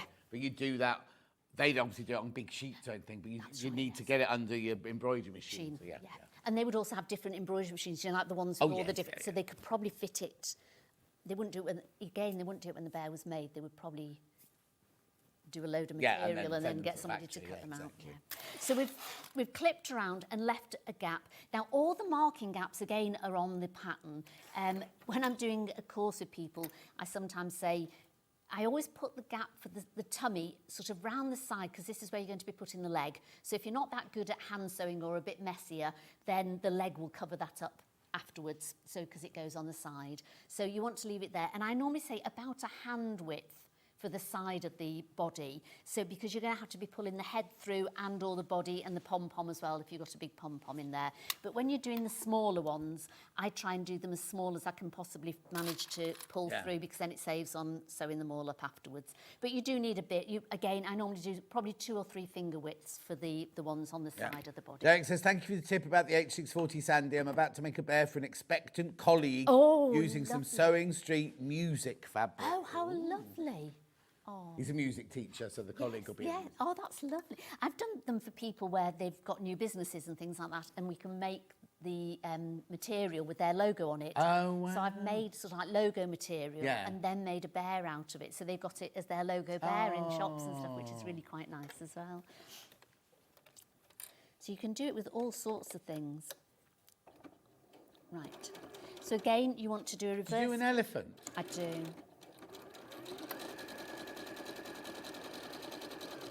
For the memory bears, I do as memory bears, we do elephants, dinosaurs, cats, dogs, rabbits, bears, big bears, little bears, medium bears. Snakes? Large bears, no. I'm doing a penguin for somebody at the moment. Penguin, oh, Christ. So, yeah, we've been asked, I've done owls. Oh, wow. I've done a dove for somebody, wanted a dove. A dove, oh, that's a nice one. So yeah, we've done all. I've done dragons in the past as well, but they're very hard to do. Yeah. And with memory fabric as well, trying to sort of turn all that. And inside also, out. that fabric is precious to them. It's not like you can go, well, I'll just ring Sewing Street and buy another half a metre. Well, this is it.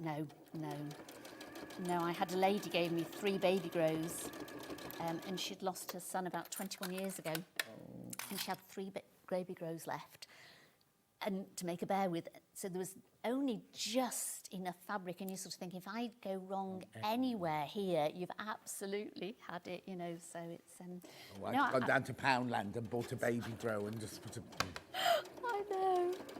That's why I'm sitting here and not at home making memory bears. Yeah. But I've made them out of all sorts. I mean, I've done horse blankets, dog beds, dog toys. Oh my. Absolutely. And then do you do different?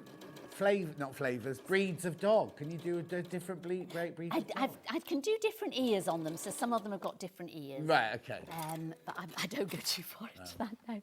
Well, no, I'm just thinking if somebody's lost a black lab and they wanted a black lab, you'd have to then design the whole body. Yes. And the whole, no. They can have sort of smaller ears or longer ears. Yeah. And obviously the material will make it look sort of slightly different as well, but... that's as far as I go. Oh, no. I wasn't expecting it. That's right, I suppose some people would want that. Yes, absolutely, yeah. So, but no, it's lovely to do it for people because it's so nice seeing their face when they do it. And often people say to me, well, what should I choose for it? And I say, just choose something that you remember them in.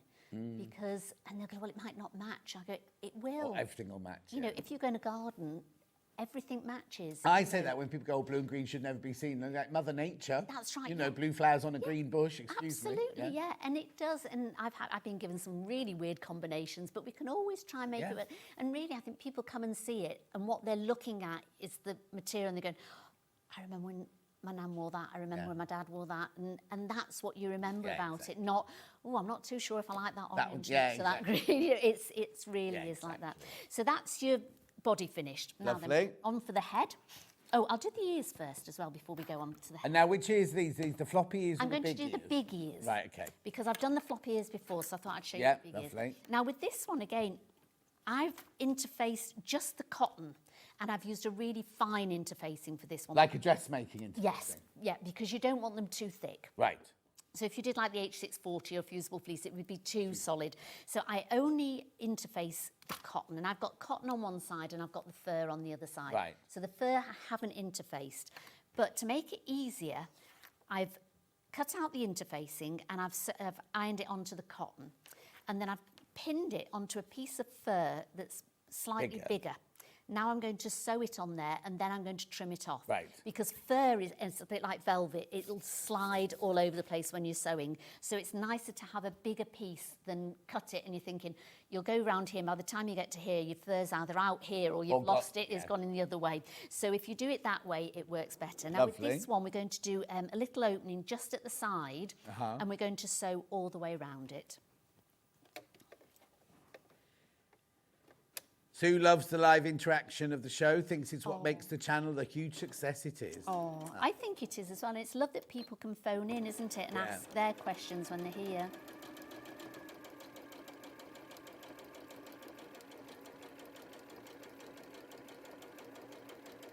You know, we're very lucky having this channel for sewing and things, aren't we, really?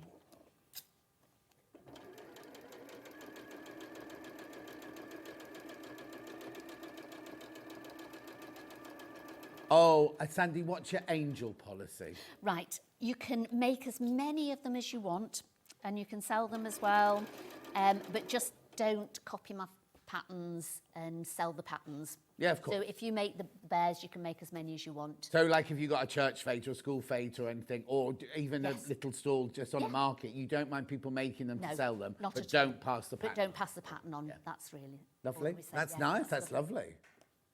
So no, well, actually, people could make a small business like yours. Absolutely, they could do memory bears for people. They could buy each of your patterns and go, you can have a rabbit, you can have a fox, you can have a this. Make your pattern from their fabric. Yeah. Oh, that's nice. Yeah, we just sort of say if you do put pictures on your social, it'd be really nice if you tagged us in them, you know, oh, yes, to sort of say where you got the pattern from. But other than that, no, we don't mind. Yeah, because some companies have a license. You can buy a license. So, you know, like if you want to make their toy, you have to buy a license, and then you can make as many as you want and sell as many as you want. That's right, yes. But you have to pay for it. Sandy's not charging you anything at all. No. All you have to do is buy the pattern. Yeah, and just mention us. Yeah. If not, she'll send the heavy boys, Andrew. Oh, Andrew will be round, that's right, yes. So I'm just going to trim this round. And just cut those corners off so that it'll turn round nicer. And again, the fleece is lovely, the sort of like the furry fleece. It's got two sides to it. One's sort of smoother and one's a bit fluffier. So, and I don't think there's a right or a wrong side to it. I think you can really as long as you do both in the same way. Well, this is it, yeah. Don't do one ear shaggy and one ear smooth. But if you wanted to do the forehead rough and then the ears slightly smoother, you could do that one. But I would, So then again, I've not trimmed around the opening gap, and I'm going to turn this the right way around.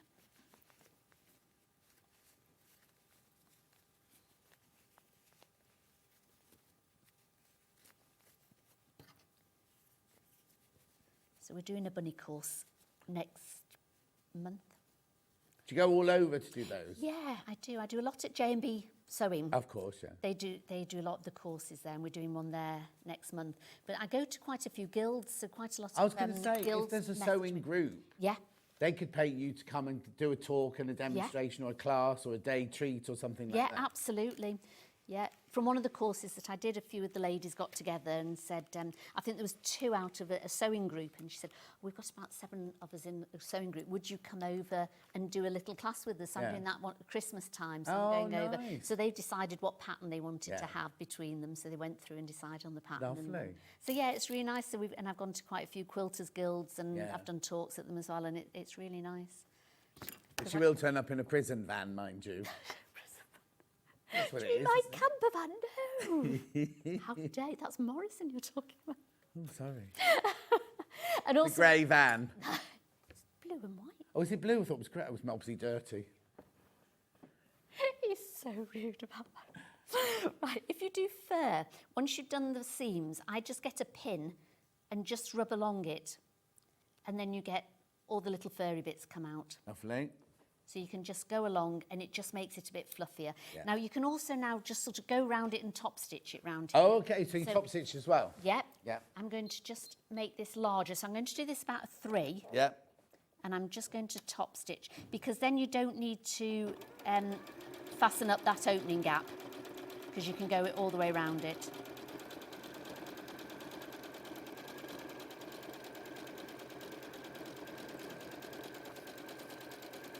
So again, I would have just taken all the fur out a bit more before I did this. And give it a good iron.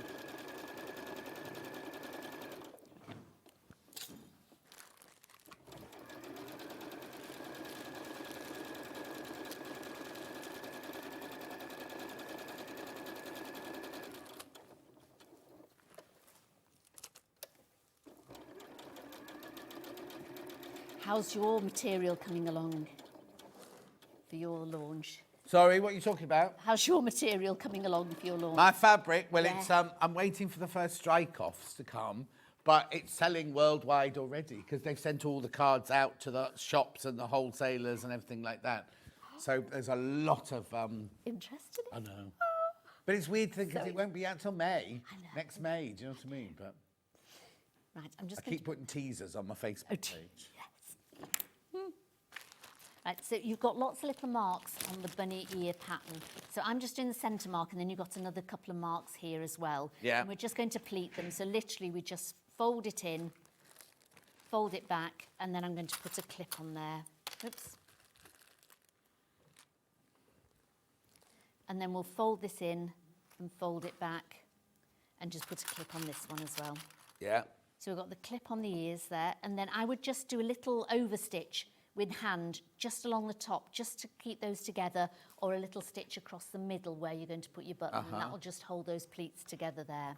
So the face, it's got two sides, and again, we've got lots of markings on here which you really need to add on to your interfacing. So you sew up to the first notch on the nose here. And when you sew up to it, sometimes people will come off, so they'll sort of sew to the end.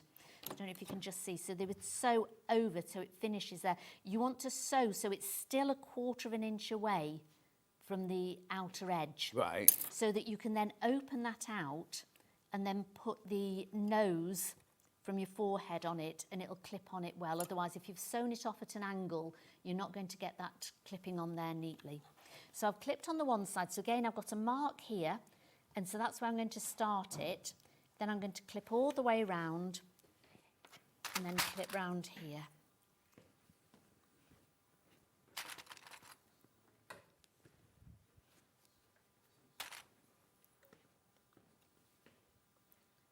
So I'm going to clip round. And just to the other little mark here. And again, when we were doing the feet, we said the flattest part always has to go on the foot plate. So the flattest part here, even though it's slightly curved, is going to be the forehead. We're going to put that down and sew it on. Lovely. So you may have to slightly manoeuvre it a bit, but if you put it down, we can sew it round. So take your clips out, and then just literally just take a few clips out at a time, keeping that foot close to the side.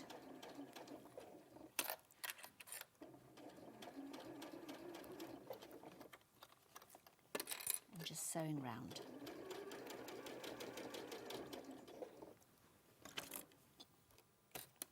And you can always stop, squash it down a little bit. Just take your time with this bit. Especially if it's the first time you've done it, then you want to move this over. Once you got to the middle, I always stop with my needle down at the centre part, move your face over to the side, and then carry on. Just sort of smooth it out from underneath. And then just keep holding it and taking it round. And this is why I like clips better when I'm doing things like this, because you can easily pull them out. You can sew from either side with a clip. So if you sort of pinned it on one side, it doesn't matter. You can still sew it. And you want to just take it to there. And again, I always do a reverse stitch front and back. There we go. So then you can see we've got the main part here. Now, if you're going to put your bunny ears in, you can pop them in now before you put the back of the head on. But because we're going to do the bunny ears afterwards, we're not. So you've got the centre marking here. And so your back is just 2 pieces, which you've sewn down the centre. And I normally use a roll or a ham or something. they're really handy when you're doing any toys because lots of the parts are curved. And so if I was trying to iron that now, trying to put it flat on somewhere to iron it, it's going to squash. So if you've got a ham, just put it over the ham and then you can iron that back piece over. So then we're going to put the seam of the head to the top here.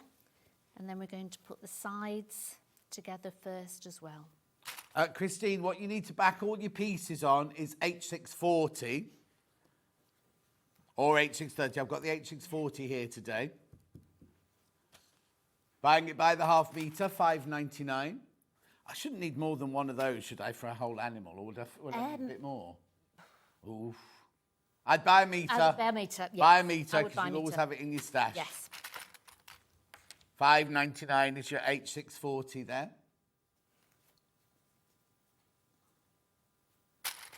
Beautiful.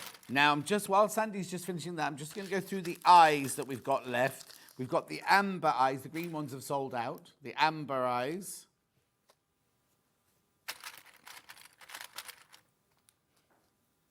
$99p. You do get 6, which means 3 pairs of eyes in there. Then we've also got the 12mm solid black eyes.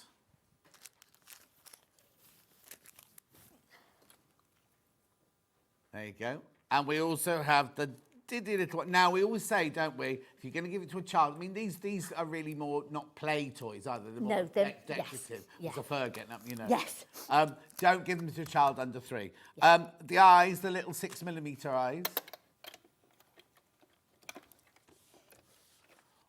Also, we're not going to have time to talk about these, but I also want to just point out these. Sandy's done 2 more of her handy guides, one to sewing with difficult materials, so it gives you little tips on different kinds of fabrics and how to cut them and how to work with them and what stitches to use and everything like that. Velvet, fur, denim and everything.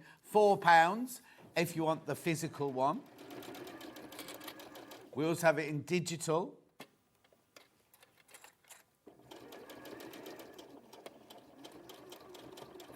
And then we're not going to get time to do that ladder stitch to sew up the side of the ear. Was it the ear? No, the leg. Leg. Yeah, but there's also a handy guide to basic hand stitching and things like that Sandy's done. £4.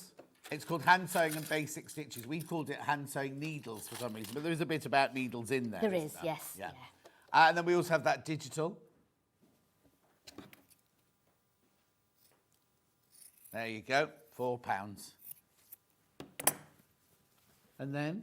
Then we turn it the right way out. And you've got a little head. There we go. Oh. And I'd put the eyes in at this point. Yeah. Because it's easier to get your eyes in now. So again, I have got them marked, but you can sort of look and see where you'd like to do them, because the eyes will really change depending on where you've put it, and the size of it and the colour of it. And then we would sew the ears on afterwards. So, but one quick little tip, when you've finished doing the head, find the centre at the front and put 2 little marks either side of it with a heat erasable pen. Right. 2 little, it doesn't matter where they are, as long as there's 2 little marks at the front. When you've finished doing your body, so you know that that's the tail, so I know that this bit's my front here, I put 2 little marks on there, because we're going to put the head down into the body. Right. And sew it round. And that's just like you put the head on back to front. And the times, because by the time you've twiddled around with the head, pushed it in, lined it all up to clip it all on, and then you're thinking, was that right? Have I got that one right? And how often have you sewn it on back to front? Many times. And the rabbit comes out looking like this. It's just looking over its shoulder. It's fine. And do you sew it on by hand? And then I sew that on by hand. I was going to say, to be impossible. Well, you can get it on the machine. I have in the past, but more times than I would say 99 times out of 100, I sew those on by hand. And I use an upholstery thread, a really thick double thread, and just go round it in a backing stitch. And again, we've got back stitch, how to do it in the clothes as well. Sorry to rush you at the end. No, that's fine. When are you in next? I'm in on the 29th of September. Oh, yes. And what are you doing then? Do you know yet? Yes, I do. Oh, she's not going to tell us, though. No, I'm going to do it. There's another handy guide coming out. Not the one that the things are upstairs. You have to start writing then. Oh, it is. It's ready. Oh, it's done. I thought they were sending you things to start writing in. No, it's all written. Have you collected the box? Yes. All right. Safe journey home. Thank you to very you much. and Lovely Andrew. to see you, We'll see you Jane. very soon. See you at the end of September. Thank you. Don't go anywhere. Oh, don't let you. Do you want to say bye? Sorry, I'm going to race. Do you want to say bye to everyone? Bye. Thanks ever so much. Take care. And I'll be back in 4 minutes' time with Amber Elizabeth doing a skirt and top. Go nowhere.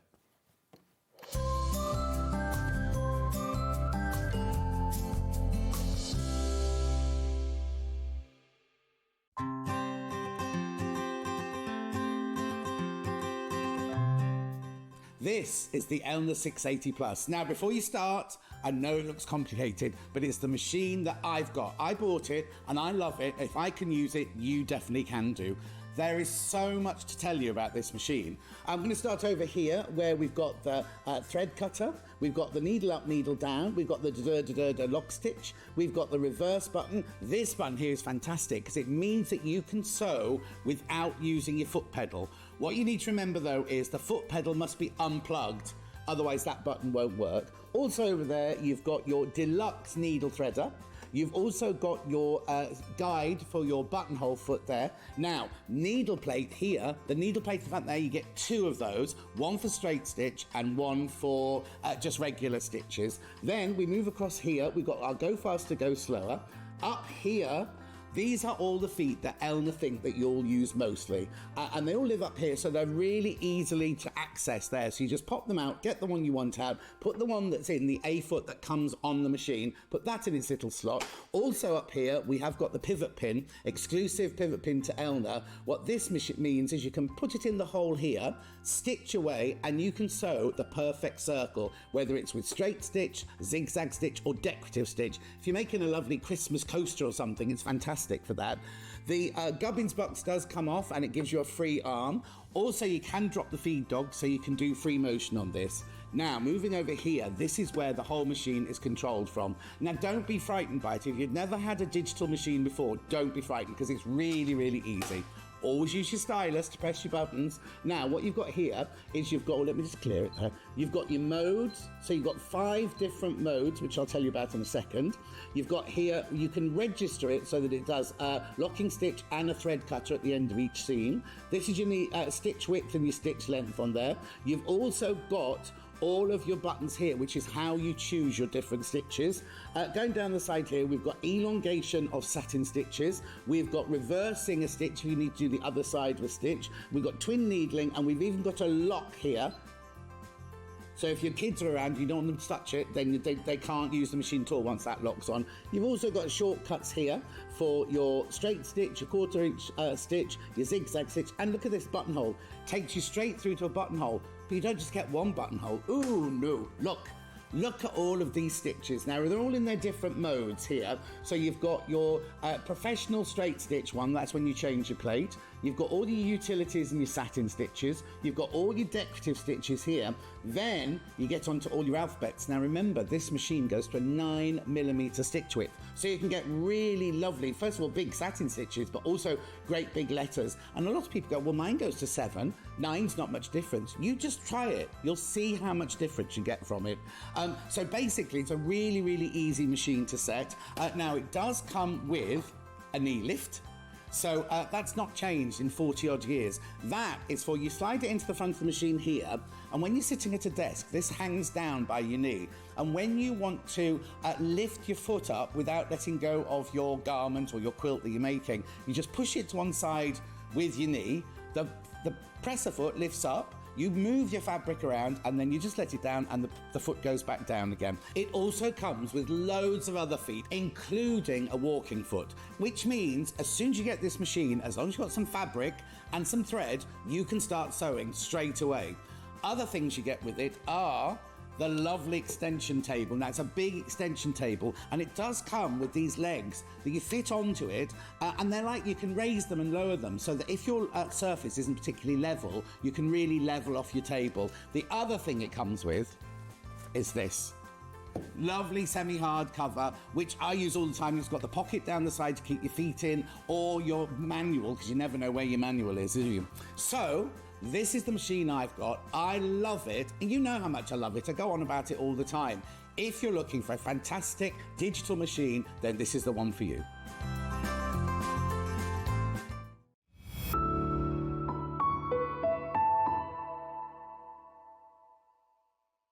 Every day, our experts will bring you a wealth of knowledge.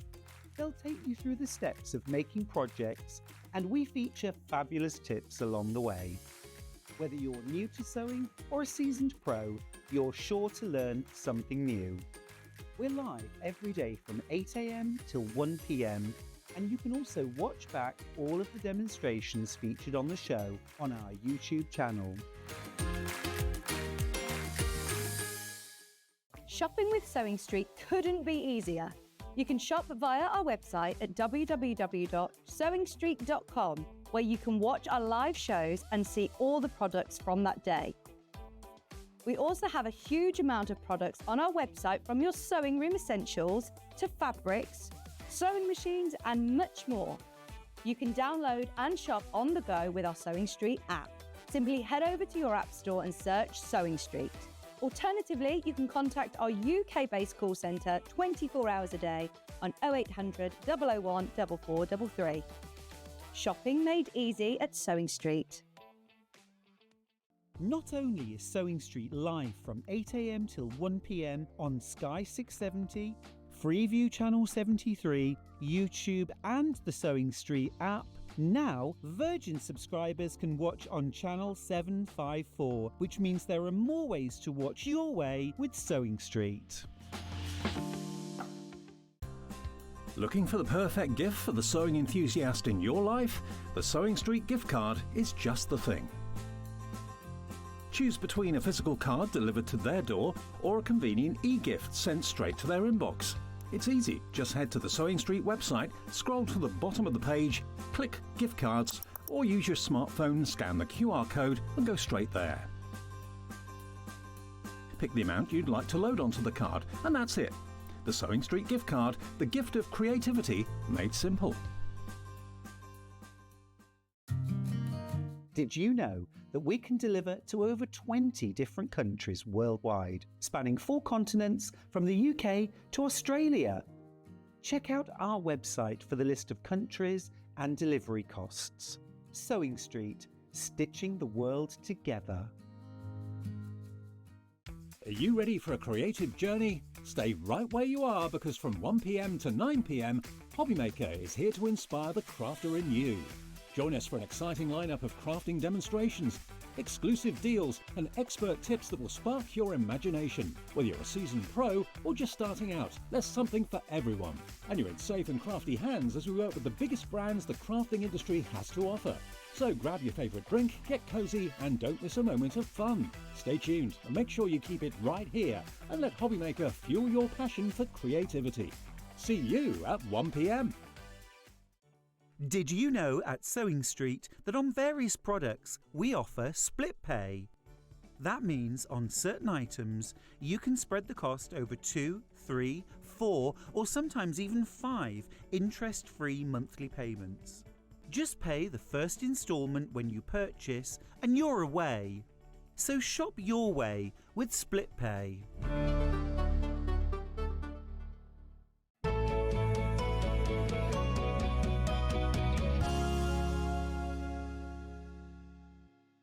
Now, Amber's back, but before we start, there's a lot of you got the 680 plus in your basket. Another one just went. Now, remember, this is the sewing machine I have at home. This is the one I use. I didn't get it for free. I'm not paid by Elna to talk about it. This is the sewing machine I chose to buy. I bought it from Sewing Quarter, obviously. But you know what? Even that was 8 years ago, right?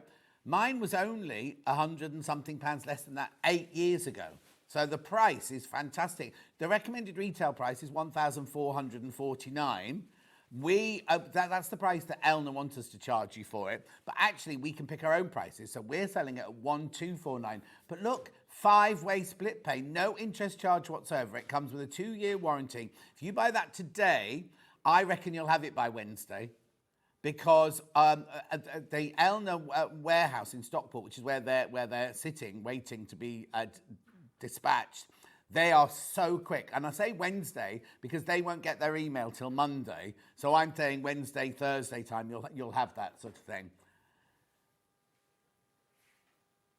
At £1,249, 5-way split pay, It's a brilliant, brilliant, brilliant buy. You get 2 needle plates, you get, well, everything that I said in that advert. It's just, I love my little machine. Well, it's not little, but, and also if you're thinking, oh, digital, can't do digital, can't do digital. Listen, if I can do it, you definitely can.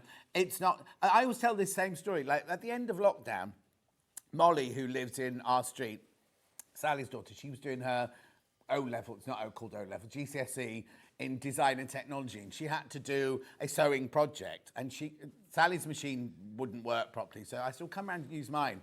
And I got my machine out, and she looked at it as a 16-year-old girl and went, oh no, there's no way I can use this, it's far too complicated. I went in the other room to get some scissors or some thread or something like that. When I came back, she's like sewing along quite happily. So it's really, really, really easy to use. And it is a fantastic machine, and it's a nice size as well. And it does so many stitches, you wouldn't believe it. Anyway, I'll stop. There's 4 more people, just put that in their baskets. 4 more people, just put that in their basket. So if you want, there's no undue pressure, but you know, also, because you've crashed that, haven't you? So at midnight, it will go back up. I mean, obviously, when we bring it back next time, we'll take it to 1249, but it will go up again at midnight. So if you do want it at that price, then please do check out before midnight.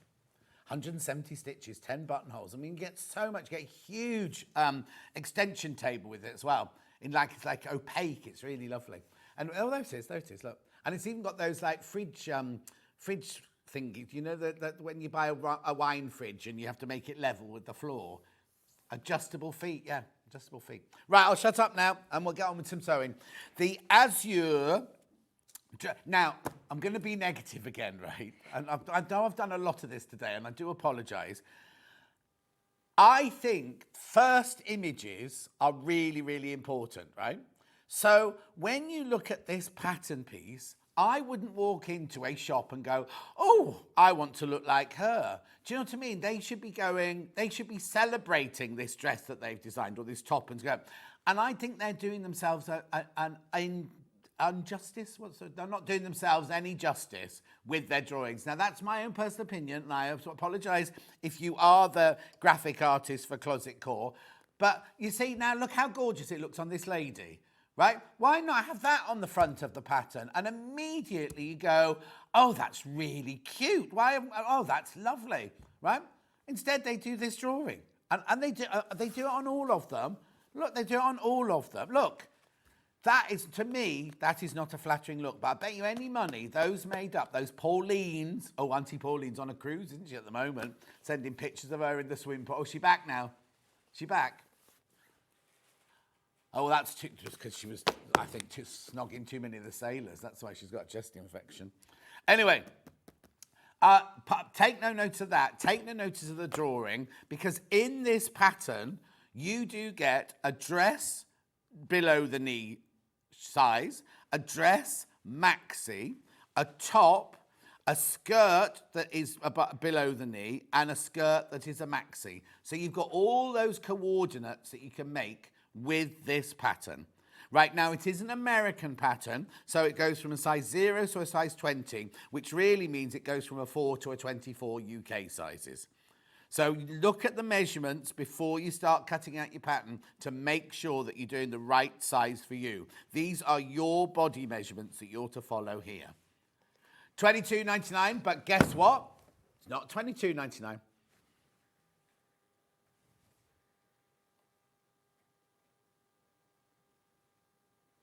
$18.99.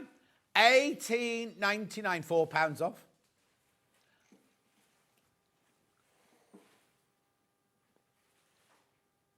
$18.99, the Azure dress, you get the dress, the top, and the skirt. Now, remember, the sizes 0 to 20 are American sizes. Right, okay, so that's your pattern there. Beautiful. I've got lovely fabrics to go with. I'm going to start with this, the lemon. Oh, right, now, I'll explain. Let me do the bundle, right? So the bundle of 4.5 meters. Is that right? 4.5 meters? Yeah, that's the only yellow I've got. At $19.99, under £20 for 4.5 meters. Now, this is enough to make the top and the skirt to below the knee. Or the dress, But if you want to make the maxi skirt, you need to buy some more. I've got every fabric I'm about to show you, I've got by the half metre. But they're all limited. So first of all, this bundle here is 4.5 metres, $19.99. Oh, I've only got 5 of the bundle left. Right, fabric's been going absolutely crazy on pre-order. Right, okay, so now this one by the half metre. So you can buy your own. Now, how wide is it? Viscose poplin, so it's made of, it's the weight of a poplin. I'd say it was more of a lawn, to be honest. I'm going to be, people are going to go, oh, you're so negative, that, John. But I'd say that was more of a lawn weight than a poplin. Yeah. So viscose lawn, that is, $3.99 for half a metre. Oh, we're going, oh, that, okay. Pound off. Let me just check the width. Come on, John. Sorry, Finn, I'm going to really mess this one up now. Yeah, he looks a bit aggressive today, doesn't he? Been in a mood all day. He's not even listening. Oh, look how wide it is. I'd say 60 inches wide, that one, wouldn't you? $2.99 for half a metre. Right, did you have to buy it for this dress? Buy it for other things. Buy it for a Sussex seamstress dress. Buy it for anything you want. It's lovely, but it is viscose, so it's breathable, and it's lawn weight. It's not poplin weight, it's lawn weight. I mean, all the things you can make with that. Beautiful, lovely summer colour, isn't it? Rightio, so that's that one. I'll just pass that over to Finn. Right, now we've got that one in a black, in the 4.5 metre bundle. Under £20, under £20, remember. $19.99 for your 4.5 metres.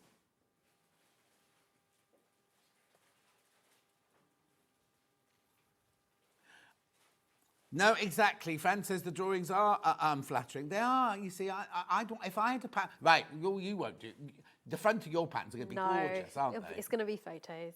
Photos, but flattering. Yes, it's more realistic, relatable. Yeah, yeah, but also like things. I'm sorry to go on, but they've put their model in a plus-size model, and she looks gorgeous in it, doesn't she? Mm. That would sell way more patterns than that drawing. Yeah, because it's a lovely pattern. It's a lovely pattern. Right, okay, that's going to go half metre. By the half metre in the black. Oh, hang on.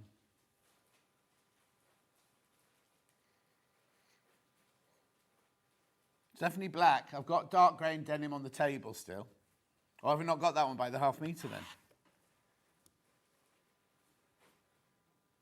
Oh, this isn't the same fabric. This is viscose chalice. Sorry, I didn't even notice. $2.99. Viscose chalice. It's just a little bit heavier than the lawn weight. That's all, and a little bit more drapey. Lovely. $2.99. Then I've got it in the grey, the darker grey. This is viscose poplin. Again, 4.5 metres. Then we've got that by the half metre.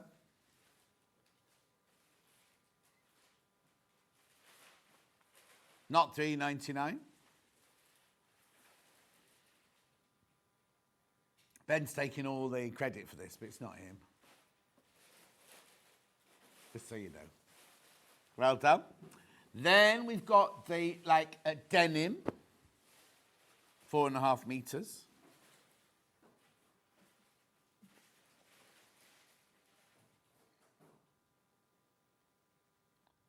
$19.99 viscose poplin. The colour is denim. I would have said more cornflower, personally. These are all very, very limited, these bundles. Then we've got it by the half metre.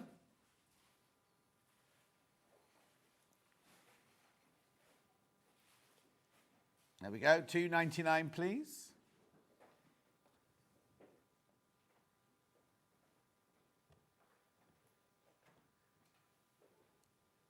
Lovely, $2.99 for half a metre if you want more or less or want it for something else. Then I've got a lovely soft pink, like a rose, dark rose. Lovely and drapeable, this. Very lightweight, viscose. I'd call it viscose lawn. Under £20. Is that Josh making all that noise? Josh! So I've got 2 boys here to sort you out. Right, I've got that by the half metre.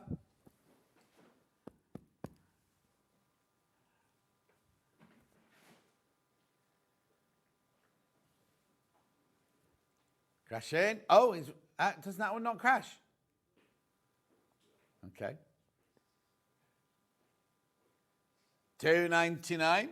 £2.99.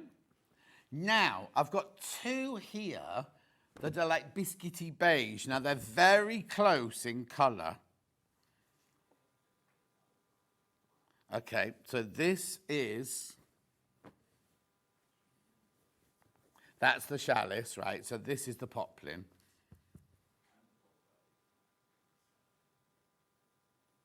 £19.99 for your 4.5 metre bundle in beige, plain beige. And we got it by the half metre.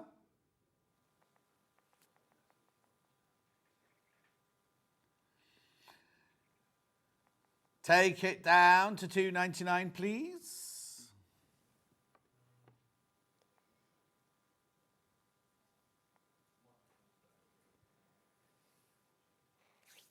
Lovely. And then we've got the chalice one. No, I'm trying to listen into what they're talking about. They're making... No, not next door. They're in here.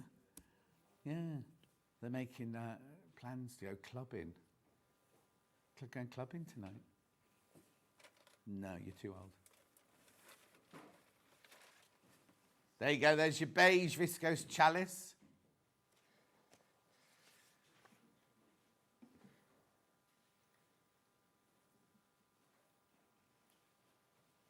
£19.99, and we got it by the half metre. Where are you going then? What way are you going clubbing tonight then? Clubbing. Yeah, I've heard you talking about. What? What Grafton? What's that? Crafters. Oh, crafters. I thought you were going to a club. We're going crafting. That's boys for you. Lovely. £2.99. Right, now I've got this gorgeous linen. This is a slightly heavier weight fabric, this one. Mint. Now, let's just have a look. Oh, now this is enzyme. What? Now this is made from nettles. Yeah, and it's been around since the mummies in the tombs, in the pyramids. Not obviously this piece, but that's how they used to make their linens back in the olden days. £42.99 for 4.5 metres. I don't know if have I got this one by the half. Yeah, got that one by the half metre.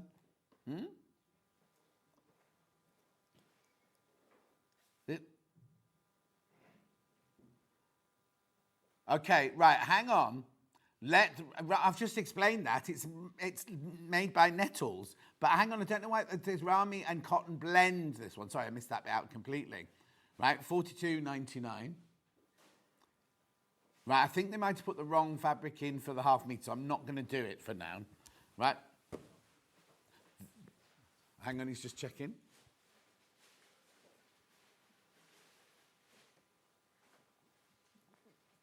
That's the one we've got. Yeah. Oh, it's the same fabric.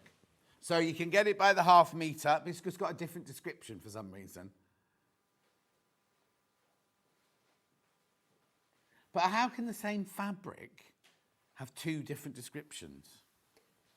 Who's in charge of that?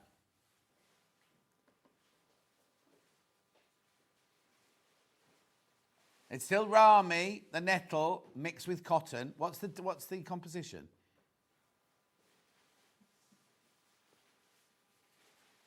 (70-30). 70 Rami, 30 cotton. Lovely. Because normally washed linen comes under a different name than that one, but that is the same fabric. You are getting the same fabric. Then I've got this lovely one here with the gorgeous, like hand-drawn print almost.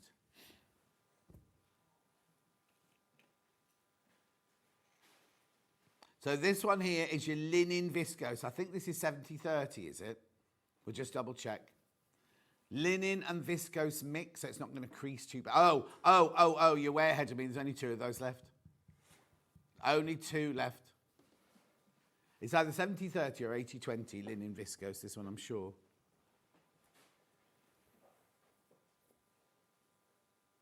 (70/30), there you go. 70 linen, 30 viscose. Got it, but we got that by the half metre as well. Ooh. Well, actually, because there's only one of the bundle left. There's only one of the bundle left. There it is by the half metre if you want a bit more. Lovely. Now I've got 2 brighter prints. I've got a lovely pink magenta, digital viscose, this one. Look, nice, $32.99. That's your viscose, lovely and breathable. Oh, sorry, Ollie, we're keeping you up. Yeah. Right, Beverly, I don't think the poplin needs lining, but I'd say this one, I would line this one, whatever this one was called. There's this one by the half metre. Then one more fabric and then we'll get on with the sewing. Right, then this one's a brighter, kind of flame coloured. $32.99. Oh, they've called it coral. Oh, okay. Not sure which bit they think's coral. And I've got it by the half metre.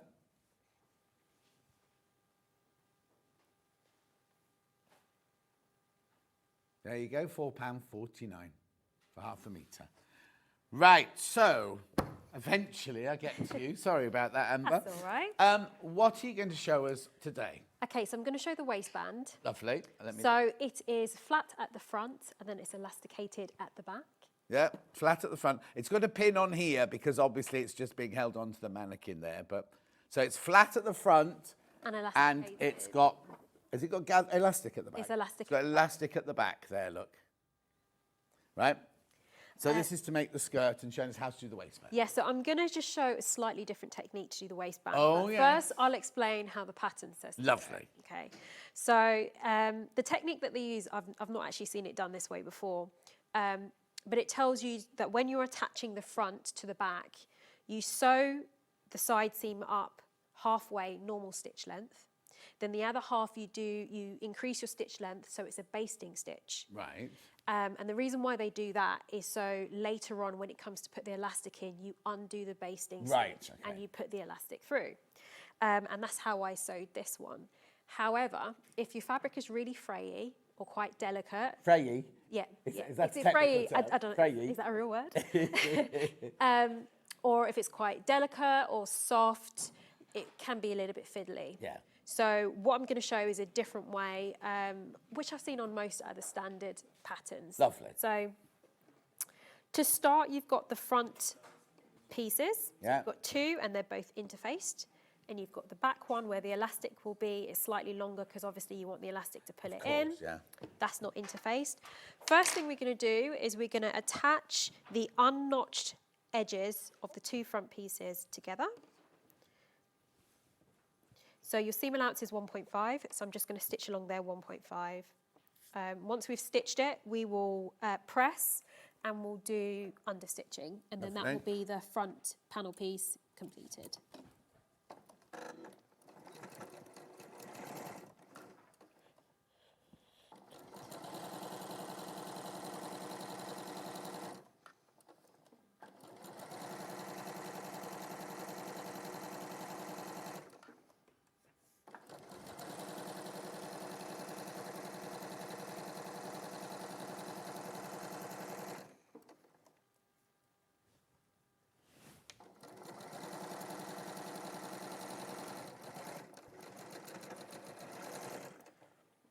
That's done.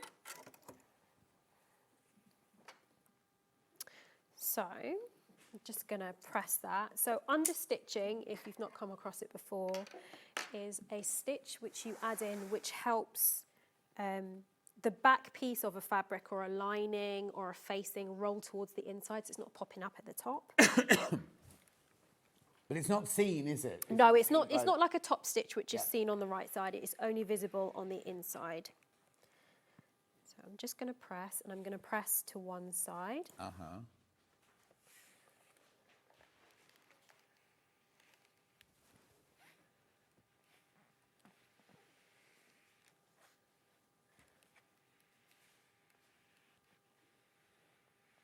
Okay. So the thing to remember when you are doing understitching is wherever you've got your seam allowance, it will always point towards the back or the facing or the lining. It's never on the front. Right. And what we do is with your seam allowance pointing towards the back, we're going to stitch about 3 millimeters from the seam on the back edge. It's a little bit confusing because the fabrics are the same colour, but that's essentially the principle. So whether or not you're doing the facing, if you're doing pocket lining, you don't sew on the right side, you sew on the inside. Yeah. So I'll just quickly do that. Oh, you're right. Yeah. Oh. What's happened there? Machines aren't happy today, are they? I thought my bobbin had run out. You're right. Yeah.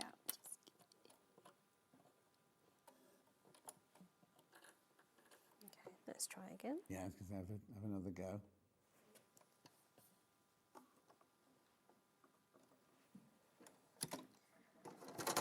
No, that's not right. Finn, could you get the 570 out, please, and I'll just go through the pattern. Oh, we don't have to push the pattern to one side. Oh, it is, here it is. The Azure dress. Oh, wait, no, I figured it out. Do I what? Yeah, I figured it out. It's just She's figuring it out. She's figuring it out. $18.99 this pattern.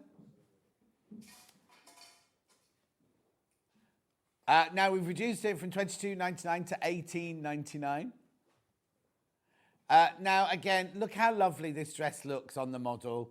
That's what you could look like, and not like the drawing on the front. She looks so bored, the lady on the packet, doesn't she? Well, Dad, look at her. She's like, what? You want me to do what? Look how happy, how lovely, how gorgeous would that be on the front of the packet? Do you know what I mean? Yes, it's very, very flattering on the front of the packet. You're right over there, Amber. She's fixed. Not only is she a good sewer, she's a good mechanic too. Back to the understitching.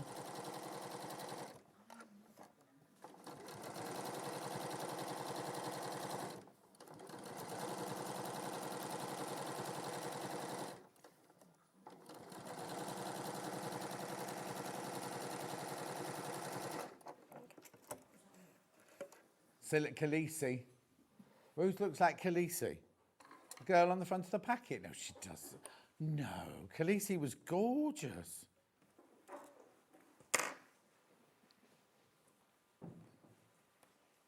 She looks a bit like that Dawn Wheeler, doesn't she? 40 years ago. Could you hear her? Then going, I need one of these. I need one of those. She's been all right diva today.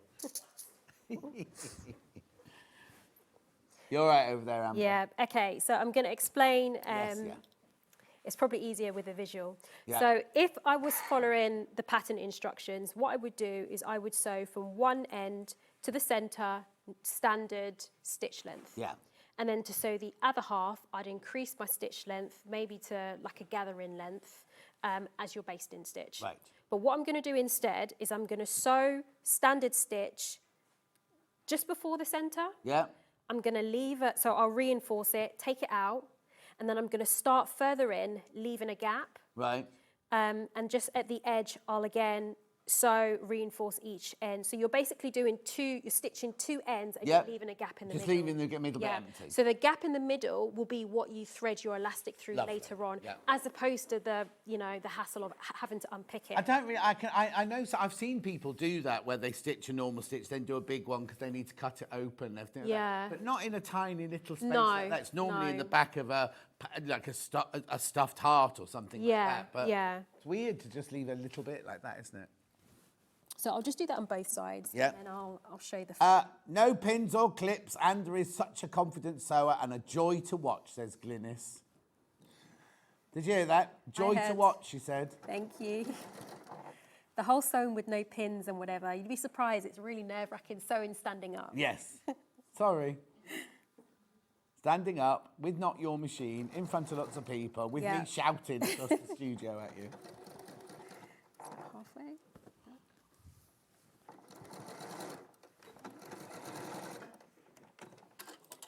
Oh, they do cleaning on Hobby Maker then. Shame they don't do it at the end of the shift, isn't it? Cleaning the table over there. When we come in, it's a mild mess, isn't it?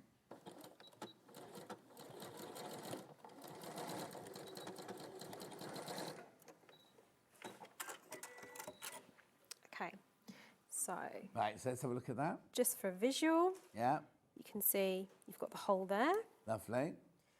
If I was to open up the waistband, it's going to be folded in half because you've Yeah. got the back and the front. Obviously, in real life, you wouldn't be stitching in black, would you? No, I'm just stitching in black so it's easy to see. So this will be the front. So you Yeah. can see it's the standard stitching is closed as normal, but on the back you can see the understitching and you've got the hole here. So it's just easier to do it this way, and then obviously you can thread your elastic through later on and then stitch that last bit up by hand. Okay, so I'll just do the other side, and then I've got enough time. I'm going to do a bit of a gathering masterclass. Brilliant. Now, Julie Vaughan, who's one of our, she constantly making things, and she says she loves closet core fabric, closet core patterns. They're always really flattering. But don't you agree, Julie, that yes, once you've made it, be beautiful and flattering, like on the photographs. But wouldn't you agree that is a little bit? Maybe I'm being negative. Maybe I'm being horrible, but. Look how lovely it could look. Look how gorgeous, how happy that is. That's uplifting, that picture. And then the next one with her in the top and the skirt. They're both really uplifting. And I'd have things like that on the front of my pattern. That's all I'm saying. Look. That on the front of the pattern would look amazing. Yeah? And it shows off how lovely the pattern is, doesn't it? I guess if people are shopping online, they would have the other images to support, I guess. Yes, I suppose so. Yeah. Okay. So this is now the waistband finished. So I would press this in half so it's nice and flat. Yeah. You can see you've got the hole towards the back to put your elastic through. So what you would do to attach it, you would have your top panel gathered down. So this isn't gathered down just yet because I want to show an element of the gathering.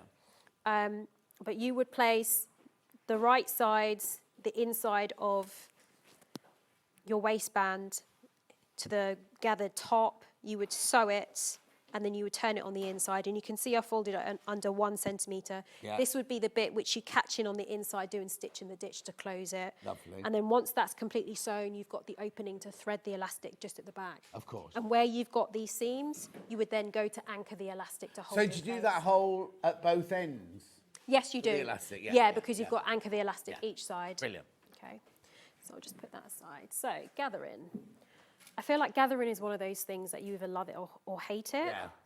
So I'm just going to show what I teach my students in my classes. So I've actually gotten in the habit of using different coloured thread for gathering. Right. I did mention this the last time I was on with Stuart, so I just feel like it makes it easier. Right.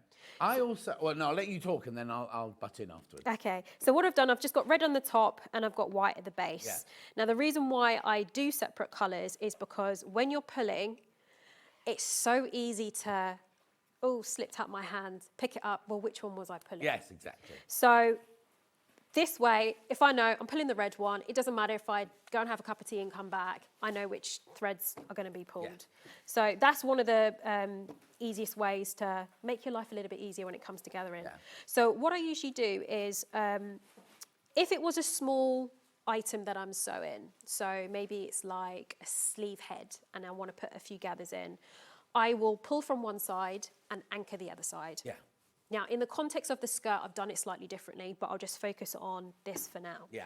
So what I mean by anchoring is, say, if I anchor this side, you can see you've got the red and you've got the white threads. So to anchor it, what I usually do is I will pull the bottom thread towards the top.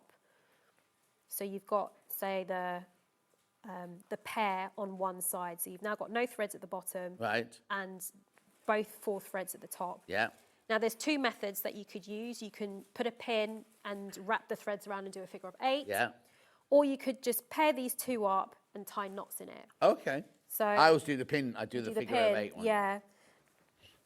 I guess with the pin, sometimes if it's a lot of fabric, the pin could fall out, which is why knotting is good for that way. I might actually just do it this way because it's easier. But yeah, you can either tie knots in it or just take the threads and you do your figure of 8. And that's now anchored. If you're going to pull from this side, this isn't going to come undone if it's fully anchored. Let me just tie a big knot in these 2. And then what I do from the other side is just literally pull. And if it's going to be, I'm pulling the white threads, I'll pull the white ones. Or if it's the red, vice versa. Okay, so that would be anchored, so it's not going to fall out. And then I'd pull from that side. Now, if I was doing, well, in the case of this skirt, you've got loads. Quite a lot. And this is the top layer, the bottom layer is even wider. Oh, of course, yeah. So, of course, it's a little bit more confusing, and it's you don't want to pull just from one side because you're more likely to snap it. So what I usually do is I'll break it down into panels. If it's an even wider piece, I'd break it into 4 elements that I would gather separately. Yeah. So this one I've only done 2, and I don't know, sometimes you can gather, and you know where you start and finish, it's flat, and you can never get the gathers in that area. Yeah. So what I do, I'll just put it so the camera can see, is I do an overlap. Oh, hang on, it's just, oh. Yeah. So when it comes to, if I was to anchor it, I would anchor these 2. Yeah. And then I would push all the gathers so it gets to that bit. And then the other side, you can always pull it, so you get consistency all the way around. You're right. Normally, as opposed to, you just get this flat area. Yeah. And then what you end up doing is just kind of doing a pretend. Yeah. When you try and pleat it yourself. Yeah. Which never works. So in the context of this, I'll just show it. Yeah. So I'm going to anchor this edge. So I'm just going to pull the white threads towards the top.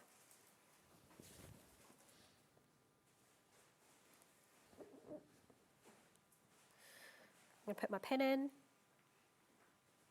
And I'm going to do my figure of 8.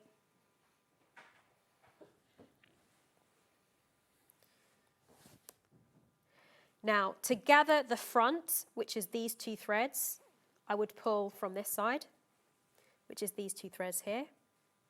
Oh, so you're still anchoring, even though it's a big skirt, you're still anchoring, but because you're doing it in sections? Yep. Right.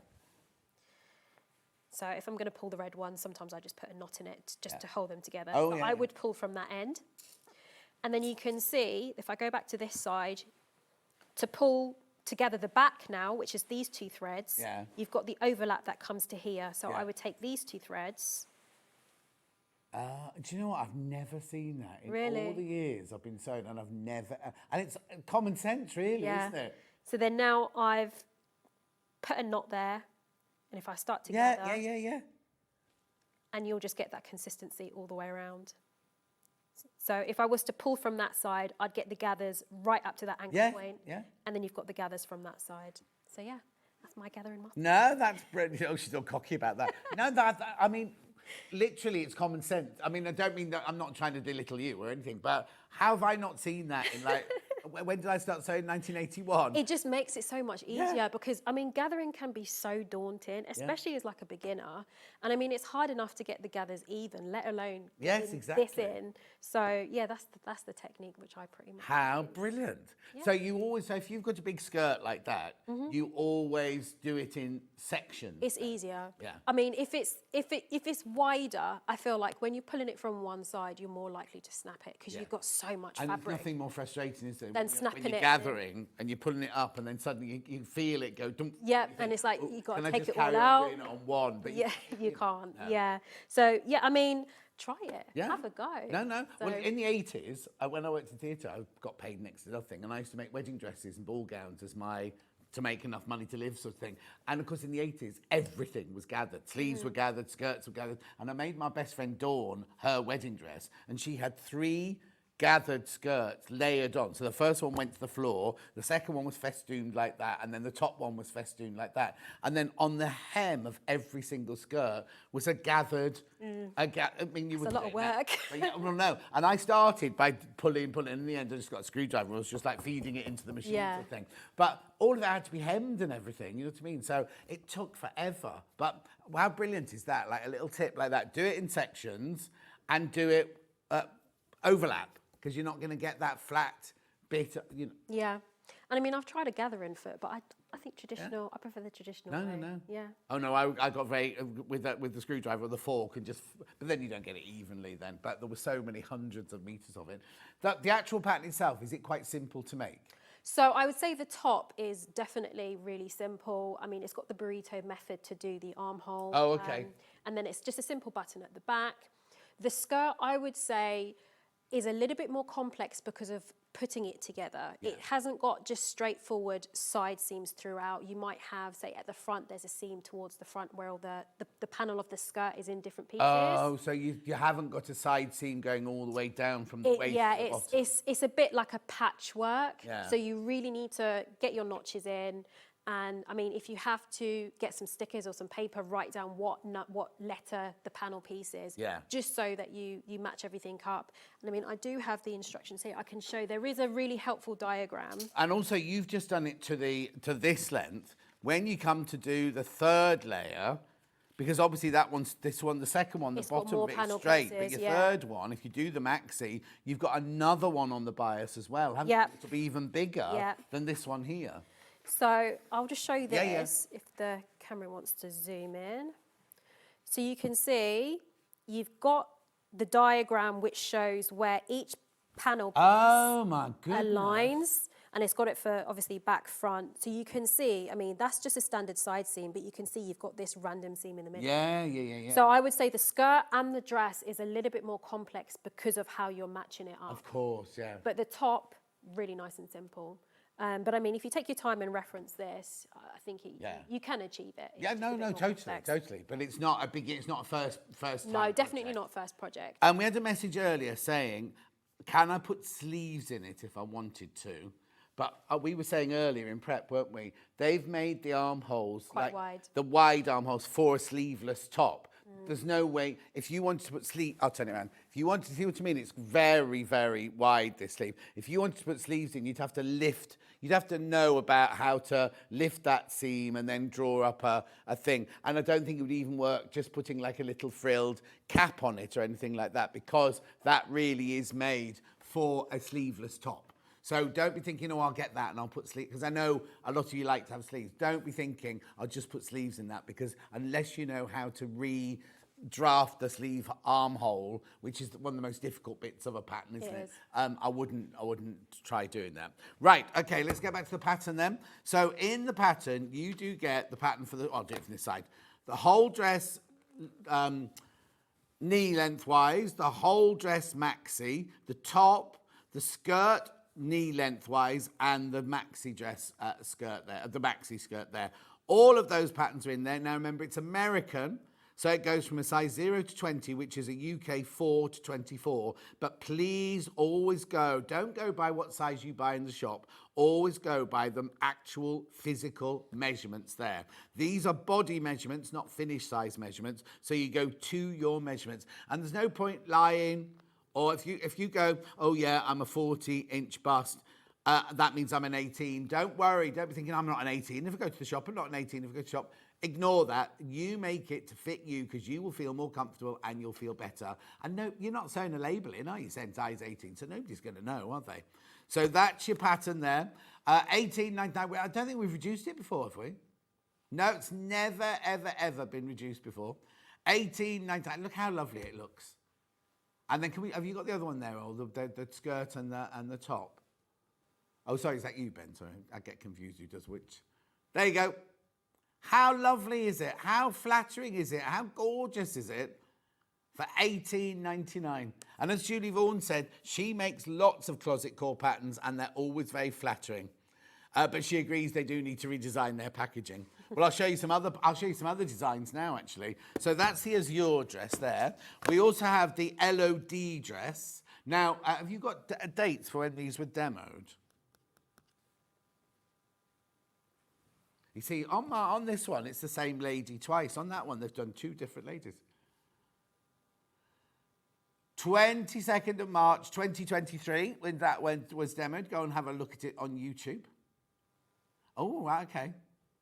This has never been reduced either. And we're gonna match the price. We're gonna match the price of the first one.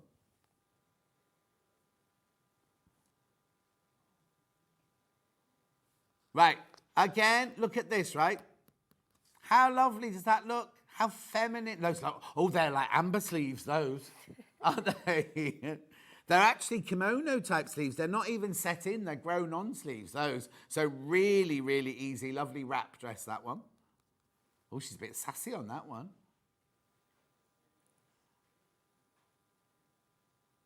Morecambe and Wise, bring me sunshine. Look, it's Nurse Ratched. Lovely, that's that one. Then I've got Pauline. Wouldn't it be funny if Auntie Pauline was the model? No, you see, thank you. That is not a flattering image, right? Who wants to look like that? That looks like they've got big tummies, doesn't it?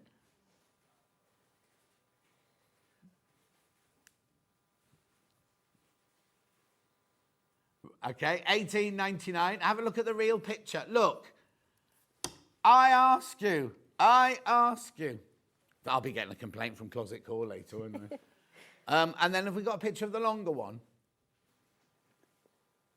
Oh, hang on. Look, oh, it's lovely. I think that's gorgeous, that dress, isn't it? Make it in needle cord, it'd be absolutely stunning, that. 14th of June 2023 was the demo of that one. Never been reduced before. Then we went on to the Jenna. Now, this one is obviously one that you can make a shirt or a shirt dress out of, or a dress out of. Going lower on the price. You see, they've done different sizing on these. They've done double extra small to 4X on that one. $18.99. I haven't got a picture of this one, I'm afraid. What date did we do it on? Be careful as... Go on. 11th of May 2024. There's only 17 of those left. There's only 17 of those left. Then we're moving on to Charlie. I know. He looks very different on that picture, doesn't he? No, he's got the same hair. Right. Crash it. Oh. Ooh, now that was a $21.99 one, that one. No, these are Ben. Right, the crashing of the fabrics were upstairs, right? And he was taking credit for it. These are Ben doing this. 18. Oh, I really need a picture of that because I want to see what that does there. Oh, look. So 2 different fronts. So there's one with a panel with pleats on it, or gathers on it, and then one with a flat panel at the front there as well. 10th of August, can you see, Amber? 10th of August, 2023. Again, there's not many of those left, the Charlie Kaftan. Oh, sorry, Dave Bradford, we're making a noise. $18.99. I don't know. You can't win in here, can you? Right, make sure you check out on everything. When are you in next? 1st of November.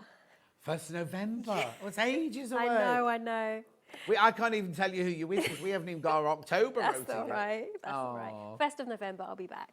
It was lovely to see you. Good luck with all of your Thank you. pattern. Work hard. I always nice want, picture. always. Nice pictures on Yes, the front. definitely. And a big kiss to your mum. Right, let's have a look at tomorrow's menu. It's me again tomorrow. I'm ever so sorry. You've had me every day this week. Crafting the Wheel book launch with Claire Geld, right? It's making different crafts for different times of the year. So we've got tiaras, we've got jewellery, we've got knitting, we've got sewing, we've got all sorts of things. Weeds, using weeds and things like that. Yeah, that's Claire Gelder coming up. You'll know Claire. You'll know Claire already. Then 9 o'clock. Oh, it's another Tessuti tomorrow. Tessuti pattern, the Tosca tunic dress with Rebecca Harrison. Then at 10 o'clock, dressmaking tools. Then at 11 o'clock, if you bought that quilted fabric earlier, you could make the So Girl Gertrude Gilet with Rebecca Harrison. And then at 12 o'clock, overlockers and more, but there's not that much more. There's a bit of fabric he's put in. I checked yesterday, he's put some fabric in. Anyway, thank you, Amber, so much. Don't forget to check out your baskets. I'll see you tomorrow. So, Dave Bradford, all right. I don't know what he's come dressed as today. I don't know. Oh, he's chucking his chewing gum in the bin now. That means business. Is the aircon working? It's the aircon's on, isn't it? Okay. It didn't work yesterday. So. Oh, no. Well, no. One of them's not working. One is. So if you want to be down this end, it's working. But down that end, it's not. I've got to go. I'll see you tomorrow. Bye.